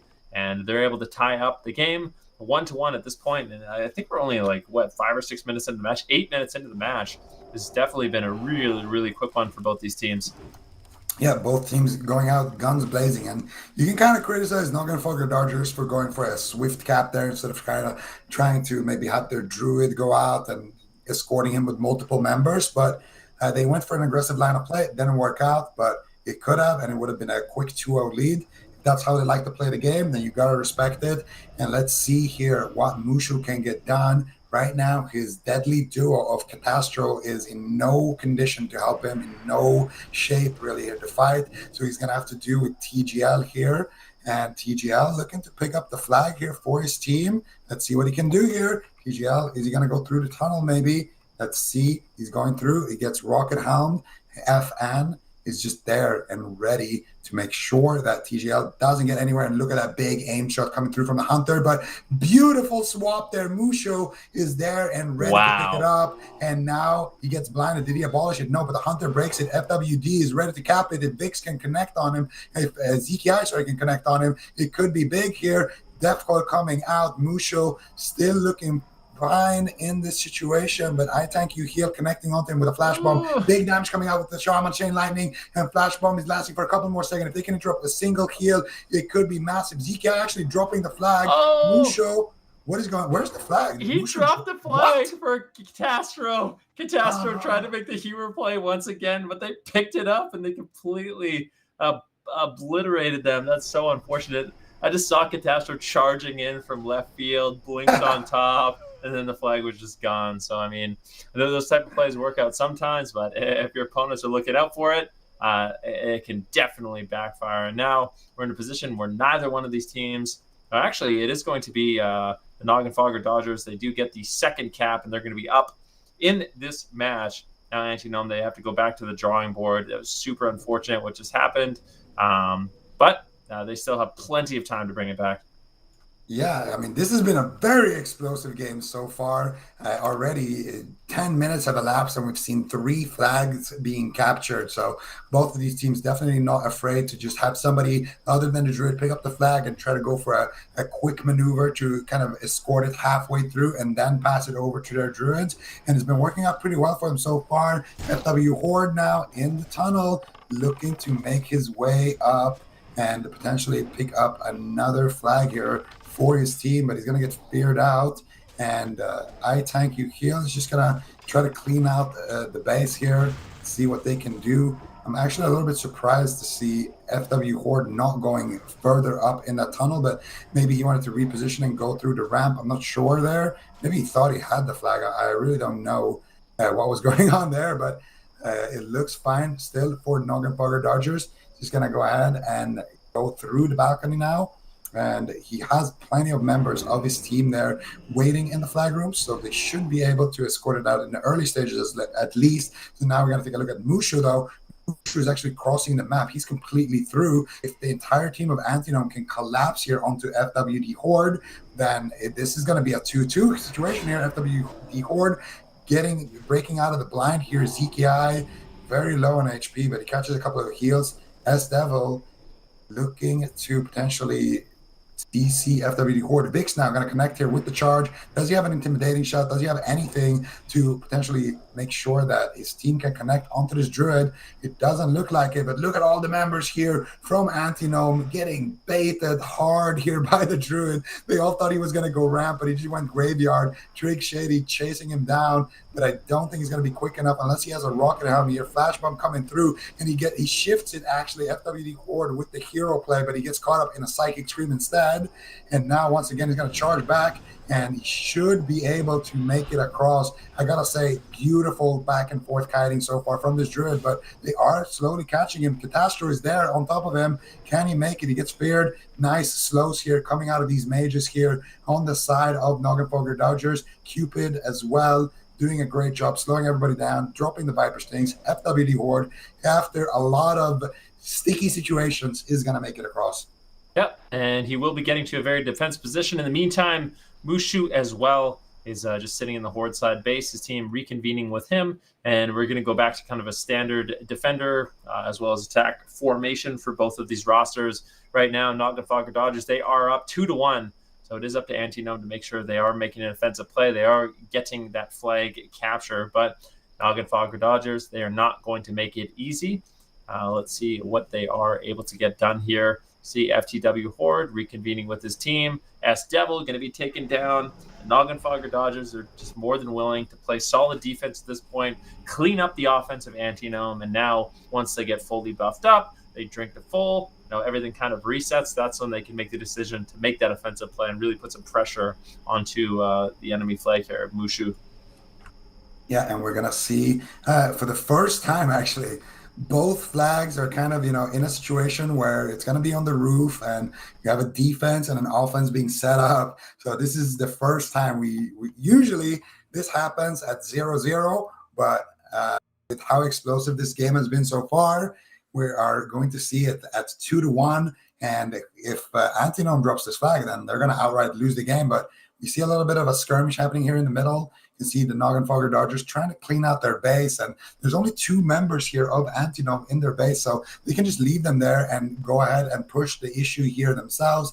FN is already in position on that rogue, feeding information of how many people are in defense, how many people are positioned, and where they're positioned. FN going to sap Vix, but Vix actually resed in Berserker stance, so he's going to go ahead and Berserker Rage out of that sap and just try to go and cross the map, get into offensive position. But look at all those Noggenfogger Dodgers players slowly piling in, and you can see again the rogue in that balcony position, ready to cut off anybody who jumps down from that roof as we see these teams get ready.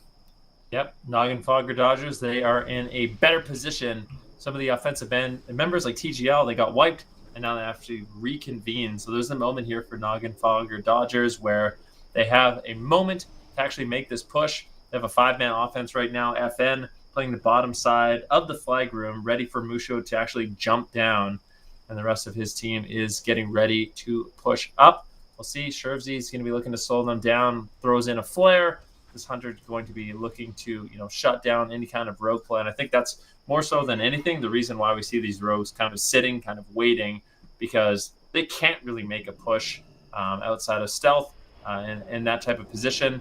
But right now, Noggenfogger Dodgers, they charge in. I tank, you heal. Getting caught into a scatter shot. He's got the free action potion. Just trying to run in. Mushu, what's he going to do? He's positioned very far away at this point. Is he going to jump down? FN is waiting for him. The entire team of Noggenfogger Dodgers is moving forward. Mushu, though, looking like he's feeling confident to stay up there, because they could potentially wipe them. But if his healers go down, it's going to be really, really scary. ... Derp. Oh, it ends up falling, and the offense of Noggenfogger Dodgers gets cleaned up. Nicely done there by Antinome. Yeah, and that's exactly what you want to do. If you are on the defense, instead of jumping down, you want to take the fight. You want to try to crowd control it and kind of play out the big brawl here on the roof. And if the defense is good and they win that, then you kind of just remove that situation where the druid has to jump down. The big problem is when everybody collapses on top of the druid at the same time, then you can't really sit there and play out this, kind of almost like an arena fight, because everyone is collapsing on your druid. He's going to take so much damage that he has to jump down, and that's when FN is going to get his value. So far the push was not that clean from the Noggenfogger Dodgers. You're going to have to regroup, and on the flip side, FWD Horde has made his way to that rooftop positioning, and he is waiting for his team to potentially wipe them. He fails the jump. Feral charges to TGL, but Madnox is there on the Warlock. Death Call could come out here. FWD Horde is in position to potentially get a lot of damage done onto him, but barely outranging that spell right there. Look at that one Curse of Agony, what it did to FWD Horde. Basically took 60% of his HP as he ran up that tunnel, but he's going to be in good position now, running back up onto the rooftop, and his team should be there to clean up in the tunnel. Zeki casting and rezzing on the graveyard at the same time right now, and he's going to be able to reconvene with his teammates. And we can see Shema here using his Ice Block, trying to get together with his team. And honestly, I think Noggenfogger Dodgers should just go ahead and try to wipe these players from Antinome in the tunnel before they can group up. If they can get one more player maybe to res, it should be an easy cleanup here. You can see Zeki and the rest of the squad now kind of dogpiling in the flag room. But if they wipe there, it's not going to be great for FWD Horde. So FWD Horde realizing that, going to go out, cast some heals, and enter the fight basically as a healer very far back right now. Yep, and FW Horde completely fine. It's going to be Mushu who is under pressure, still just using this pillar to line of sight the best he can, as the team of Noggenfogger Dodgers once again looking to move forward, but it looks like their offense is going to get cleaned up. And that is one of the problems when you're just basically getting dragged through a gauntlet of players. Actually, they managed to hold on just a little bit. They might be able to bring it back. Catastro might fall. If I Tank You Heal falls, I think that's going to be it. I don't think there's any way Mushu will fall. He's got so much backup right now in this position, and his team will be spawning in the graveyard.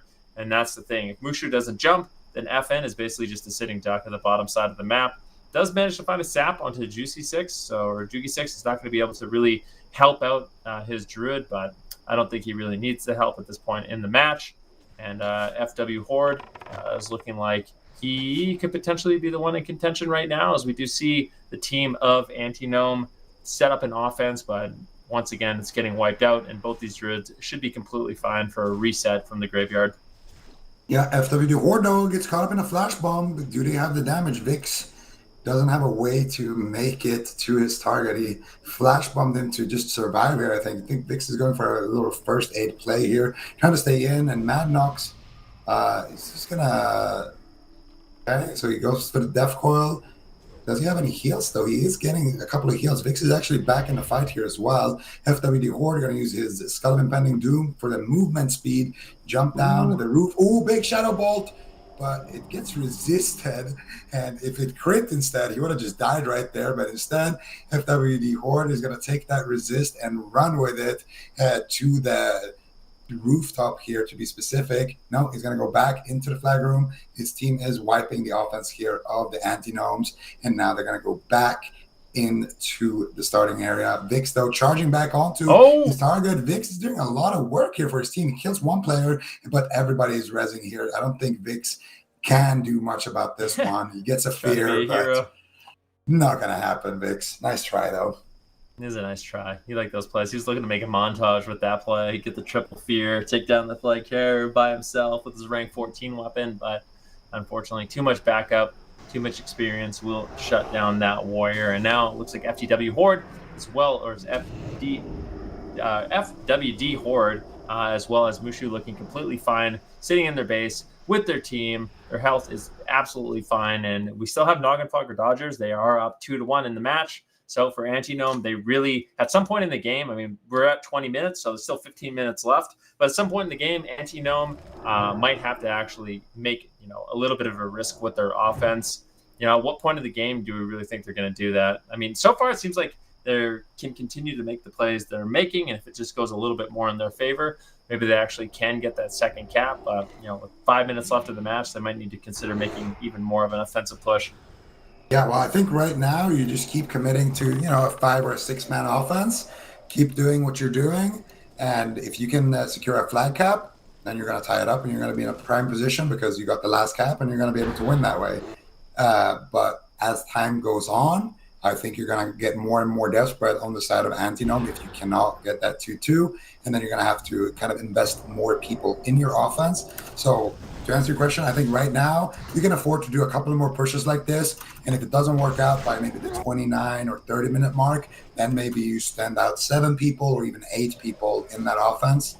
And if you do it at a time where you just wipe them in the enemy team's offense, on the side of Noggenfogger Dodgers, then all of a sudden you're going to be in a prime position to maybe take an uneven fight, but at least your flag carrier won't be pressured in that situation. And I think there's a very big chance that you can secure a kill that way. Yeah. Mushu is actually playing the graveyard side of things, looking to reconvene with his team, and he does get the backup that he needs. Looking like he will be fine for FW Horde. Here's an offensive push here by Antinome as they're looking to position and actually run up the ramp and try to get on target. FW Horde, he's just going to be jumping down, looking like he wants to go for a capture, but there's no pressure on Mushu. So unfortunately not going to be able to find it. And I think Noggenfogger Dodgers, it's quite clear at this point they're willing to play a little bit more defense if they need to. They have the lead. They really don't want Antinome to tie it up, because if they do tie it up, then Noggenfogger Dodgers are actually in a spot where they're going to be losing the game, because it is going to be last cap that wins. So, playing it defensively, making sure you don't get capped on, something like that can backfire, but you also really can't blame them at this spot for just really wiping up that offense anytime Antinome comes in, and then they can regroup and try to make a play. Oh, but look at FN, sneaky rogue. He is just in the base right now, getting ready to set up a perfect situation. And the best thing about having a rogue that has, snuck in like this is going to be that, the false sense of security. When you look at Shervsey there on the Hunter, he's going to think that, oh, I'm flaring the entrance. Oh, I got a trap down. Oh, this rogue is not here. He's going to be jumping down. But all of a sudden, FN can actually buy his team enough time to connect onto the flag carrier right away. This next push from the Noggenfogger Dodgers is going to be massive, because FN can go sap the priest, blind the druid, and then all of a sudden, free action potion, rocket boots, a couple of warriors, a couple of mages. All of a sudden, you're going to have a whole team collapsing on a flag carrier. You got flash bombs, you got stuns, you got everything you need to take him down. So the fact that FN has snuck in like this is super good for the Dodgers. Yeah. FN in a really, really, really good position if he can actually set it up for his team. And we'll have to see if he is able to do so. Keeping tabs on the rogue is just so important. Like you said, just because the rogue can potentially set up so much, it does look like FDW Horde going to be completely fine, and maybe even the offense here from Antinome get taken down. Nicely done there by Shema, Cupid, ZQI, and it looks like that's going to be a complete wipe there. In the meantime, Mushu could be in a little bit of trouble. Here they go, the offensive push coming in. It does look like FN's going to be charging in. He's looking to take down Mushu. Can he connect? That really is the question. Full blind onto Castro. Mushu maybe getting caught into a stun, but he's getting snared. Really good backup here by this mage, Catastro. It looks like Mushu will be able to escape. That was a great offensive play there by the team of Noggenfogger Dodgers. But looks like Mushu, with his positioning, with the help of his team, is able to escape. But we'll see how long he can actually get away here, Zico. I'm sorry, FN, but that was really, really underwhelming what you did there. He mind controlled an undead. He sapped the priest, which was good, but he blinded 2 mages, and the druid could just dispel it. The mage can just block it. So I would have loved to see the blind happen on the druid, the guy who can dispel it, and then after that, your team has enough time to collapse onto him. He also missed his flash bomb. So FN definitely feeding a little bit in that situation. Trying to make some plays. Trying to make the wrong kind of plays. Just CC the druid so your team can connect onto him, and then you're going to have overwhelming damage and be able to kill him. Unfortunately for him, wasn't able to do it. Regardless, it was a nice try. He did sneak into a really good spot. So, he did put himself in a position to make big plays, but fortunately wasn't able to capitalize on that position quite enough. And I think that was a really big push here from Naganfoga Dodgers, because now on the flip side, you can see everyone grouping up here on the side of Antinome in the tunnel. But I gotta say, Cupid is doing a great job right now, firing away with those Viper Stings, really slowing down some of these players on the side of Antinome. I mean, Van, firsthand as a mage, is there a more annoying spell in this game than Viper Sting? I don't think so. Maybe, Spell Lock, maybe Soul Link, yeah. I don't know.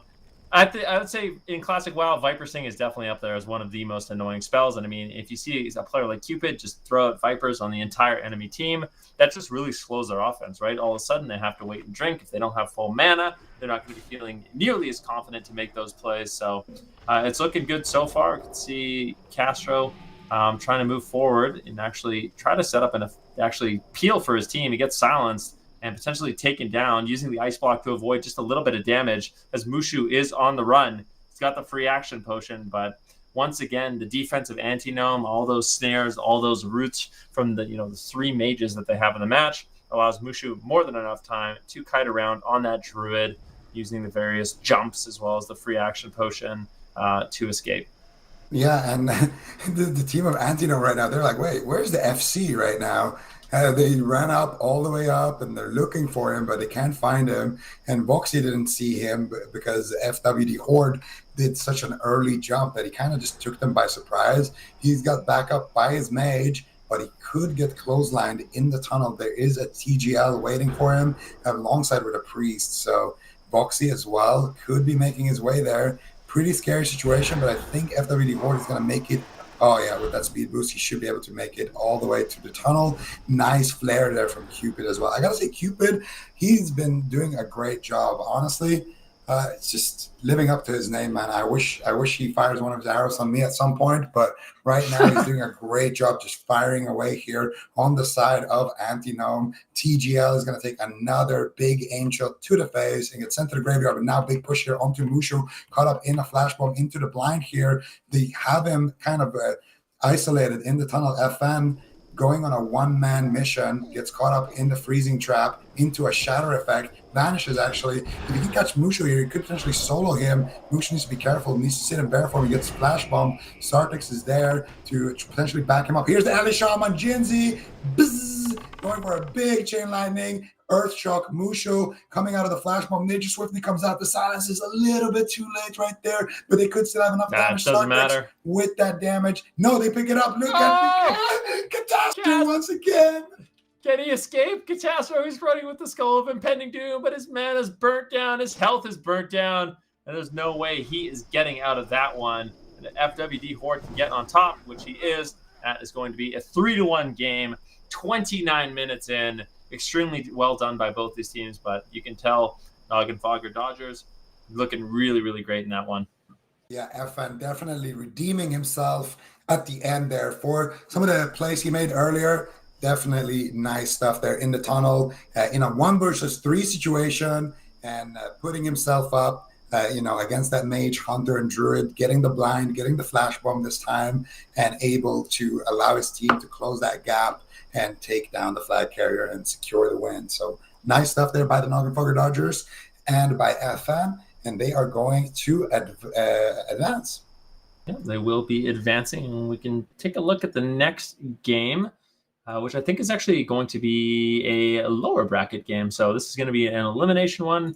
We have looking here. I'm just going to be moving through this bracket, taking a quick little look at it right now.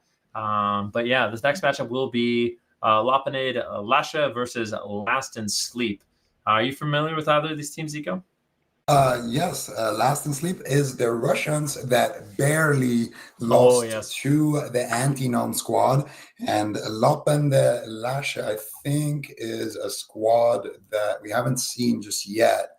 If I am not completely I'm not completely mistaken here. Yeah, I don't think we have actually seen them yet, but this is actually going to be the first elimination series that we do see. So a lot on the line here. I think we've moved through most of the winners bracket that we're going to be doing here today. And now we'll just be watching some of these losers games, seeing what's going down on there. And yeah, but before we do jump into these games, we are going to be going to a really, really quick break. When we get back, it will be Lapaneda Lashe versus Last in Sleep. And I apologize if I butchered those names. You definitely did. Like, brutal.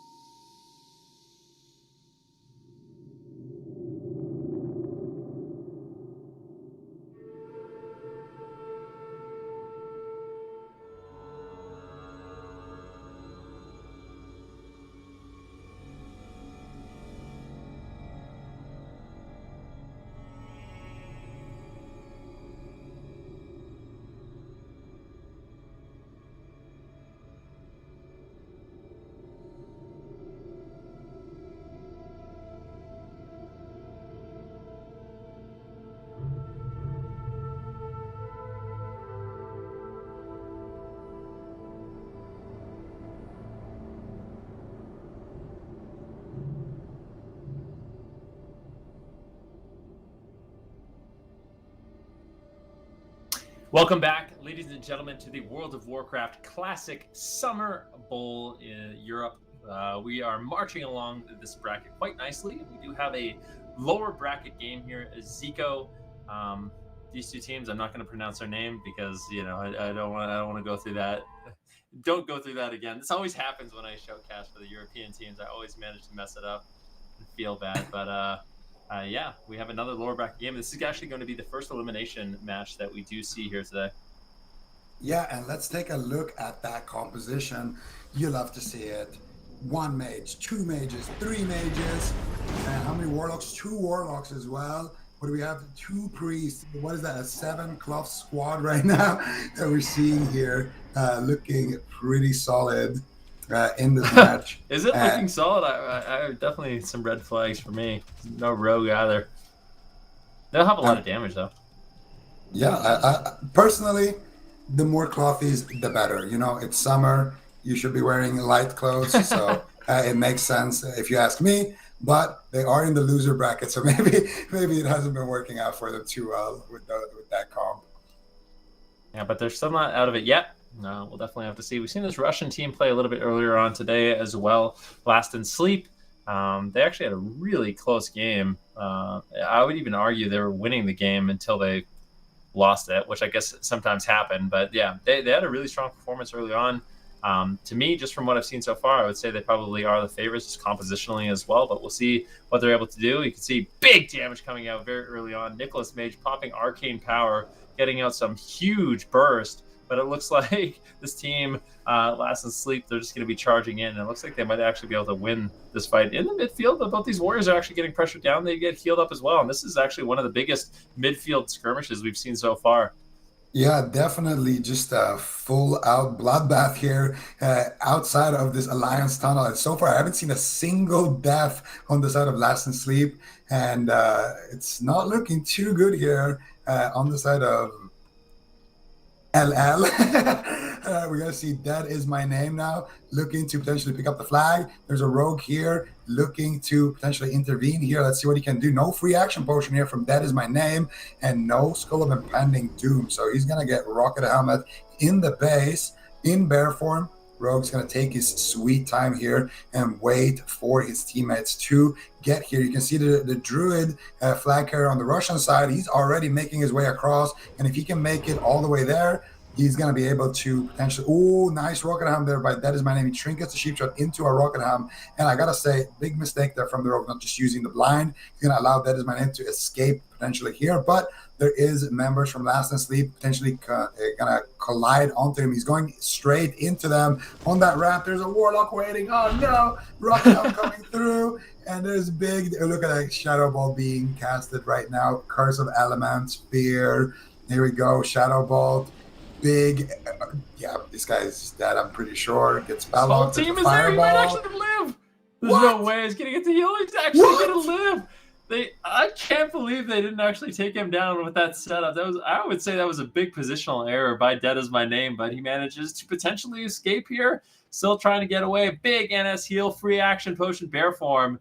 And I mean, I'm sure at this point, Last in Sleep cannot believe that he managed to survive. Zico, it seems like you're still having problems with that one. Yeah, That Is My Name is definitely defying his name right now. This guy definitely... He's just running. What is he doing? He's just running in caster form. He's not even in travel form right now. He's just hanging out. He's a Night Elf male. He wants to show us his beautiful gear. I mean, that's the thing. This is a big reason to why I don't play Druid is because you're always in form. You can't see that how you look. You can't see that sexy mog, you know? And, you know, I like the cat form. I like, you know, some of the forms, how they look. But it's not the same as seeing that gear. And look at that 10-man defense right now. 10-man turtle right now. Oh. Okay, this is the first team we're going to see that does this strategy. Can you just pronounce the name for me one time? Just one time. Which one? Lapende Lash? Is that it? Lapende Lash? That's it? Okay. Yeah, no, that was definitely it. Wait, is that good? I don't know. It sounds German, to be honest with you. Oh, okay. Well, maybe I had it right the first time. No, you gotta say it more. One thing I know about German is you gotta sound a little bit more angry when you pronounce it. Okay. Yeah, like, where's the power, bro? Yeah. The powerful language. You gotta make sure that you're hitting those notes. And I'm not gonna try because I know I cannot pronounce that. Okay. So. Well, at least you know, you can criticize me, but you're not going to be willing to put some skin in the game and try it yourself. But we do have a big turtle here. Honestly, on the Alliance side of things, Dead Is My Name. He's just going to be hiding with the rest of his team as well. And this is an extremely risky play because what we can end up seeing is Last in Sleep. All they really need to do at this point is get together as a big group. If there's no pressure on their flight carrier, they can commit a big all-in. And we've seen what happens with massive sapper charges and mortal strike and, you know, massive damage that is available in Classic WoW that you really can take down one of these flag carriers very quickly if you do connect on them. But this is just really interesting positioning. I kind of wonder what they're waiting for here. So let's just talk about the rules here for a second. So if this game were to end right now with 0-0, LL, they would lose. They would lose, yeah. If you look at the killing blows, they have gotten a grand total of what, like 3, 5, 7, 8, 9. They got 9 kills, and just on the two top players on the other side, they have 10 kills. So, wait, is Faker getting corpse camped right now? Yeah, they're literally camping the graveyard. They were ahead on kills, but I think Faker's been. Maybe should stick to League of Legends, bro. It's not looking great for him. He's just out of the game right now, playing a 9 versus 10 at this point. And he can't res, because if he reses, then they'll just keep farming kills on him. But they already have more kills than them. They have them in the chokehold right now. This is very interesting. Yeah, it looks like they kind of realize it. Lapende, they're going to have to actually make a play here, as they're still just kind of maneuvering around. Did res, and we'll see. Dead is my name. He's still positioning himself up top, not really close to the rest of his team, but close enough to where he's going to be feeling safe. And is this matchup really going to come down to just killing blows with how both these teams are playing? Are they actually just farming killing blows? Potentially. I mean, it was bound to happen at some point, right? So, yeah, that's true. Yeah, I mean, we'll just see. I don't mind it, actually. It could end up being just a 10v10 here, you know? Like, look at the Russians. They're not going to have this. These guys are going to push in and just cap the flag, I think. That is my name here. Let's see what you can do with that flag, because I think there's going to be some angry rank 14 geared Russians coming through. Well, they have 2 people on defense right now. Can I say... Here's another thing we kind of talked about. Compositionally, if you could build a comp to Turtle, what would be a good comp? Mage, Warlock. I mean, that is quite the gauntlet you have to run through as a team. There's a lot of spell damage, there's a lot of range damage, there's a lot of AoE. And maybe this is their strategy the entire time. Well, I think they need a hunter. I personally, yeah. You get rid of one of the mages. No, I'm just kidding. You get rid of one of warlocks, obviously, and you get another hunter in. Actually, you could get rid of both warlocks. Get another mage and then get another hunter. That's completely fine with me. But it's interesting because the way they're positioned right now is in a chokehold. So when the Russian squad passes through that little chokehold, they're going to all be stacked up, and that is a mage's dream. You jump down. You maybe put a limited invulnerability potion or something, and you can just go to town AoEing everybody. And if you have 3 mages and you've got some warlocks and stuff there as well, you can just AoE farm. So I think that's why the Russians are a little bit hesitant to pushing in. But if they pop rocket boots and free action potion, they can quickly kind of avoid that situation before it even happens. So we're going to see what they end up doing. It looks like they are setting up for a push here. There we go. Yeah, here it is. Here is the offensive push from the Russian team from Last in Sleep. They have had enough of this Turtle. They're going to be trying to get to Dead is my name and put him down, but can they do it really is the question. They're getting AoE down right now, but they have managed to survive this push, and they have almost found their target. Looking like they want to find the flash bomb. Dead is my name is going to be jumping down, looking for a retreat here, Zico. Yeah, and you're going to jump down, and actually it's looking like Last in Sleep are the ones farming the kills right now. They're all going to potentially reconnect here, but there's only one rogue in that flash bomb. Not going to be able to do too much damage in this situation. Rogue getting a kidney shot, but the Druid HP is just moving up. He literally shifted out in kidney shot to cast the form, and that could be a big mistake that cost him here. He's using the Demo Roar. That is my name. Potting for that extra health and then going back into bear form. Can the rogue get him? He does. Can they pick up the flag? Nicholas Mage gets it on that mage right now, but is he going to go down with the flag? Is he going to keep it? Big heals coming through here, and you already see the Russian druid standing on the flag spot getting ready. They pick up the flag with That Is My Name once again, and now we're going to have to go to the scoreboard and see how things have shaped up here, Van. You feeling like doing the math, or should I? So for red side, we have 16, and for Horde 16, and then for Alliance, it is going to be 11, 14, Alliance is 17. winning. Yeah, Alliance is actually winning now, so they managed to turn it around. I mean, as long as they don't get caught into a corpse camp situation once again, this could be looking good for them. That was so close, though. That is so risky. I mean, you can have all the killing blows in the world, but if Dead Is My Name goes down and they get the flag cap, it's definitely not the best situation to be in, and then all of a sudden killing blows don't really matter that much. It only matters in a 0-0 situation. So definitely a risky strategy here, but it seems like this is the strategy that they have committed to.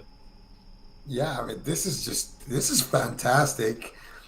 Just the composition that they have is not even built at all really for like running flag and defending. They just have an AoE comp trying to AoE fire people going through the tunnel. But once again, now they're standing here on the... Actually try to go for flag caps. No longer do killing blows matter. The only way they can win this game is if they do end up capturing the flag. Yeah, but that was a fun strategy to watch, to be honest. I was wondering if we were going to see a team go for that line of play. And initially, the game capture was, or the game limit was supposed to be 25 minutes, but it did end up getting increased. And it makes me wonder if it was 25 minutes, maybe we would have just seen everyone go for these kind of brawl comps and really just try to play a defensive game. But if you slip up one time, then all of a sudden, you're going to find yourself in this situation where now you have to go for caps with, a comp that isn't super good at that. So now LL is gonna have to try to make something happen. Yeah, LL definitely gonna have to make something happen here in this match. Like we kind of said, killing blows no longer really matter. You take a look, nobody really has the flag just yet. We'll have to see if Dead Is My Name is going to be moving forward, and it looks like he will. It's really interesting to watch Dead Is My Name. He doesn't even use cat form. He doesn't even use stealth when he's going for these flags. He's literally just sitting in the open, now getting sapped. I swear, it's definitely interesting tactics coming in from him. The preemptive bar skin, the preemptive heals, but it looks like he should get absolutely destroyed here. There's no way. This is a soul fire cheap shot. If he does not go down, I'll be absolutely blown away, and he will. I mean, that's one of the main issues. If you're not going to be in stealth, you are going to get caught by the rogue. You make it pretty apparent where you're coming from, and they are able to deal with the flag carry of LL quite easily. This reminds me of those games when you're playing Warsong in a pre-med and you face like maybe a 5-man pre-med, 5-man pug, and they're just standing in the room trying to turtle as much as possible just to farm kills, but they know they're going to inevitably lose. It's a brutal situation for sure. And I think the Russian squad here last sleep, they're doing exactly what they need to do here. Make sure that the flag never leaves your base. Have a heavy defense, and then go and just pick up the flag. And That Is My Name, honestly, been very impressive so far. It's just not using stealth, not just running around in human form, shifting out to human form even when he's stunned to just BM a little bit. And it's been interesting to see he's not really using those consumables, those free action potions. He doesn't need any of that stuff. And he is going to use that stealth and sneak in. But there is 5 Russians waiting for him there. Ooh, there's a rogue here. Is he going to open on him? Maybe. I think he's going to go for the 1v1 here, Van. He might do it. He is just prowling in right now. Dead Is My Name, looking to pick up the flag for his team. If he is unable to do so, we could actually see a quick cap here. Faker in a position to back him up. And it looks like he will blink in. And Dead Is My Name is just going to be opting to actually just heal him up. Once again, a preemptive bar skin now in bear form. Is he going to drop the flag? They're looking to make the trade if they can.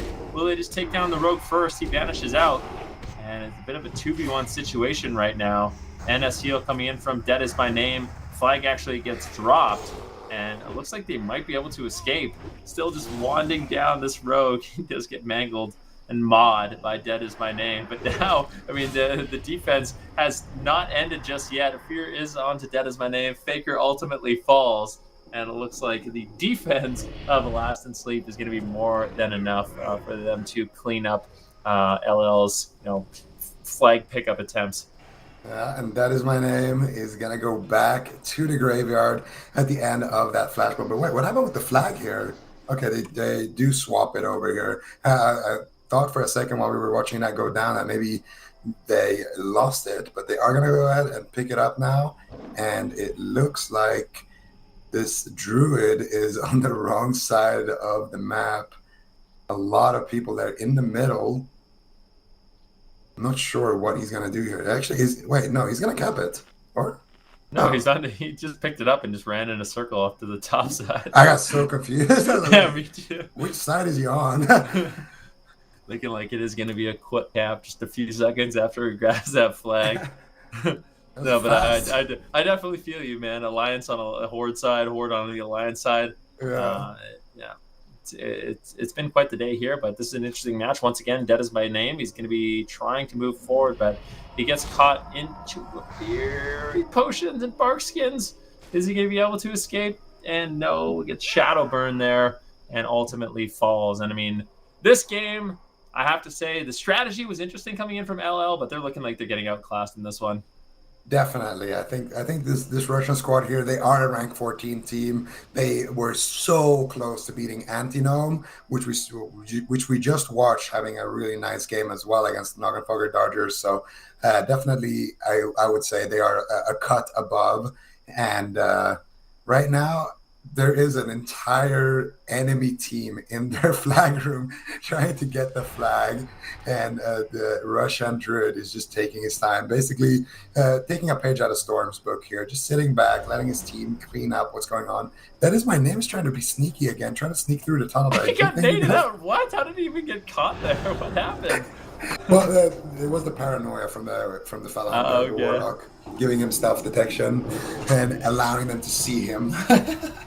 That Is My Name. He's one of the sneaky druids, man. He's slowly becoming a favorite here, I gotta say. But can you really call him sneaky when he's been caught in stealth like 5 times in a row? He's trying to be sneaky. Yeah. All right, well, That Is My Name, back to the graveyard, but it looks like someone else is going to be picking up the flag, Nicholas, but he gets absolutely deleted as well. And now we can see Russian team, they're going to be feeling very, very confident grabbing that flag, looking to bring it back. As long as, we don't see him continue to fail these jumps, he should be able to reconvene with his team, and it should be a 3-0. We'll see. For LL, time is of the essence. They need to pick up the flag if they want to stay in this match, and they do manage to do so. Who picked it up? It is going to be Faker. Can he escape? The gnome mage running down the tunnel. He's got escape artist, but with no consumables, it doesn't look like he really will be able to, and it looks like he ultimately will fall as well. And that should be the cap at this point in the game. Right now, the team of LL, they're still trying to pick up the flag, but I just don't see them ever escaping the base with just the sheer numbers advantage we have the Horde side team with right now, and that will be a 3-0, a very convincing 3-0 by Last in Sleep if they decide to capture the flag. Yeah. Ready for the BM. Oh, That Is My Name. He's coming. He's going to get that flag. Oh, That Is My Name. He tried. The hero.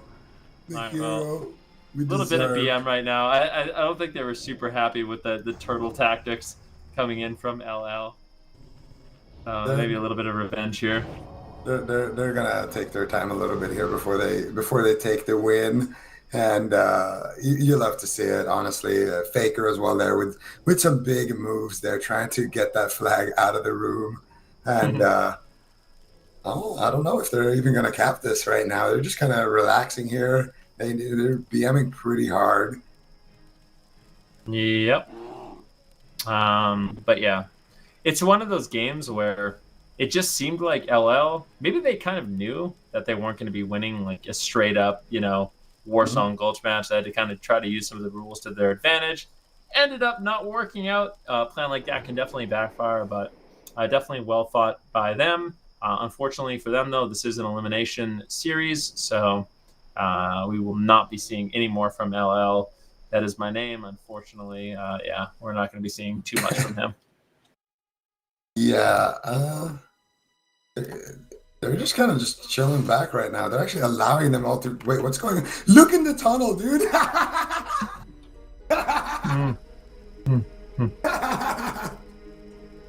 Baker leading the entire squad. That is my name. They're all RP walking up to the Russians here in the flag room, but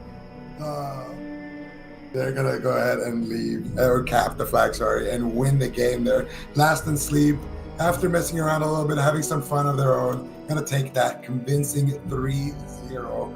And I mean, that was really fun what they were doing there in the end. This event, it's not super serious. It's nice to see some of the competitors also just enjoying the what's going on here, enjoying the show and putting on a show for themselves. So definitely a fun game. Yeah, you see the scoreboard, and early on in the game, that scoreboard really did matter. If it is a tie 0-0, killing blows definitely come into effect. And I mean, that was the strategy LL was trying to implement. Unfortunately, once that didn't work out, and we saw the one flight capture from Last and Sleep, it was over for them. But we do have another matchup. I'm ready to go, I believe, and it is going to be Antinome versus Champingo. So or Champingo. That should be a good one. I don't believe we have seen Antinome, actually. We've seen Antinome. Obviously, they've been sent down to the lower bracket, and now they will be playing against Champingo, which is a team I don't really know too much about. Take a look at their roster and see what's going on there. If any of these names are familiar to you, Zico. All right, give me 1 second. Yeah, no problem. I'm trying to get back on. Who do you say? Champingo? Yes. So this is a lower bracket game. Lower bracket game. Yes, sir. Yes. Okay. So let's have a look here. Antinome, we are familiar with them. We've seen them around. Champingo, Steezy, Noxy, Zizgod. Yeah, this is a Gehenna's Horde squad. This is gonna be fun. Oh, Steezy. Yeah, you remember Steezy? Yeah, I remember that. Great mage. We had some fun with him on the beta. There's a lot of people here that we recognize. And what are they doing in the lower bracket? Who did they lose to? Yeah, that's actually a really good question, because that's one of those teams that you would expect. What is their team name again? I'll take the time to find. Oh, they lost to Just Jump, KEKW. Oh, okay. Well, Just Jump, KEKW, they did do a lot of good jumps. So yeah, they had great jumps. The best jumps we've seen. The best jumps in the business. Honestly, we've had a lot of great Druid players so far in the tournament. There's been so many teams here. Just Jump, KEKW, of course, and Krille. We've seen Storm. We've seen Druid on Druid really making difference in a lot of these games, and it goes to show. I mean, obviously as well, that is my name up there as well as far as these Druids are concerned. So it's just been fun to see what these Druids can do in this setting, especially considering how mobile they are and how much power they can bring to a composition. Yeah, I mean, at this point in Classic, well, I guess forever in Classic, Druids are absolutely by far and away the best flag carriers. You can see it just by power shifting, being able to get out of snares. The one thing that does kind of make them vulnerable are those flash bombs, and that's why we're seeing so many of these teams, especially the really, really serious competitors. They're implementing those flash bombs to try to slow down the Druids just a little bit, lock them down in place, because without those, I mean, these Druids could escape very difficult situations. Yeah, absolutely. And this is going to be interesting to see here. General Noxy with his squad. This is one of those teams that has been doing really well in terms of ranking. This team, I've seen them around a lot on Gehennas. They are kind of I would say, the strongest Horde team, or at least one of them. I'm not sure how many of their main players they have with them, but these guys are all decked out with rank 14 gear. They have a lot of experience on that roster. I remember, I'm trying to remember, it was a couple of months ago. I remember I was watching Lezonta stream, and he had like a 3-hour game here with Noxy against Ape. So it was fun to watch some of their games. Unfortunately for them, we're not going to be able to have any 3-hour games today, but hopefully they should be able to make a good statement for themselves here against Antinome. Yeah, and we'll see what Antinome can get done. This is kind of the debut, at least on the broadcast for Champingo. We'll see what they can get done. They're going to be playing Horde side in the Alliance base, and then for Antinome, they're also, a Horde roster, taking the Alliance side of the map. The gates going to be opening up here very, very shortly, but we'll see. Both these teams have Rogue, so kind of expect a solid Rogue defense coming in from both Voxy and DDCL. And we'll see how these druids respond. And one thing I'm noticing is there's actually no druid. We're talking about druids so much, and Champingo, they don't even have a druid on their team. Yeah. So they're probably going to have mage flag carrying on the side of Champingo. And I got to just put you on the spot real quick, man. Who do you got? Noxy or Voxy? Noxy or Voxy? I don't know. I feel like if I just look at this, the thing is, I've seen Champingo play on some of their streams, and they're definitely a really solid team, like you said. But not having the druid, I feel like that's so risky, and I feel like that might be one of the reasons why we are seeing them in the lower side of the bracket right now, when you wouldn't really expect that. So, I mean, just on paper, I feel like Antinome is going to have an edge in this one. Yeah, definitely. I mean, not having a druid, we were just talking about how impactful they are. Not having it is going to be a deal breaker. But these mages are playmakers. These mages, I expect to see some fancy stuff coming out of Noxy, coming out of Zizgod, and Genova as well. So we're going to see what they can do here. And when it comes to the actual team fighting in mid, I would actually give Champingo a pretty decent advantage there. So they have gear, they have, big damage, and hopefully they can keep their flag carrier alive. Yep, and it looks like it is going to be Genova Hero who charges forward. Voxy playing defense in the base. This should be an interesting skirmish. We'll see if Genova can actually escape the base. Let's see it right here as he moves forward. Ice Bear is up, ready to go. The sap comes in on the free action potion. He just ice blocks it, immediately gets resapped on his ice block.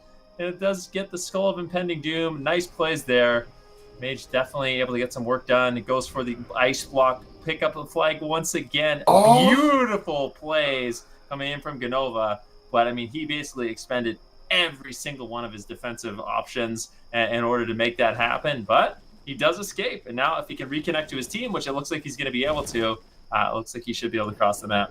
And that's exactly what we're talking about. These mages are playmakers. I've seen them in action before. I expect Genova now to drop the flag to maybe Noxy or Zizgod, who still have all of their ice blocks. And if he's ever in trouble, we can expect him to maybe blink, drop it to one of the other mages. And right now you can see the whole team of Champingo, their entire strategy is don't let the druid cross. If they can get the druid, oh, look at that charge on the charge.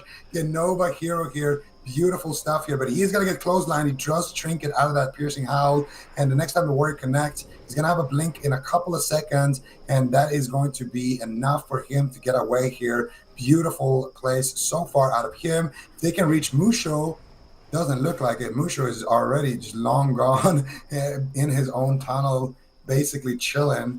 So I think Genova, he's going to have to drop that flag for sure to somebody else, because if he gets coiled or anything, he's a dead man. Yeah, and such a really important thing we can kind of touch on for those of you that don't know. For mage, flag carrying, a really, really important part of your utility is ice block. And what you basically do is if you get caught in a situation where you don't have blink and you're in a stun or you're in crowd control, you can just quickly ice block, and then as fast as you possibly can, you cancel the ice block, you click on the flag, and then you can continue to move around, freeing yourself. It's basically an additional trinket you can use to get you out of any crowd control as a mage. The thing is, if he doesn't have that, I mean, ice block and cold snap, really, really long cooldowns. Without that utility, that's when it becomes really scary to capture or carry the flag as a mage. That's why I'm a little bit surprised that they haven't actually dropped the flag to one of these different mages, but maybe he's had enough time for ice block to rotate back up. And I mean, in this defensive position, Champingo, they're looking solid so far. Yeah, you guys should definitely take Venruki's word when it comes to ice blocking here. And Genova, I don't think he's going to have it. I'm sorry, I had to do it one time, okay? It was completely quiet. I can feel him staring at me right now. Stop staring, man. I can see you on Discord, bro. I'm not staring at you. I'm just watching the games. Okay. But yeah, I do agree with you. For the record, he should potentially drop it to one of the other mages. And Nuxie's just gonna stand there though, ready. I think maybe he will just kind of hold it as a bait and then blink, drop it to Nuxie later. The most important thing is though that he just has a secondary mage there with him who can pick it up if things get a little bit dicey. They are definitely playing a very delicate game here, but the more time they buy themselves, the better it is for themselves to build up their offense. And now their offense is actually going to be pushing. Mushu, let's see what you can do here. Catastro is already dead here, and they're already throwing out the dispels. They're already making their way across here with the rocket boots, with the free action potions. Steezy leading the charge. Can he connect onto the druid? The druid is already jumped down. Ooh, big damage here from the other shaman. The flashbomb comes out as well, no. There it is, the big one shot. Can he land? And Mushu gets absolutely devastated. Big NS heal comes in, but it is not enough of a heal, and Mushu might just fall. It looks like he will. This could be a gap to see Genova. What's he going to be able to do? Unfortunately, they pick up the flag. Is he going to be able to escape the flag room? Doesn't really look like it. Castro once again doing a great job, and it looks like he will actually get away. Beautiful pickup there by Castro. And that's one of those things we've seen him do throughout the entire day is back up Mushu, pick up the flag, and Genova can't believe what just happened. He was just waiting there to capture the flag, but Catastro had different plans today. Dude, Catastro has been playing out of his mind this whole tournament. I gotta say, he is really a big reason to why Antino has been doing so well so far. And it's just beautiful to see this guy time and time again, always there at the right spot, always so quick with the click, always so fast to pick up the flag and run away. But once again, Mushu here in a kidney shot, no trinket available. Do they have the damage? I think DDCL is getting a little bit antsy here, getting a little bit ahead of himself. The Warlock is going to get destroyed right there. And I think the offense here of Champingo is going to be wiped. Mushu should have no problem getting back into the good graces of his roof. And once again, set up a new offense here onto Genova Hero. But Champingo did also wipe the offense of Antinome with that push. So that was super close for Champingo getting the first cap. I mean, if Catastro isn't that fast with the click, somebody else gets the click, that's a cap. So this game is definitely going in favor of Champingo so far in the initial couple of minutes. Yeah, and so far, I mean, it's been looking good for the mage, capturing or actually carrying the flag in the match. You can see Antinome, they're setting up their offense right now. And once again, we have Champingo in a very defensive position at the top side of their base on the ramp. And it's looking good for them so far. There's just not enough numbers. Definitely don't want to be moving in 3 versus 5. And that's another nice thing about when you have a mage carrying the flag is that mage can deal a lot of damage. So you can definitely get punished on your push. If you don't have enough pressure on him, he will be able to really, really punish you when you do try to make those plays. For Mushu right now, he's also in a really solid spot as both teams are looking to set up their offense and make kind of an offensive play right now. Yeah, and I actually do think that the offense of Champingo looks a little bit more coordinated, a little bit more kind of deadly, if you will. And we're going to see if they can set something up here. Right now, there's a 4-man defense plus Mushu, of course, on the side of Antinome. And you can see Steely Swag, the Warlock. Is his name Cash Me Out? That's the Warlock's name. All right, cash him outside, but he is inside the tunnel right now with his teammates. They're going to go out and use those free action potions. They're going to use those rocket boots, use those movement speeding effect. Hunter's trying to slow everybody down. LOL QQX staying in the back, making sure everyone is mobile, making sure everyone is chopped up. Spam healing Cash Me Outside right now, but Cash Me Outside not going to be able to make it out too far ahead here. Can he reach the Druid, though? All he needs to do is just press Coil and Shadow Burn. Druid caught up in a flash bomb, and here we go. Cash Me Out, dude. He goes for the Invis into the Shadow Bolt, and he's going to get another one. That's it. Mushu's dead. They got to pick it up again. Catastro with the catastrophical plays here. Picks it up, runs it down to the graveyard. Mushu is there. He's going to drop it once again. Unbelievable. This guy, unbelievable. I just got to call out the Warlock, Cash Me Outside, used a gnomish cloaking device there, managed to get all the way up, and then he popped his cloak device and started hard casting his shadow bolts from stealth on the druid, which is the reason why he died. I mean, if Champagne go win or lose, these guys are a joy to watch. The first non-druid team playing in the tournament, and they are making it look close. I mean, they definitely are. That was such a solid push, but once again, Catastro coming in clutch, picking up the flag from Mushu, who was about to get devastated by Cash Me Out and those Shadow Bolts. And once again, we're back in that kind of default position. Take a look at the scoreboard really, really quick. I don't think this is going to be one of those matchups. I would be willing to wager that I don't think this is going to be one of those matchups that does come down to killing blows. But if you are interested, right now it is the team of Champingo that is way ahead in terms of killing blows. Zizgod by himself has 9. The next highest is Trig at 3. So definitely doing a great job setting up the offense of his team, but it is going to be an offensive push from both these teams. As you can see, the team of Champingo marching up the Horde side tunnel. And let's see if they can actually land that kill on the Musho. And it's just a matter of time. I mean, this team, basically, if they see Catastro even close to Musho, they just need to be spam clicking around him as fast as they can, because there is a good chance that Musho will be dropping that flag. If they can kind of catch them off guard, that would be a huge advantage for Champingo.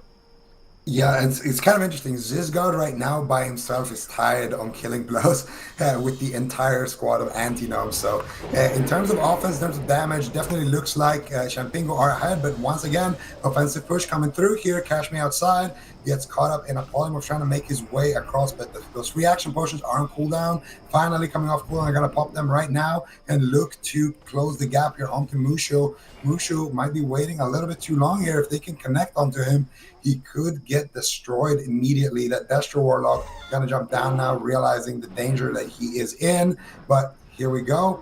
Can they reach him? Trick Shady is there backing him up right now. And it looks like Musho is going to be able to just survive on his own right now with that mage, slowing everybody down. Trick Shady gonna go ahead and use his evocation, reloading his nanobar and getting ready for slowing and spamming out those polys.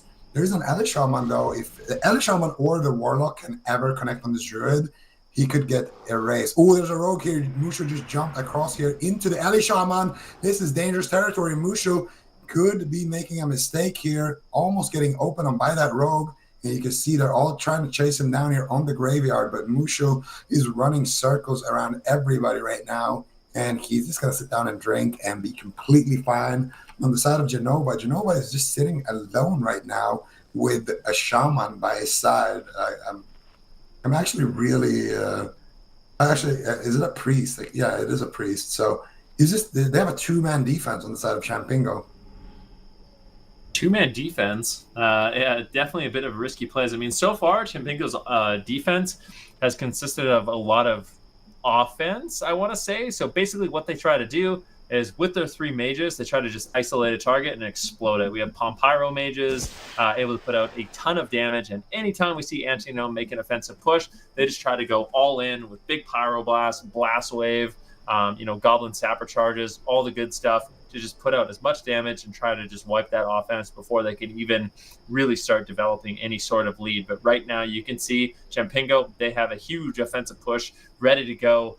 You can look really, really quickly at Steezy and see where he is, just waiting in the tunnel. Everyone just buffing up, eating their food, getting their mana, waiting for the speed boots, and that's when we're going to be seeing, there's a little bit of preparation in Classic. So they're making sure they take all those preparations, all the precautions, have full mana, and here it is. The speed boot's going to be popped out by Steezy as he leads the charge. We can follow him potentially as he goes after Mushu and caught into the scatter trap of the entire team of Champingo, and their offense is looking to make a play, but they're just getting rotted down. So much damage. Catastro might actually just take one of them down. Big heal onto Cash Me Out as he desperately tries to get into position, but if he falls, the offense likely will end. But Musho, he's actually caught. Steezy's there. DDCL has actually caught him into a flash bomb, and now Musho's in a lot of trouble as the entire offense of Champingo is actually on target. Big damage potentially here. Can they get it? Do they have the damage to take him down? DDCL, really, really nice blind. Just trying to slow down some of the heals. It looks like Mushu might be able to hold on. There's just so much pressure on the Champingo and their offense. The kidney shot does land, but I just don't know if they have enough damage. I don't know if they can cut through the heals at this point. as it look like they will get wiped. And they do have some defenders as well spawning in the graveyard, and Musho is just going to be retreating and repositioning towards them. But DDCL actually did force out the trinket of Musho right there at the end. He trinketed a kidney shot, so they're going to have a 5-minute window where they can punish that. And the defense here on Genova, there's a push happening here as well on that side, but they are getting wiped, and the defense now is looking a lot better on the side of Champingo. They got triple mage, hunter, priest, defense, and I mean, I don't know what to say about that. I wouldn't want to go up against that comp in the defense, because you're going to have a hunter snaring you down with the frost trap and flaring, and then you're going to have 3 mages with rank 1 bolts and control, and then a priest who can dispel all those free action potions. So very nice setup so far from Champingo, and they're playing it out beautifully. That shaman on their side was so close to actually taking down Musho. If it wasn't for a counterspell there that got secured on the elemental mastery Chain Lightning, I'm pretty sure Musho would have died earlier in that flag room. So Champingo definitely having a good punch so far on their offense, but they haven't been able to find that flag return just yet.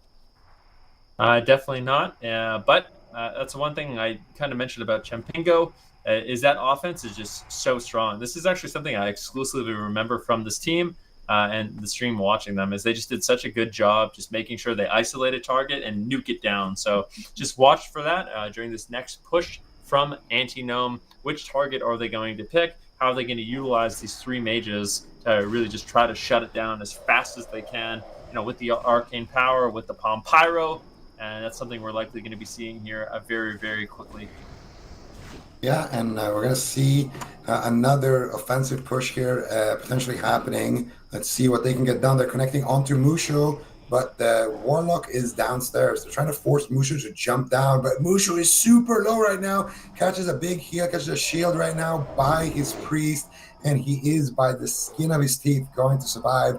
And Anti-Gnome playing it out well here, not jumping down in that situation. If they had jumped down, could have been extremely difficult for them to survive. It was only a rogue and a warrior up there, so playing it out patiently, even though it was a close call, and it's gonna work out for them, because downstairs, Cash Me Outside is waiting. Ooh. How about that?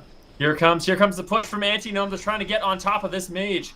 Can they do it? Genova here are trying to make the run, but they are all over him at this point of the game, and this is where it could really backfire. They're trying to get counter pressure. Can they take Maddox down? That would be so big for them if they can actually take down the Warlock. At the same time, Genova taking quite a bit of damage, but look at these mages just spamming out Arcane Explosion, spamming out the counter spells, and the offense gets wiped as quickly as they're able to make it in.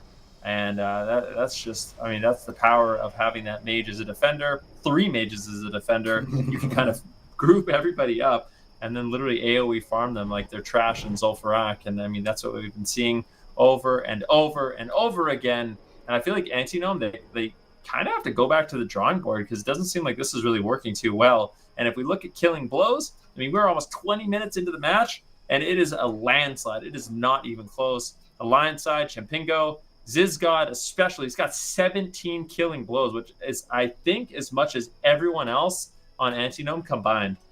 Yeah, definitely. If this comes down to kills, Anti-Gnome is not going to be in a good spot. But I don't think it's going to go down to kills. There's been too many close calls on these flag carriers, especially on Musho. So I think Champingo right now is looking pretty good in this situation. They just wiped down the offense of Anti-Gnome, and now they're going to look to regroup here again. But Madnox is making a push here through the tunnel with a couple of Anti-Gnomes. Let's see what they can do. They got TQL there. They got 4 people here in the tunnel looking to set something up. But on the flip side here, we got another offensive push happening as well onto Musho. Let's see what he can do. He's already on the graveyard with a free action potion, running for his life, showcasing why the Druid is basically just a superior flag carrier.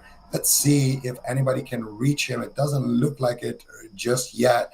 Musho is just going to be chilling. And now I think we should worry more about Genova here, man. Yeah, I mean, definitely we'll see if Genova can survive, but it seems like just with this positioning, they have big damage. Maggie might actually fall. This is not good. The Hunter falls down. Vix gets caught into the crossfire. Double improved counterspell going out. TGL silenced. S-Devil silenced as well, as all three mages are charging forward, looking for the arcane explosions. And once again, this offense gets wiped. Nicely done there by Champingo. And they're looking very, very solid here, just completely destroying this offense any single time they are pushing in. And I mean, that's one of the things. I mean, I think the Restoration Druid, it has a big edge in terms of maneuverability, you know, being able to sneak in, pick up the flag, cross the midfield. But it seems like in this position, the mage isn't necessarily that disadvantaged with the way they're playing it. And you can tell Champingo, this is probably a strategy that's pretty exclusive to them. Like I said, I've seen them do this before, and they're implementing the same strategy, you know, months in the future, and they're making it look really, really nice. Yeah, it's definitely a fun strategy to watch if not for anything else. It's kind of a bloodbath. Usually when you see druids, it's more about positioning and kiting, and then maybe a rogue or a warlock or someone can catch the druid, kind of intercept him before he can get, before he can make a full circle essentially around the roof to the graveyard through the tunnel. And with the mages, it's more like, okay, well, they're engaging. Let's have our non-flag carry mages go in first, and then Genova Hero can even go in and add a little bit of damage there as well, and it's working out beautifully for them so far. The problem is, I think Rogues definitely is kind of a counter to that strategy, but so far, Voxy hasn't been able to do too much here. I don't think he should actually be waiting downstairs. If he can sneak in, I think that would be huge for them, because you know, the biggest thing about a mage is when you get jumped by a rogue, you got that crippling poison on you right away. You're going to be starting off on the back foot. But if it's just warriors and stuff kind of charging through, then you're going to have a pretty easy time, as we've seen so far from Champingo. Now, Antinom, though, making a push here through the tunnel, and they are behind everybody. Actually, both teams are basically in the tunnel, but I think Champingo could be on the back foot here, man. I think you could be right about that, but they're just going to be looking to reposition. You can see Mushu, he's actually managed to get back to the base.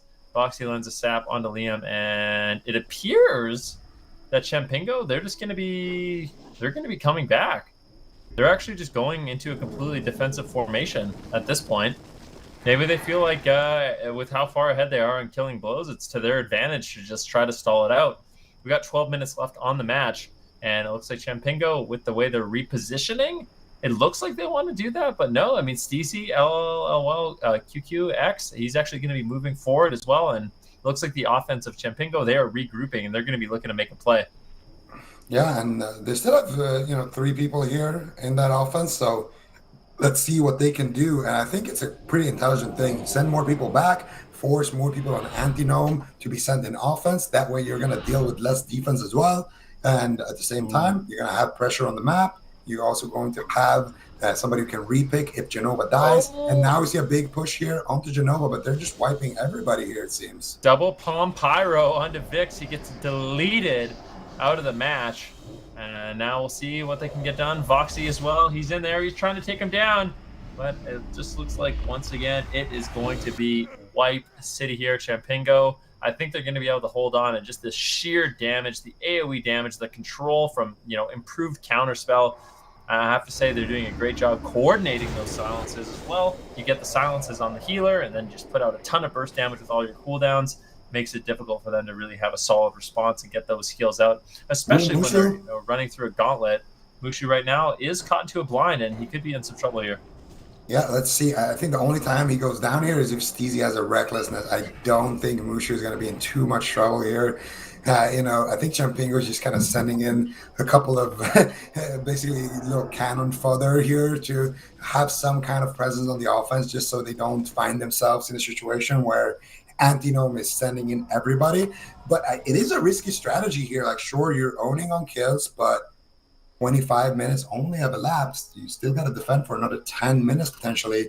If you slip up one time, if that mage ice blocks and is too slow with repicking the flag, anything like that, and you're going to lose. And this is an elimination match, so whoever loses here is out of the tournament. So Champingo definitely needs to be careful, and I want to see them still continue having an offensive presence on the map, just because of the nature of how squishy the mage is. You can see now Antinome with a big offensive push here, man.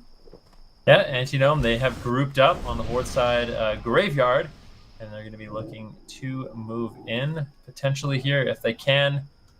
We shall see. Mushu's going to be feeling safe and sound. Champingo, they're actually inside of the base right now, so at this point, they can make a play if they want to. We'll have to see if they end up doing that, or if they're just going to be kind of waiting inside, chilling, just waiting for the perfect moment for them to actually make a push. We'll definitely see. It looks like they're feeling pretty confident right now. Nova, he as well, as Antinome is making a push. Here, once again, they are going up the gauntlet of mages. We'll have to see if they can survive all the AoE damage. Nuxie, Zizgod, Unova as well going in with some big damage. Can they take him down? We'll have to see. Maggie actually with a nice feigned death there. And the damage is coming out, but it looks like Antinome, they're actually able to survive. Catastro down to 10% health. If they take him down, it's so unfortunate. Just losing a single member of your offense is really difficult to deal with. The Vix could easily fall right now. Catastro barely holding on, but it is Catastro who does fall first. Ziz also gets caught into the crossfire. And this is actually looking nice. It looks like Antinome, they're doing it. They're pushing forward. They're staying alive. And they actually have the numbers advantage here. Ganova, this could easily be a situation where he does fall. The mage is trying to get as much pressure as possible. He blinks, but he has nowhere to go. TGL down low. Ganova, he's going for it. He gets taken down. And it looks like Musho might be able to get the cap, and he does. And I mean, that is the problem. If you don't find those kills, your mage is not durable. He's not mobile enough to really escape, especially when you have so many people all over you. And Antinome, they're going to be able to capitalize on that. Yeah, but let's see if we can get any speed cap shenanigans. This is always, kind of a counter effect of the first cap. We usually see the second cap come through pretty quickly after that. And let's see who can pick it up. It's going to be the Rogue here using a free action potion. And he gets caught up in crowd control instantaneously right there. He does get dispelled. Does he have a sprint? Does he have anything? Doesn't look like it. He's just running it down with a free action potion in slow motion. There's a speed buff, and he's not going to take it. What? All right, he's not going to take that speed buff. He's just going to go ahead and activate the sprint, I do believe. Here, he's going to drop the flag to Zizgod, I do believe. Waiting, taking his time. Feared. Trinkets. Okay, he's just going to keep going with the flag here. All right. He's going back. I'm not sure DDCL here, if he wants to hold on to that flag. Rogues are pretty squishy class, but now he is going to gouge Vix and drop it to Nuxie. Nuxie on that mage. You'll love to see it. He's going to have that flag and potentially be able to cross here. He blinks across, but his rocket boots backfire right away. No. They return the flag, though. Ooh, they return the flag. He counter spells the sheep. He goes for might actually be able to get it. Does he have a speed pot, though? He needs to get a speed pot or something here. He could actually potentially speed cap this one. They're going to do it. They're going to do it, man. There's no one else in the base. Yeah, there's no one else in the base. There's no one on that side of the map. Nuxie, ASMY, they're going to be able to do it. They're pushing through the tunnel, and this is going to tie it up and, in fact, put it in the lead of Champingo. And I'm sure Antinome at this point, they cannot believe what has just happened. Victory has kind of slipped out of their fingers at this point, but, I mean, they're not out of it yet. We've got about 6 minutes left on the match, but that's definitely got a sting there for Antinome. A great play there by Champingo, actually getting the flag across the map. Wow, what I was really confused there for a second about DDCL's choices there to not take the speed, and because you could have taken the speed and then staggered it with a sprint and really done a super fast cap, but it didn't end up hurting them anyway. They are able to trade it to Nuxie. Nuxie didn't have rocket boots or anything, but he had his blinks to close some of those distances, and they're able to take down Mushu. And that is the strength here of Champingo's composition. They need to take down Mushu before he crosses the map. If Mushu gets to cross the map, then they are going to be in big trouble. And a good thing here is they do have a hunter's mark here on the druid. Mushu mounting up. Let's see, what is he trying to do here? I think Catastro was actually trying to pick up the flag for him, and now he's going to go around and try to go through the tunnel, and I think they could actually potentially stop him here. You see TGL with the flag, going to go ahead and drop it soon for Mushu here maybe, but they're just going to go after him. He just blinked, and if they connect on him, he's just going to die here. I think he's going to drop it right now. Will they click it? No, Mushu does get the click right there. Can they keep up the pressure? Mushu caught up in a fear. Trinket's out of that one. Does have his team with him so far. Liam X going for the grenade, we going could for the Ellie Mastery, isn't able to find it just yet. Oh, but then we could see another quick cap here. You know, but he's all by himself. There's two members of Antinome on top of him right now. If he can't get away, he actually drops the flag. If Mushu can get to the base, they can actually get the cap, but I don't think he's going to be able to do it. Oh, they do take him down. Oh. Noxie with the hero impact proc right there in the nick of time. Manages to catch Mushu right before he enters that tunnel. And that was going to be another speed cap. And this is the part of the game that, this is the most interesting part to me, in my opinion, when you're just trying to stop that druid from getting to the flag room at every cost. Because if you play without a druid and they have a druid and you're in a situation where your flag is on the roof and their flag is on the roof, that's where the druid has a massive advantage. But now Noxie going for the flag cap plays here. Let's see what he can do here, making his way through the tunnel, going back actually up onto the roof. And I'm not sure what they're trying to do here. They're trying to maybe reposition, get a little bit more information as to where the enemy team is. But if they stall too long in the base, that means Mushu is going to be able to pick up the flag. He's going to be in the flag room right now, uncontested, pick up the flag. And if Mushu can cross the map with this flag, it would be a pretty devastating situation here for Champingo. But if both teams can deathball the flag and they can catch the druid, that could be big. And look at this. Cash me outside. How about that? He's in the tunnel. Let's see. Can he get the death coil? Doesn't look like he's going to go for it just yet. I think he wants to hold on to it, potentially. Maybe get Mushu a little bit lower before he commits all of his damage. But it could be too late. He is a druid, you know. Mushu can be much faster than everybody else. And I think Cash Me Outside is just going to go back to the graveyard as a result of going into that tunnel alone. The DDCL is right next to Mushu as well. Just ignoring him. He's prioritizing getting Genova across here. They know that they have the lead. They just need to stall for 3 more minutes. Genova with the flag goes down and gets returned. And Mushu is going to be able to cap it. No. Oh, DDCL, what are you doing? He could have slowed him down. Unfortunate. DDCL, he could have actually... You were just talking about that. He actually just completely ignored Mushu. I mean, I think he would have had what it takes to slow him down, but we can never know for sure. But Champingo, I think they actually just left the game. They kind of realized that this one. Actually, they didn't. They're still in it. But yeah, I mean, that definitely a bit of a disaster. They have 2 minutes. They have to quit cap. There's no question about it. DDCL, he's in a position to grab the flag, but that is super unfortunate decision making there. And as a result, Antinome will be going up in this one. Yeah, that was a pretty significant mistake there by DDCL, I think, in the end. I think he could have actually slowed down the game enough there, just gouging and binding and just slowing down the druid and even maybe picking up the flag himself at the end there if it came to it, buying a couple of extra seconds. But we'll never know really how that would play out. So unfortunate stuff there for Champingo, but I gotta say they have been super fun to watch in that game. Yeah, no question about it. I mean, it's not over yet. They have a minute to get the flag across, and as we know, Zico, it is possible. Yeah, I see. Well, it is possible if you are part of a specific gang, but I don't think anybody on that squad is going to be a part of that gang. So I'm going to go ahead and count Champingo out. And I'm going to be honest with you, Ben, I misclicked my keybind to leave the game. So I can't see anything going on the screen okay, anymore. Well, I'll say what's going on. Nuxie, he's going for it. He's going to be crossing the map.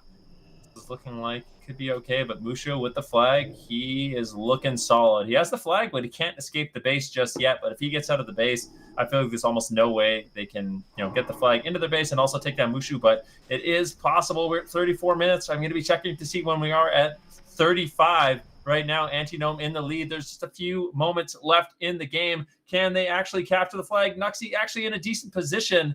And we'll see. Can they do it? Catastro, he gets the flag. He's going to escape once again. MVP plays Skull of Impending Doom, but they're all over him. They actually take him down, and they cap the flag. There's no way. I will have to get a timer on that one. That was too close to call. It's 35 minutes when I looked, but they might have actually done it. There's no way. They would definitely have to go to the admins for that one because there's no way I'm going to be feeling confident making a call. This is absolutely the closest game of the day.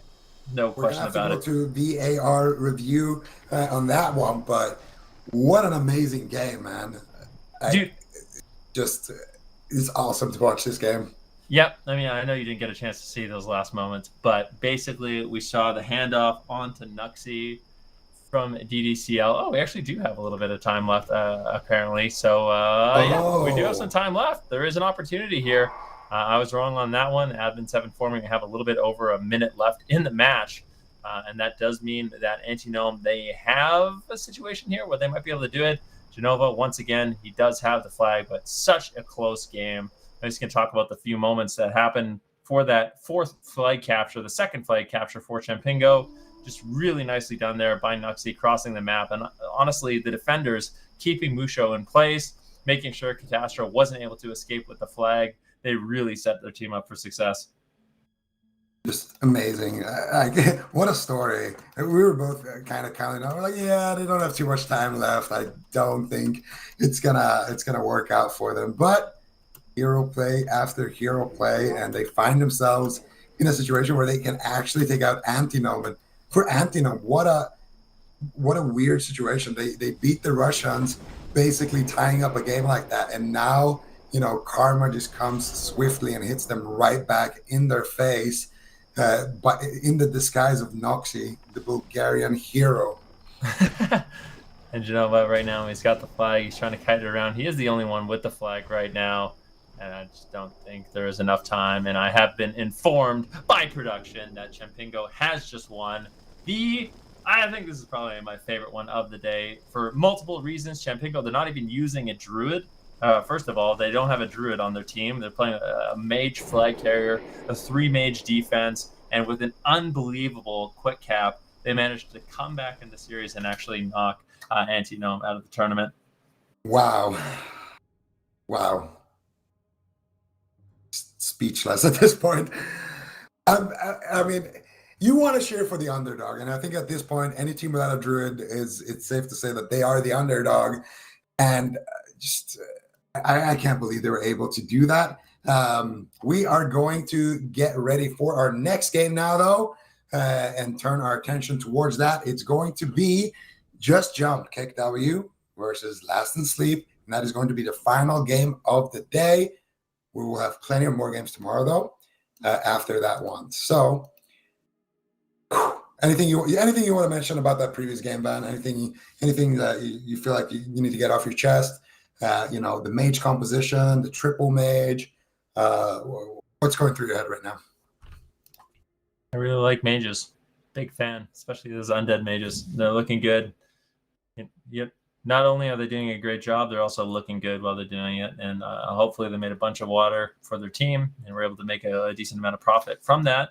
But seriously, just hats off to them. Excellent performance. Anti-Gnome, obviously that game was incredibly close. It could have gone either way. But the next series of the day, like Zico mentioned, is going to be Just Jump versus, I believe, Last and Sleep. So Last and Sleep versus Just Jump. This should be a good one, especially because of the Druid on Just Jump. I think for me, he's been one of the most fun players to watch so far, just because his ability to kind of jump and maneuver around the map on that Druid has been it's been a joy to watch, to say the least. Yeah, I want to see him jump up on the cart a few more times and kind of just toy with these rogues a little bit more. Definitely Just Jump KW, one of those squads that, you love to see them immediately after one game. And Last and Sleep as well. The Russian squad, I feel like they had a kind of unlucky game. I mean, you don't really want to say unlucky, but definitely a little bit unfortunate against Anti-Gnome, where it really felt like they were in the winning seat all the time. But, just one player stepping up to the plate, Catastrophe, just making a great game there. I think that was probably his best performance. And I think he was a large reason to why they were able to actually knock them down. So, beautiful stuff. Yeah, no question about it. And we will be jumping into this game relatively soon. The teams just need a few more minutes to sort of buckle down, figure out what strategies they want to implement, maybe even go to the bathroom, get a drink. But they do have that time. So, yeah, this is going to be, once again, the last series of the day. If you guys enjoyed the action here today, we have a lot more Warsong Gulch for you. Tomorrow, we will be starting once again at 10 a.m. Pacific, 7 p.m. Central Euro time. And that is going to be tomorrow, as well as next weekend on Saturday and Sunday, and the following weekend after that. Next weekend, we're actually going to be going over to North America. But before we get into any of that, and before we get into this next game, we are going to be going to a quick little break.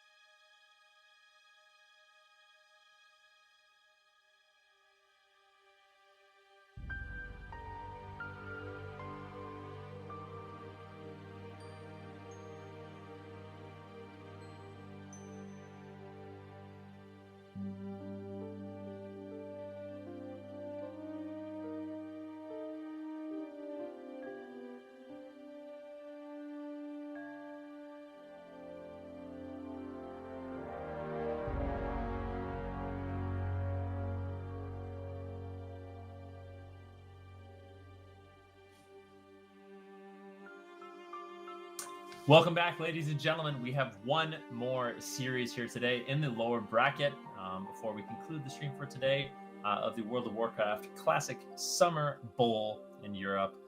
Zico, this matchup, the last one of the day. What are your thoughts? How are you feeling today, man? It's been quite the day so far. We've had some insane plays.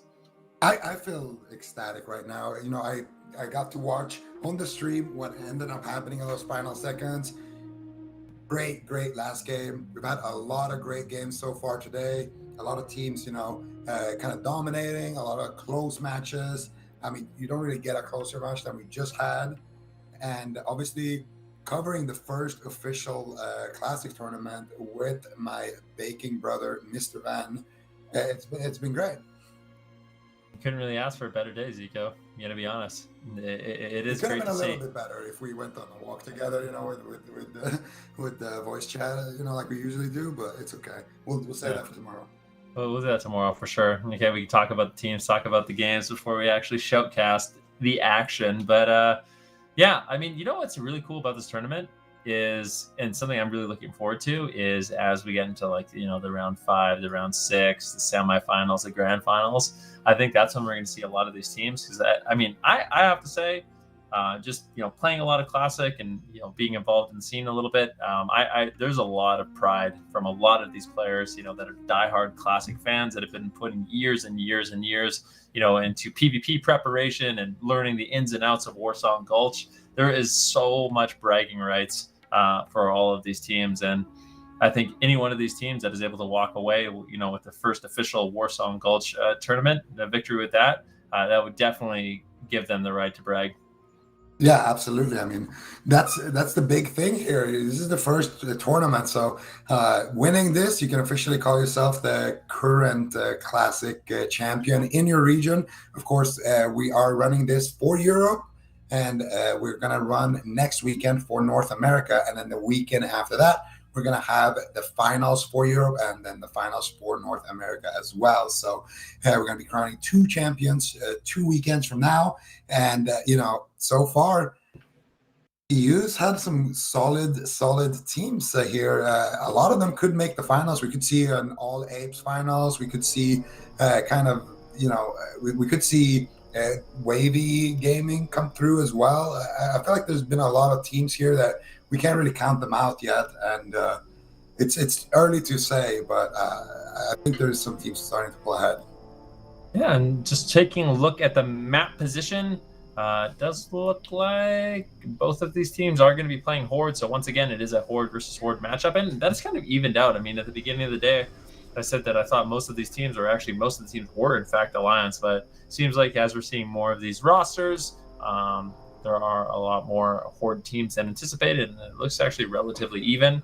Well, there's more Horde teams in the lower bracket. I think that's what we're starting to notice. I was actually going to say that, but I held myself back from saying that. I don't know why. It is just kind of a fact at this point. I mean, yeah, a lot of the Alliance teams are still in the upper bracket. The Horde players have the quantity, but the Alliance players have the quality. It looks like, at least at this point. But I would really want to see that Horde versus Alliance finals. But if that's going to happen, one of these teams maybe could be one of them that makes it all the way there. You're going to see our good friend, the Q-Pop here, what he can do on that Druid. He's had a phenomenal tournament so far, I would say. And he's a big reason to why his team has been able to do so well with those jumps. Let's see if he can replicate some of those plays.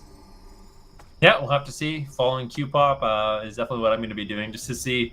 We saw him really, you know, maneuver around the Horde side of the map, using some of the special jump tactics to give himself an edge and avoiding a lot of damage. But we do see a rogue defender that he will have to deal with here, and we'll see how he manages to maneuver through that, because that is not an easy thing to do. A good rogue can really shut you down as a druid, and we'll have to see how Q-Pop handles actually picking up the flag. Yeah, he's gonna be making his way through the tunnel. Team fight is initiated in mid. Warrior immediately getting erased there in the middle. Both warriors, all 4 warriors, almost getting erased there instantaneously. But we are gonna see Q-Pop making his way through the tunnel, and the druid on the flip side shouldn't have too many issues as well, crossing through that tunnel as well. He's not even in stealth actually right now. He's gonna go ahead and pre-heal himself. There's a warlock chasing the Russian druid there at the bottom end of that tunnel, but they are winning that fight. Oh, nice blind here coming out from dead inside, but I think it was Scold there. I think the scatter shot was Scold as well here. The Russian druid really making some big plays here. There's 4 people in defense chasing him. Mortal Coil comes out. He doesn't reflect it. That would have been the only thing he could have done better so far. But big nature swiftness crit. He's trying to make his way through. He's juking in the tunnel. He's juking back and forth. And I think he's going to go through the ramp actually and be able to survive here potentially. I actually cannot believe it. What a nice play. And a lot of it is obviously because that nature swiftness crit and topped him. But still, really good stuff. With the skull on the blind, with the skull on the scatter shot, and Q-Pop gets erased. So we could have a speed cap here, man. Yeah, we definitely could. That was a that was a Pyroblast as well as a Soulfire lined up onto the Druid, and Q-Pop ultimately will go down. You can see the Russian Druid still looking okay here as he does reconvene with his team, and it looks like he has enough defense and enough support that he should be able to cross the midfield. And so far, I mean, it does appear to me that Last and Sleep, they appear to have an edge here, and just in terms of like their team fight. And definitely are off to a little bit better of a start. Yeah, definitely. I think the Russian squad is they're out for blood here. They want to close out the day and be able to make it to tomorrow's matches. And so far, it's looking pretty good. They have a mage here with the flag, though, on the side of just jump kick W. He gets Cone of Colded, and he's getting caught up. Mage is very squishy target. They connect onto him. He gets dropped. Flag gets returned. This could be a speed cap right here if the Druid can make it through. We see a priest is sapped in the starting room, looking to take those boots. He's missing looking to the get jump. some times. He's failing the jump. No, He failed it It's 3 Zebus. times. He's gonna be making the. I think he's gonna be able to pick it up before him. I think we have a race here in the tunnel. I think so far, just jump kick W are gonna be able to pick up the flag before the cap can happen. Oh, so close! Oh, He actually capped it? What? He didn't pick it. click it. He didn't click the flag. That wasn't. Okay, that was so bad. Okay, so first of all, him missing the jump 3 times almost cost him the flag cap, but luckily, you know, the team of just jump kick W, they weren't actually able to click on the flag. Super unfortunate for them, and that will be a 1-0 lead for Last in Sleep. Beautiful start so far, and a lot of it comes down to how they shut down these druids. Yeah, I mean, we'll see if they can continue to do so.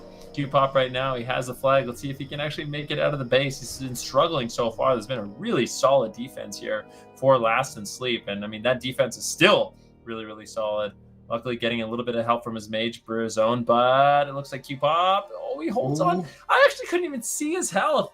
He's like 0.5% health there. The more Death Coil comes in, there was no way he's going to live, and he will ultimately fall. This could be the second cap, depending on how fast we do see Russian Druid across the map. And it looks like he is going to be able to do so, and that is going to be a quick second flag cap. And this game is looking incredibly good for Last in Sleep. Yeah, Last in Sleep they are not asleep right now. They are wide awake, and you can tell they want to get out of this game as quickly as possible. Already 2-0 up, 7 minutes in.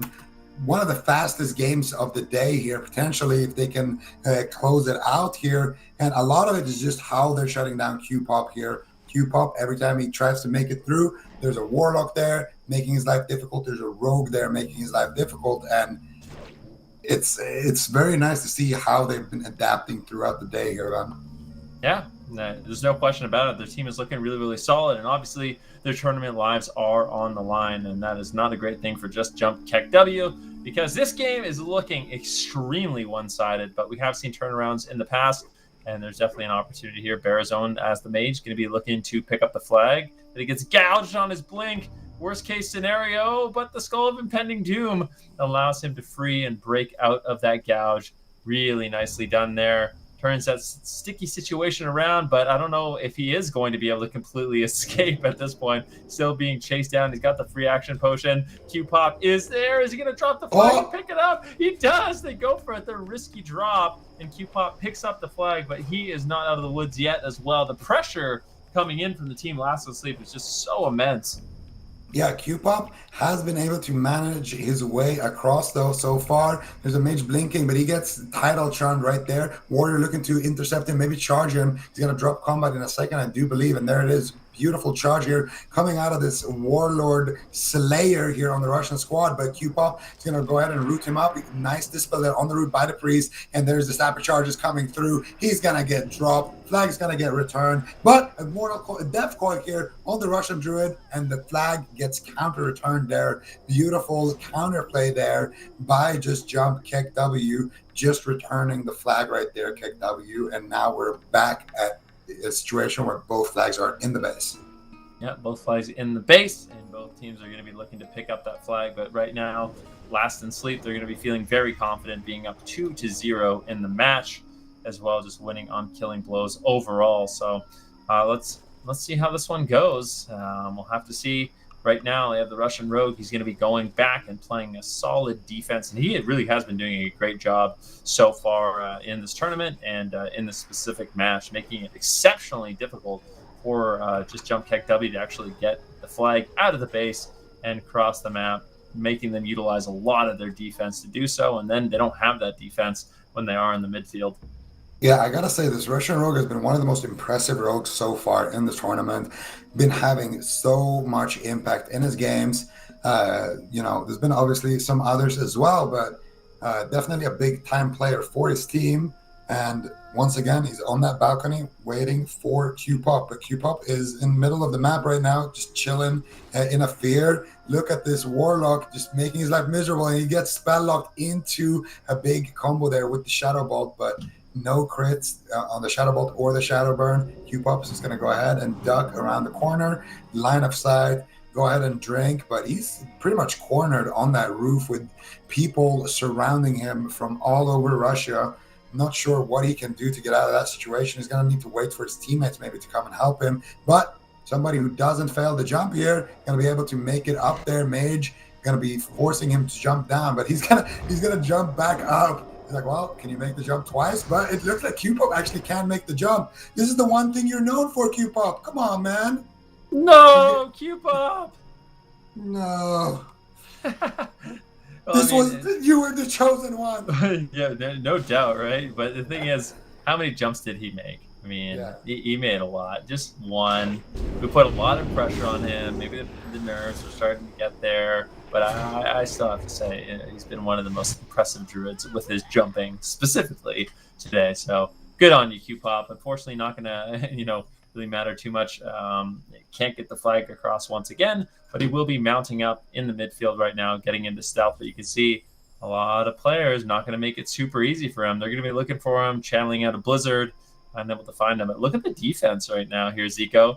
Look at how many defenders the team of Last and Sleep is, utilizing here. They realize, they have the lead, and as long as the flag doesn't get out of their base, there's no chance they can actually lose the game. Yeah, and that's exactly the line of play that we kind of saw in their kill farming match earlier.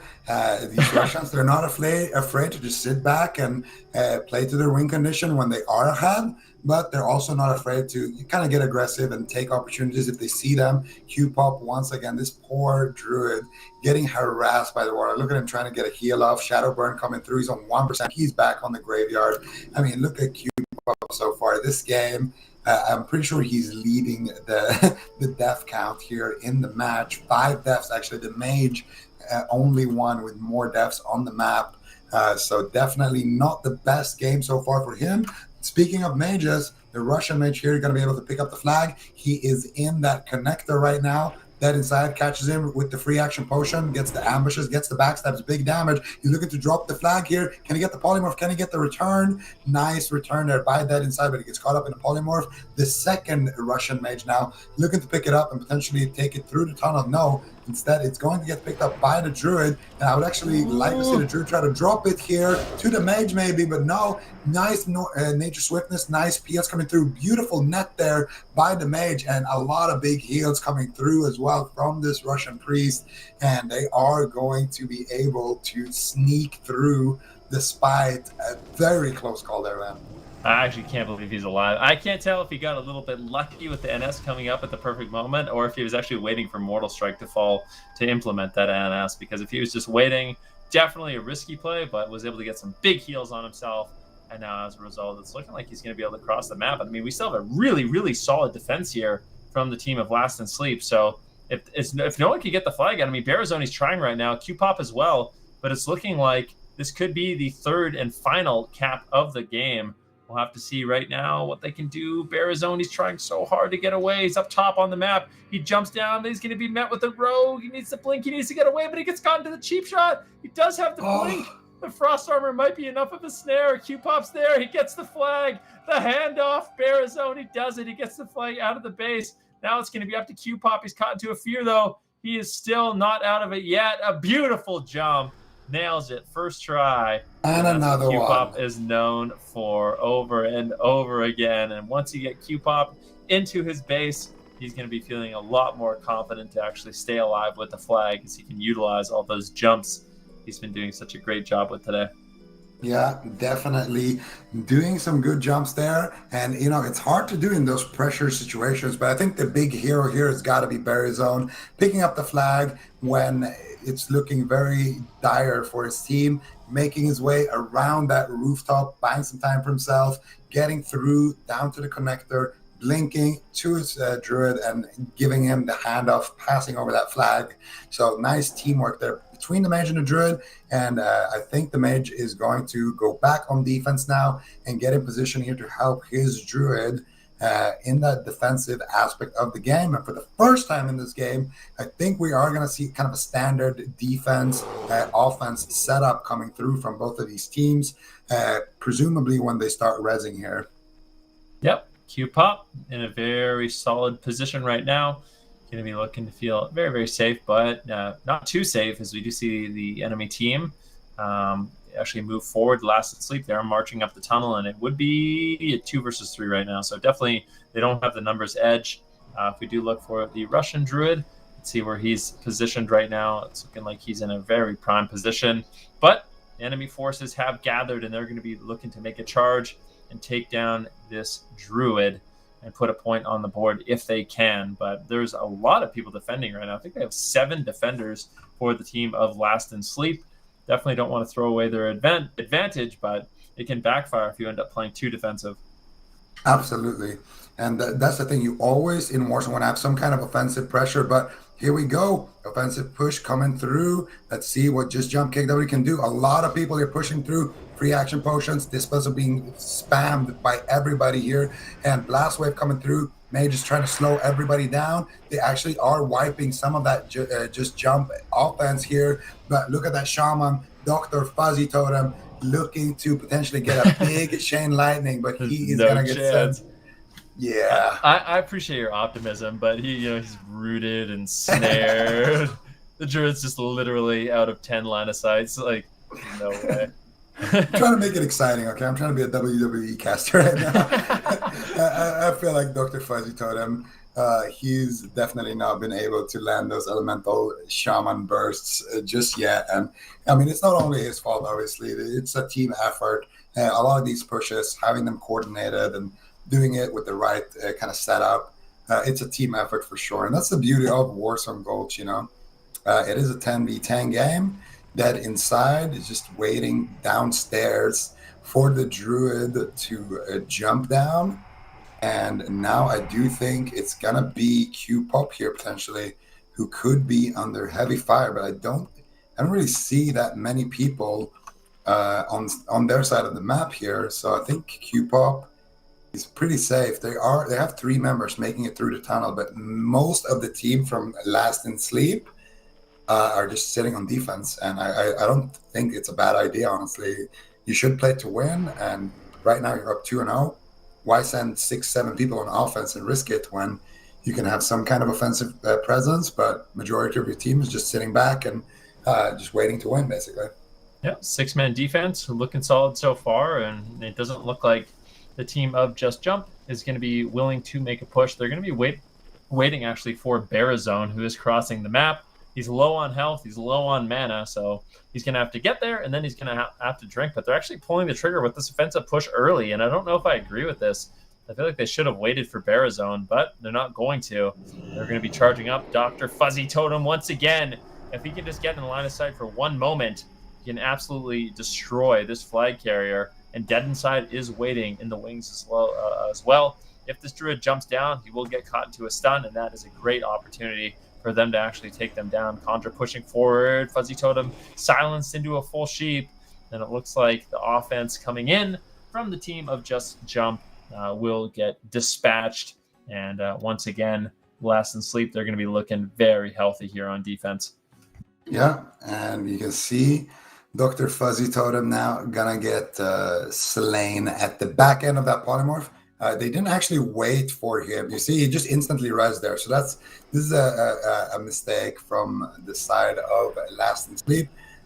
They should wait. I mean, it's kind of nitpicking here, but if min-maxing is pretty important, especially in tournaments. So you wait a couple of extra seconds there, just polymorph Dr. Fuzzy Totem one more time, and you kill him, and he's not going to be able to play for 30 seconds rather than just rezzing, having full mana, having full HP, and basically just charging across the map again. You can see, actually, if you look at Dr. Fuzzy Totem right now, he's already halfway across the map, and he literally just died, whereas he would be dead for a long time if they waited a little bit, but doesn't really matter in the grand scheme of things here.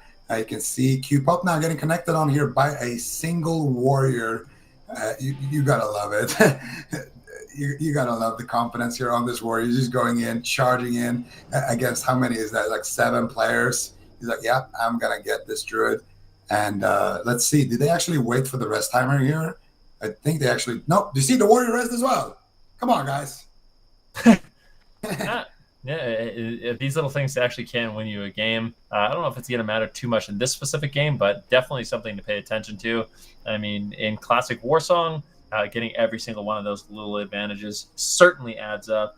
Q-Pop right now in his favorite position where he can just hop on this fence, hop on the cart. I think it's actually going to be pretty difficult here for Last and Sleep to make an offensive push, but as long as they have an offensive presence, like you said, that's good enough. They don't really necessarily even need to take down Q-Pop. I mean, they're outright just winning 2 flag carriers up right now. If we look at how much time has elapsed, for 20 minutes. So over halfway through the game, 15 minutes left, and that means there's 15 minutes for Just Jump Keck W to secure the flag twice, which is not going to be easy with how we're seeing everything play out in terms of positioning. Yeah, definitely not. I think, as explosive as the game started out, I think the correct line of play here is just send a 3-man offense, max a 4-man offense, and keep everyone else on your side of the map. We're going to see the Warlock has actually snuck through. Look at this. Look at the Warlock in Last and Sleep here. Look at his position. He's just sitting here, hiding next to the bushes here, waiting for an opportunity to strike. And it actually could work out for them here if Q-Pop isn't, careful.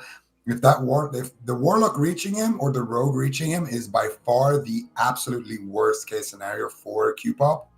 So I'm going to see what he can do. I think there is a Rogue actually trying to sneak up to him. He's aware of it. Look at these jumps he's making. Wow, look at that. You saw I know. That one?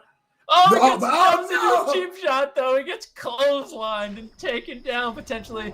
Big kidney shot. Q-Pop gets the jump again. This guy is unbelievable. I can't believe it. Even with all that pressure, the Rogue gets the stun lock and misses the jump. This is it. I mean, Q-Pop is literally just styling on these guys at this point in the game. That is unbelievable. Oh. Sometimes the best defense is a good jump. Q-Pop. Sometimes the best defense is a hop, skip, and a jump. Yeah, and he's going to need to hop, skip, and a jump right now because look at him. He just made 2 more people down. Q-Pop is a legend, but he gets caught in the flash bomb, and I think he's going to get clotheslined right now. Big damage coming through, and he is going to go down. Flag should be returned right there, and let's see. The Druid is actually sapped, so the enemy flag carrier here gets sapped. Dead inside, looking to make the big hero play. He gets feared with that Skull of Impending Doom. Is it going to break, though, is the question. He's on the flag spot. Not exactly where he wants to be with the flag, but he's going to vanish, drop the flag, click it again, use a free action potion. A little bit too slow there. He's going to get snared from it. Dead inside, though, looking to potentially make his way out of the ramp. And with that many players from Just Jump KW, he should be actually able to make it out. Yeah, it looks like he will be able to make it out. Barazone making hero plays there. Running through as well, using Ice Block and picking up the flag once again, avoiding some of that incoming damage, but the damage might be too high. The slow fall, he takes fall damage and gets ambushed, and that will be enough to take him down, and that is the 3-0. Beautiful plays coming out from both sides, but it will be Last in Sleep who does claim victory. Wow. What an excellent game. It started out very explosively, and then it kind of slowed down a little bit. And then I don't even care how it ended. The most important thing is that we got to see Q-Pop style on people. How many people did he juke down, Ben? Like three mages, a couple of rogues, a warrior. Dude, that's my favorite thing is the fact that just he got out of the base, he got back to like his defensive positioning where he could utilize all those different jumps. Definitely one of the highlights today for me. So big shout out to Q-Pop, but unfortunately for their team, we won't be seeing them anymore, and Just Jump Keck W will be eliminated. But yeah, an absolutely amazing set of games here, Zico. If we could just, we could just take a look at the bracket and see exactly where we are. About round 4 in the lower bracket, and then of course in the winner bracket, we still have some absolutely insane teams up there, Zico. Yeah, this tournament is kind of wide open. If you look at the winner bracket, seeing the Noggenfogger Dodgers versus Apes is obviously going to be a fun one, and also seeing Stuck on Dead Maw versus Apes Bread. This is what it comes down to, gentlemen and ladies. Firemaw versus Gehennas. Which server has the best players? Wait. Stuck on Demo is a Horde team too, right? I believe. Yes, sir. And Horde versus Alliance. We get that kind of upper bracket semis at least. Can you imagine Stuck on Dadma? They tear through Apes Bread, and then they tear through Apes if they end up winning their matchup. That would be quite the story. But yeah, lots of games still ready and available for us here tomorrow. So if you guys are interested, make sure you tune in tomorrow at 10 PST, I believe, and 7 Central Europe. Did I get that right, Zico? That is correct. 7 CET.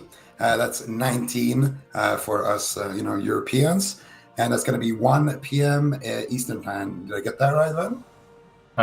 1 p.m. Eastern time. I think you did get that right. Very nicely done. Look at us learning time zones for North America and Europe.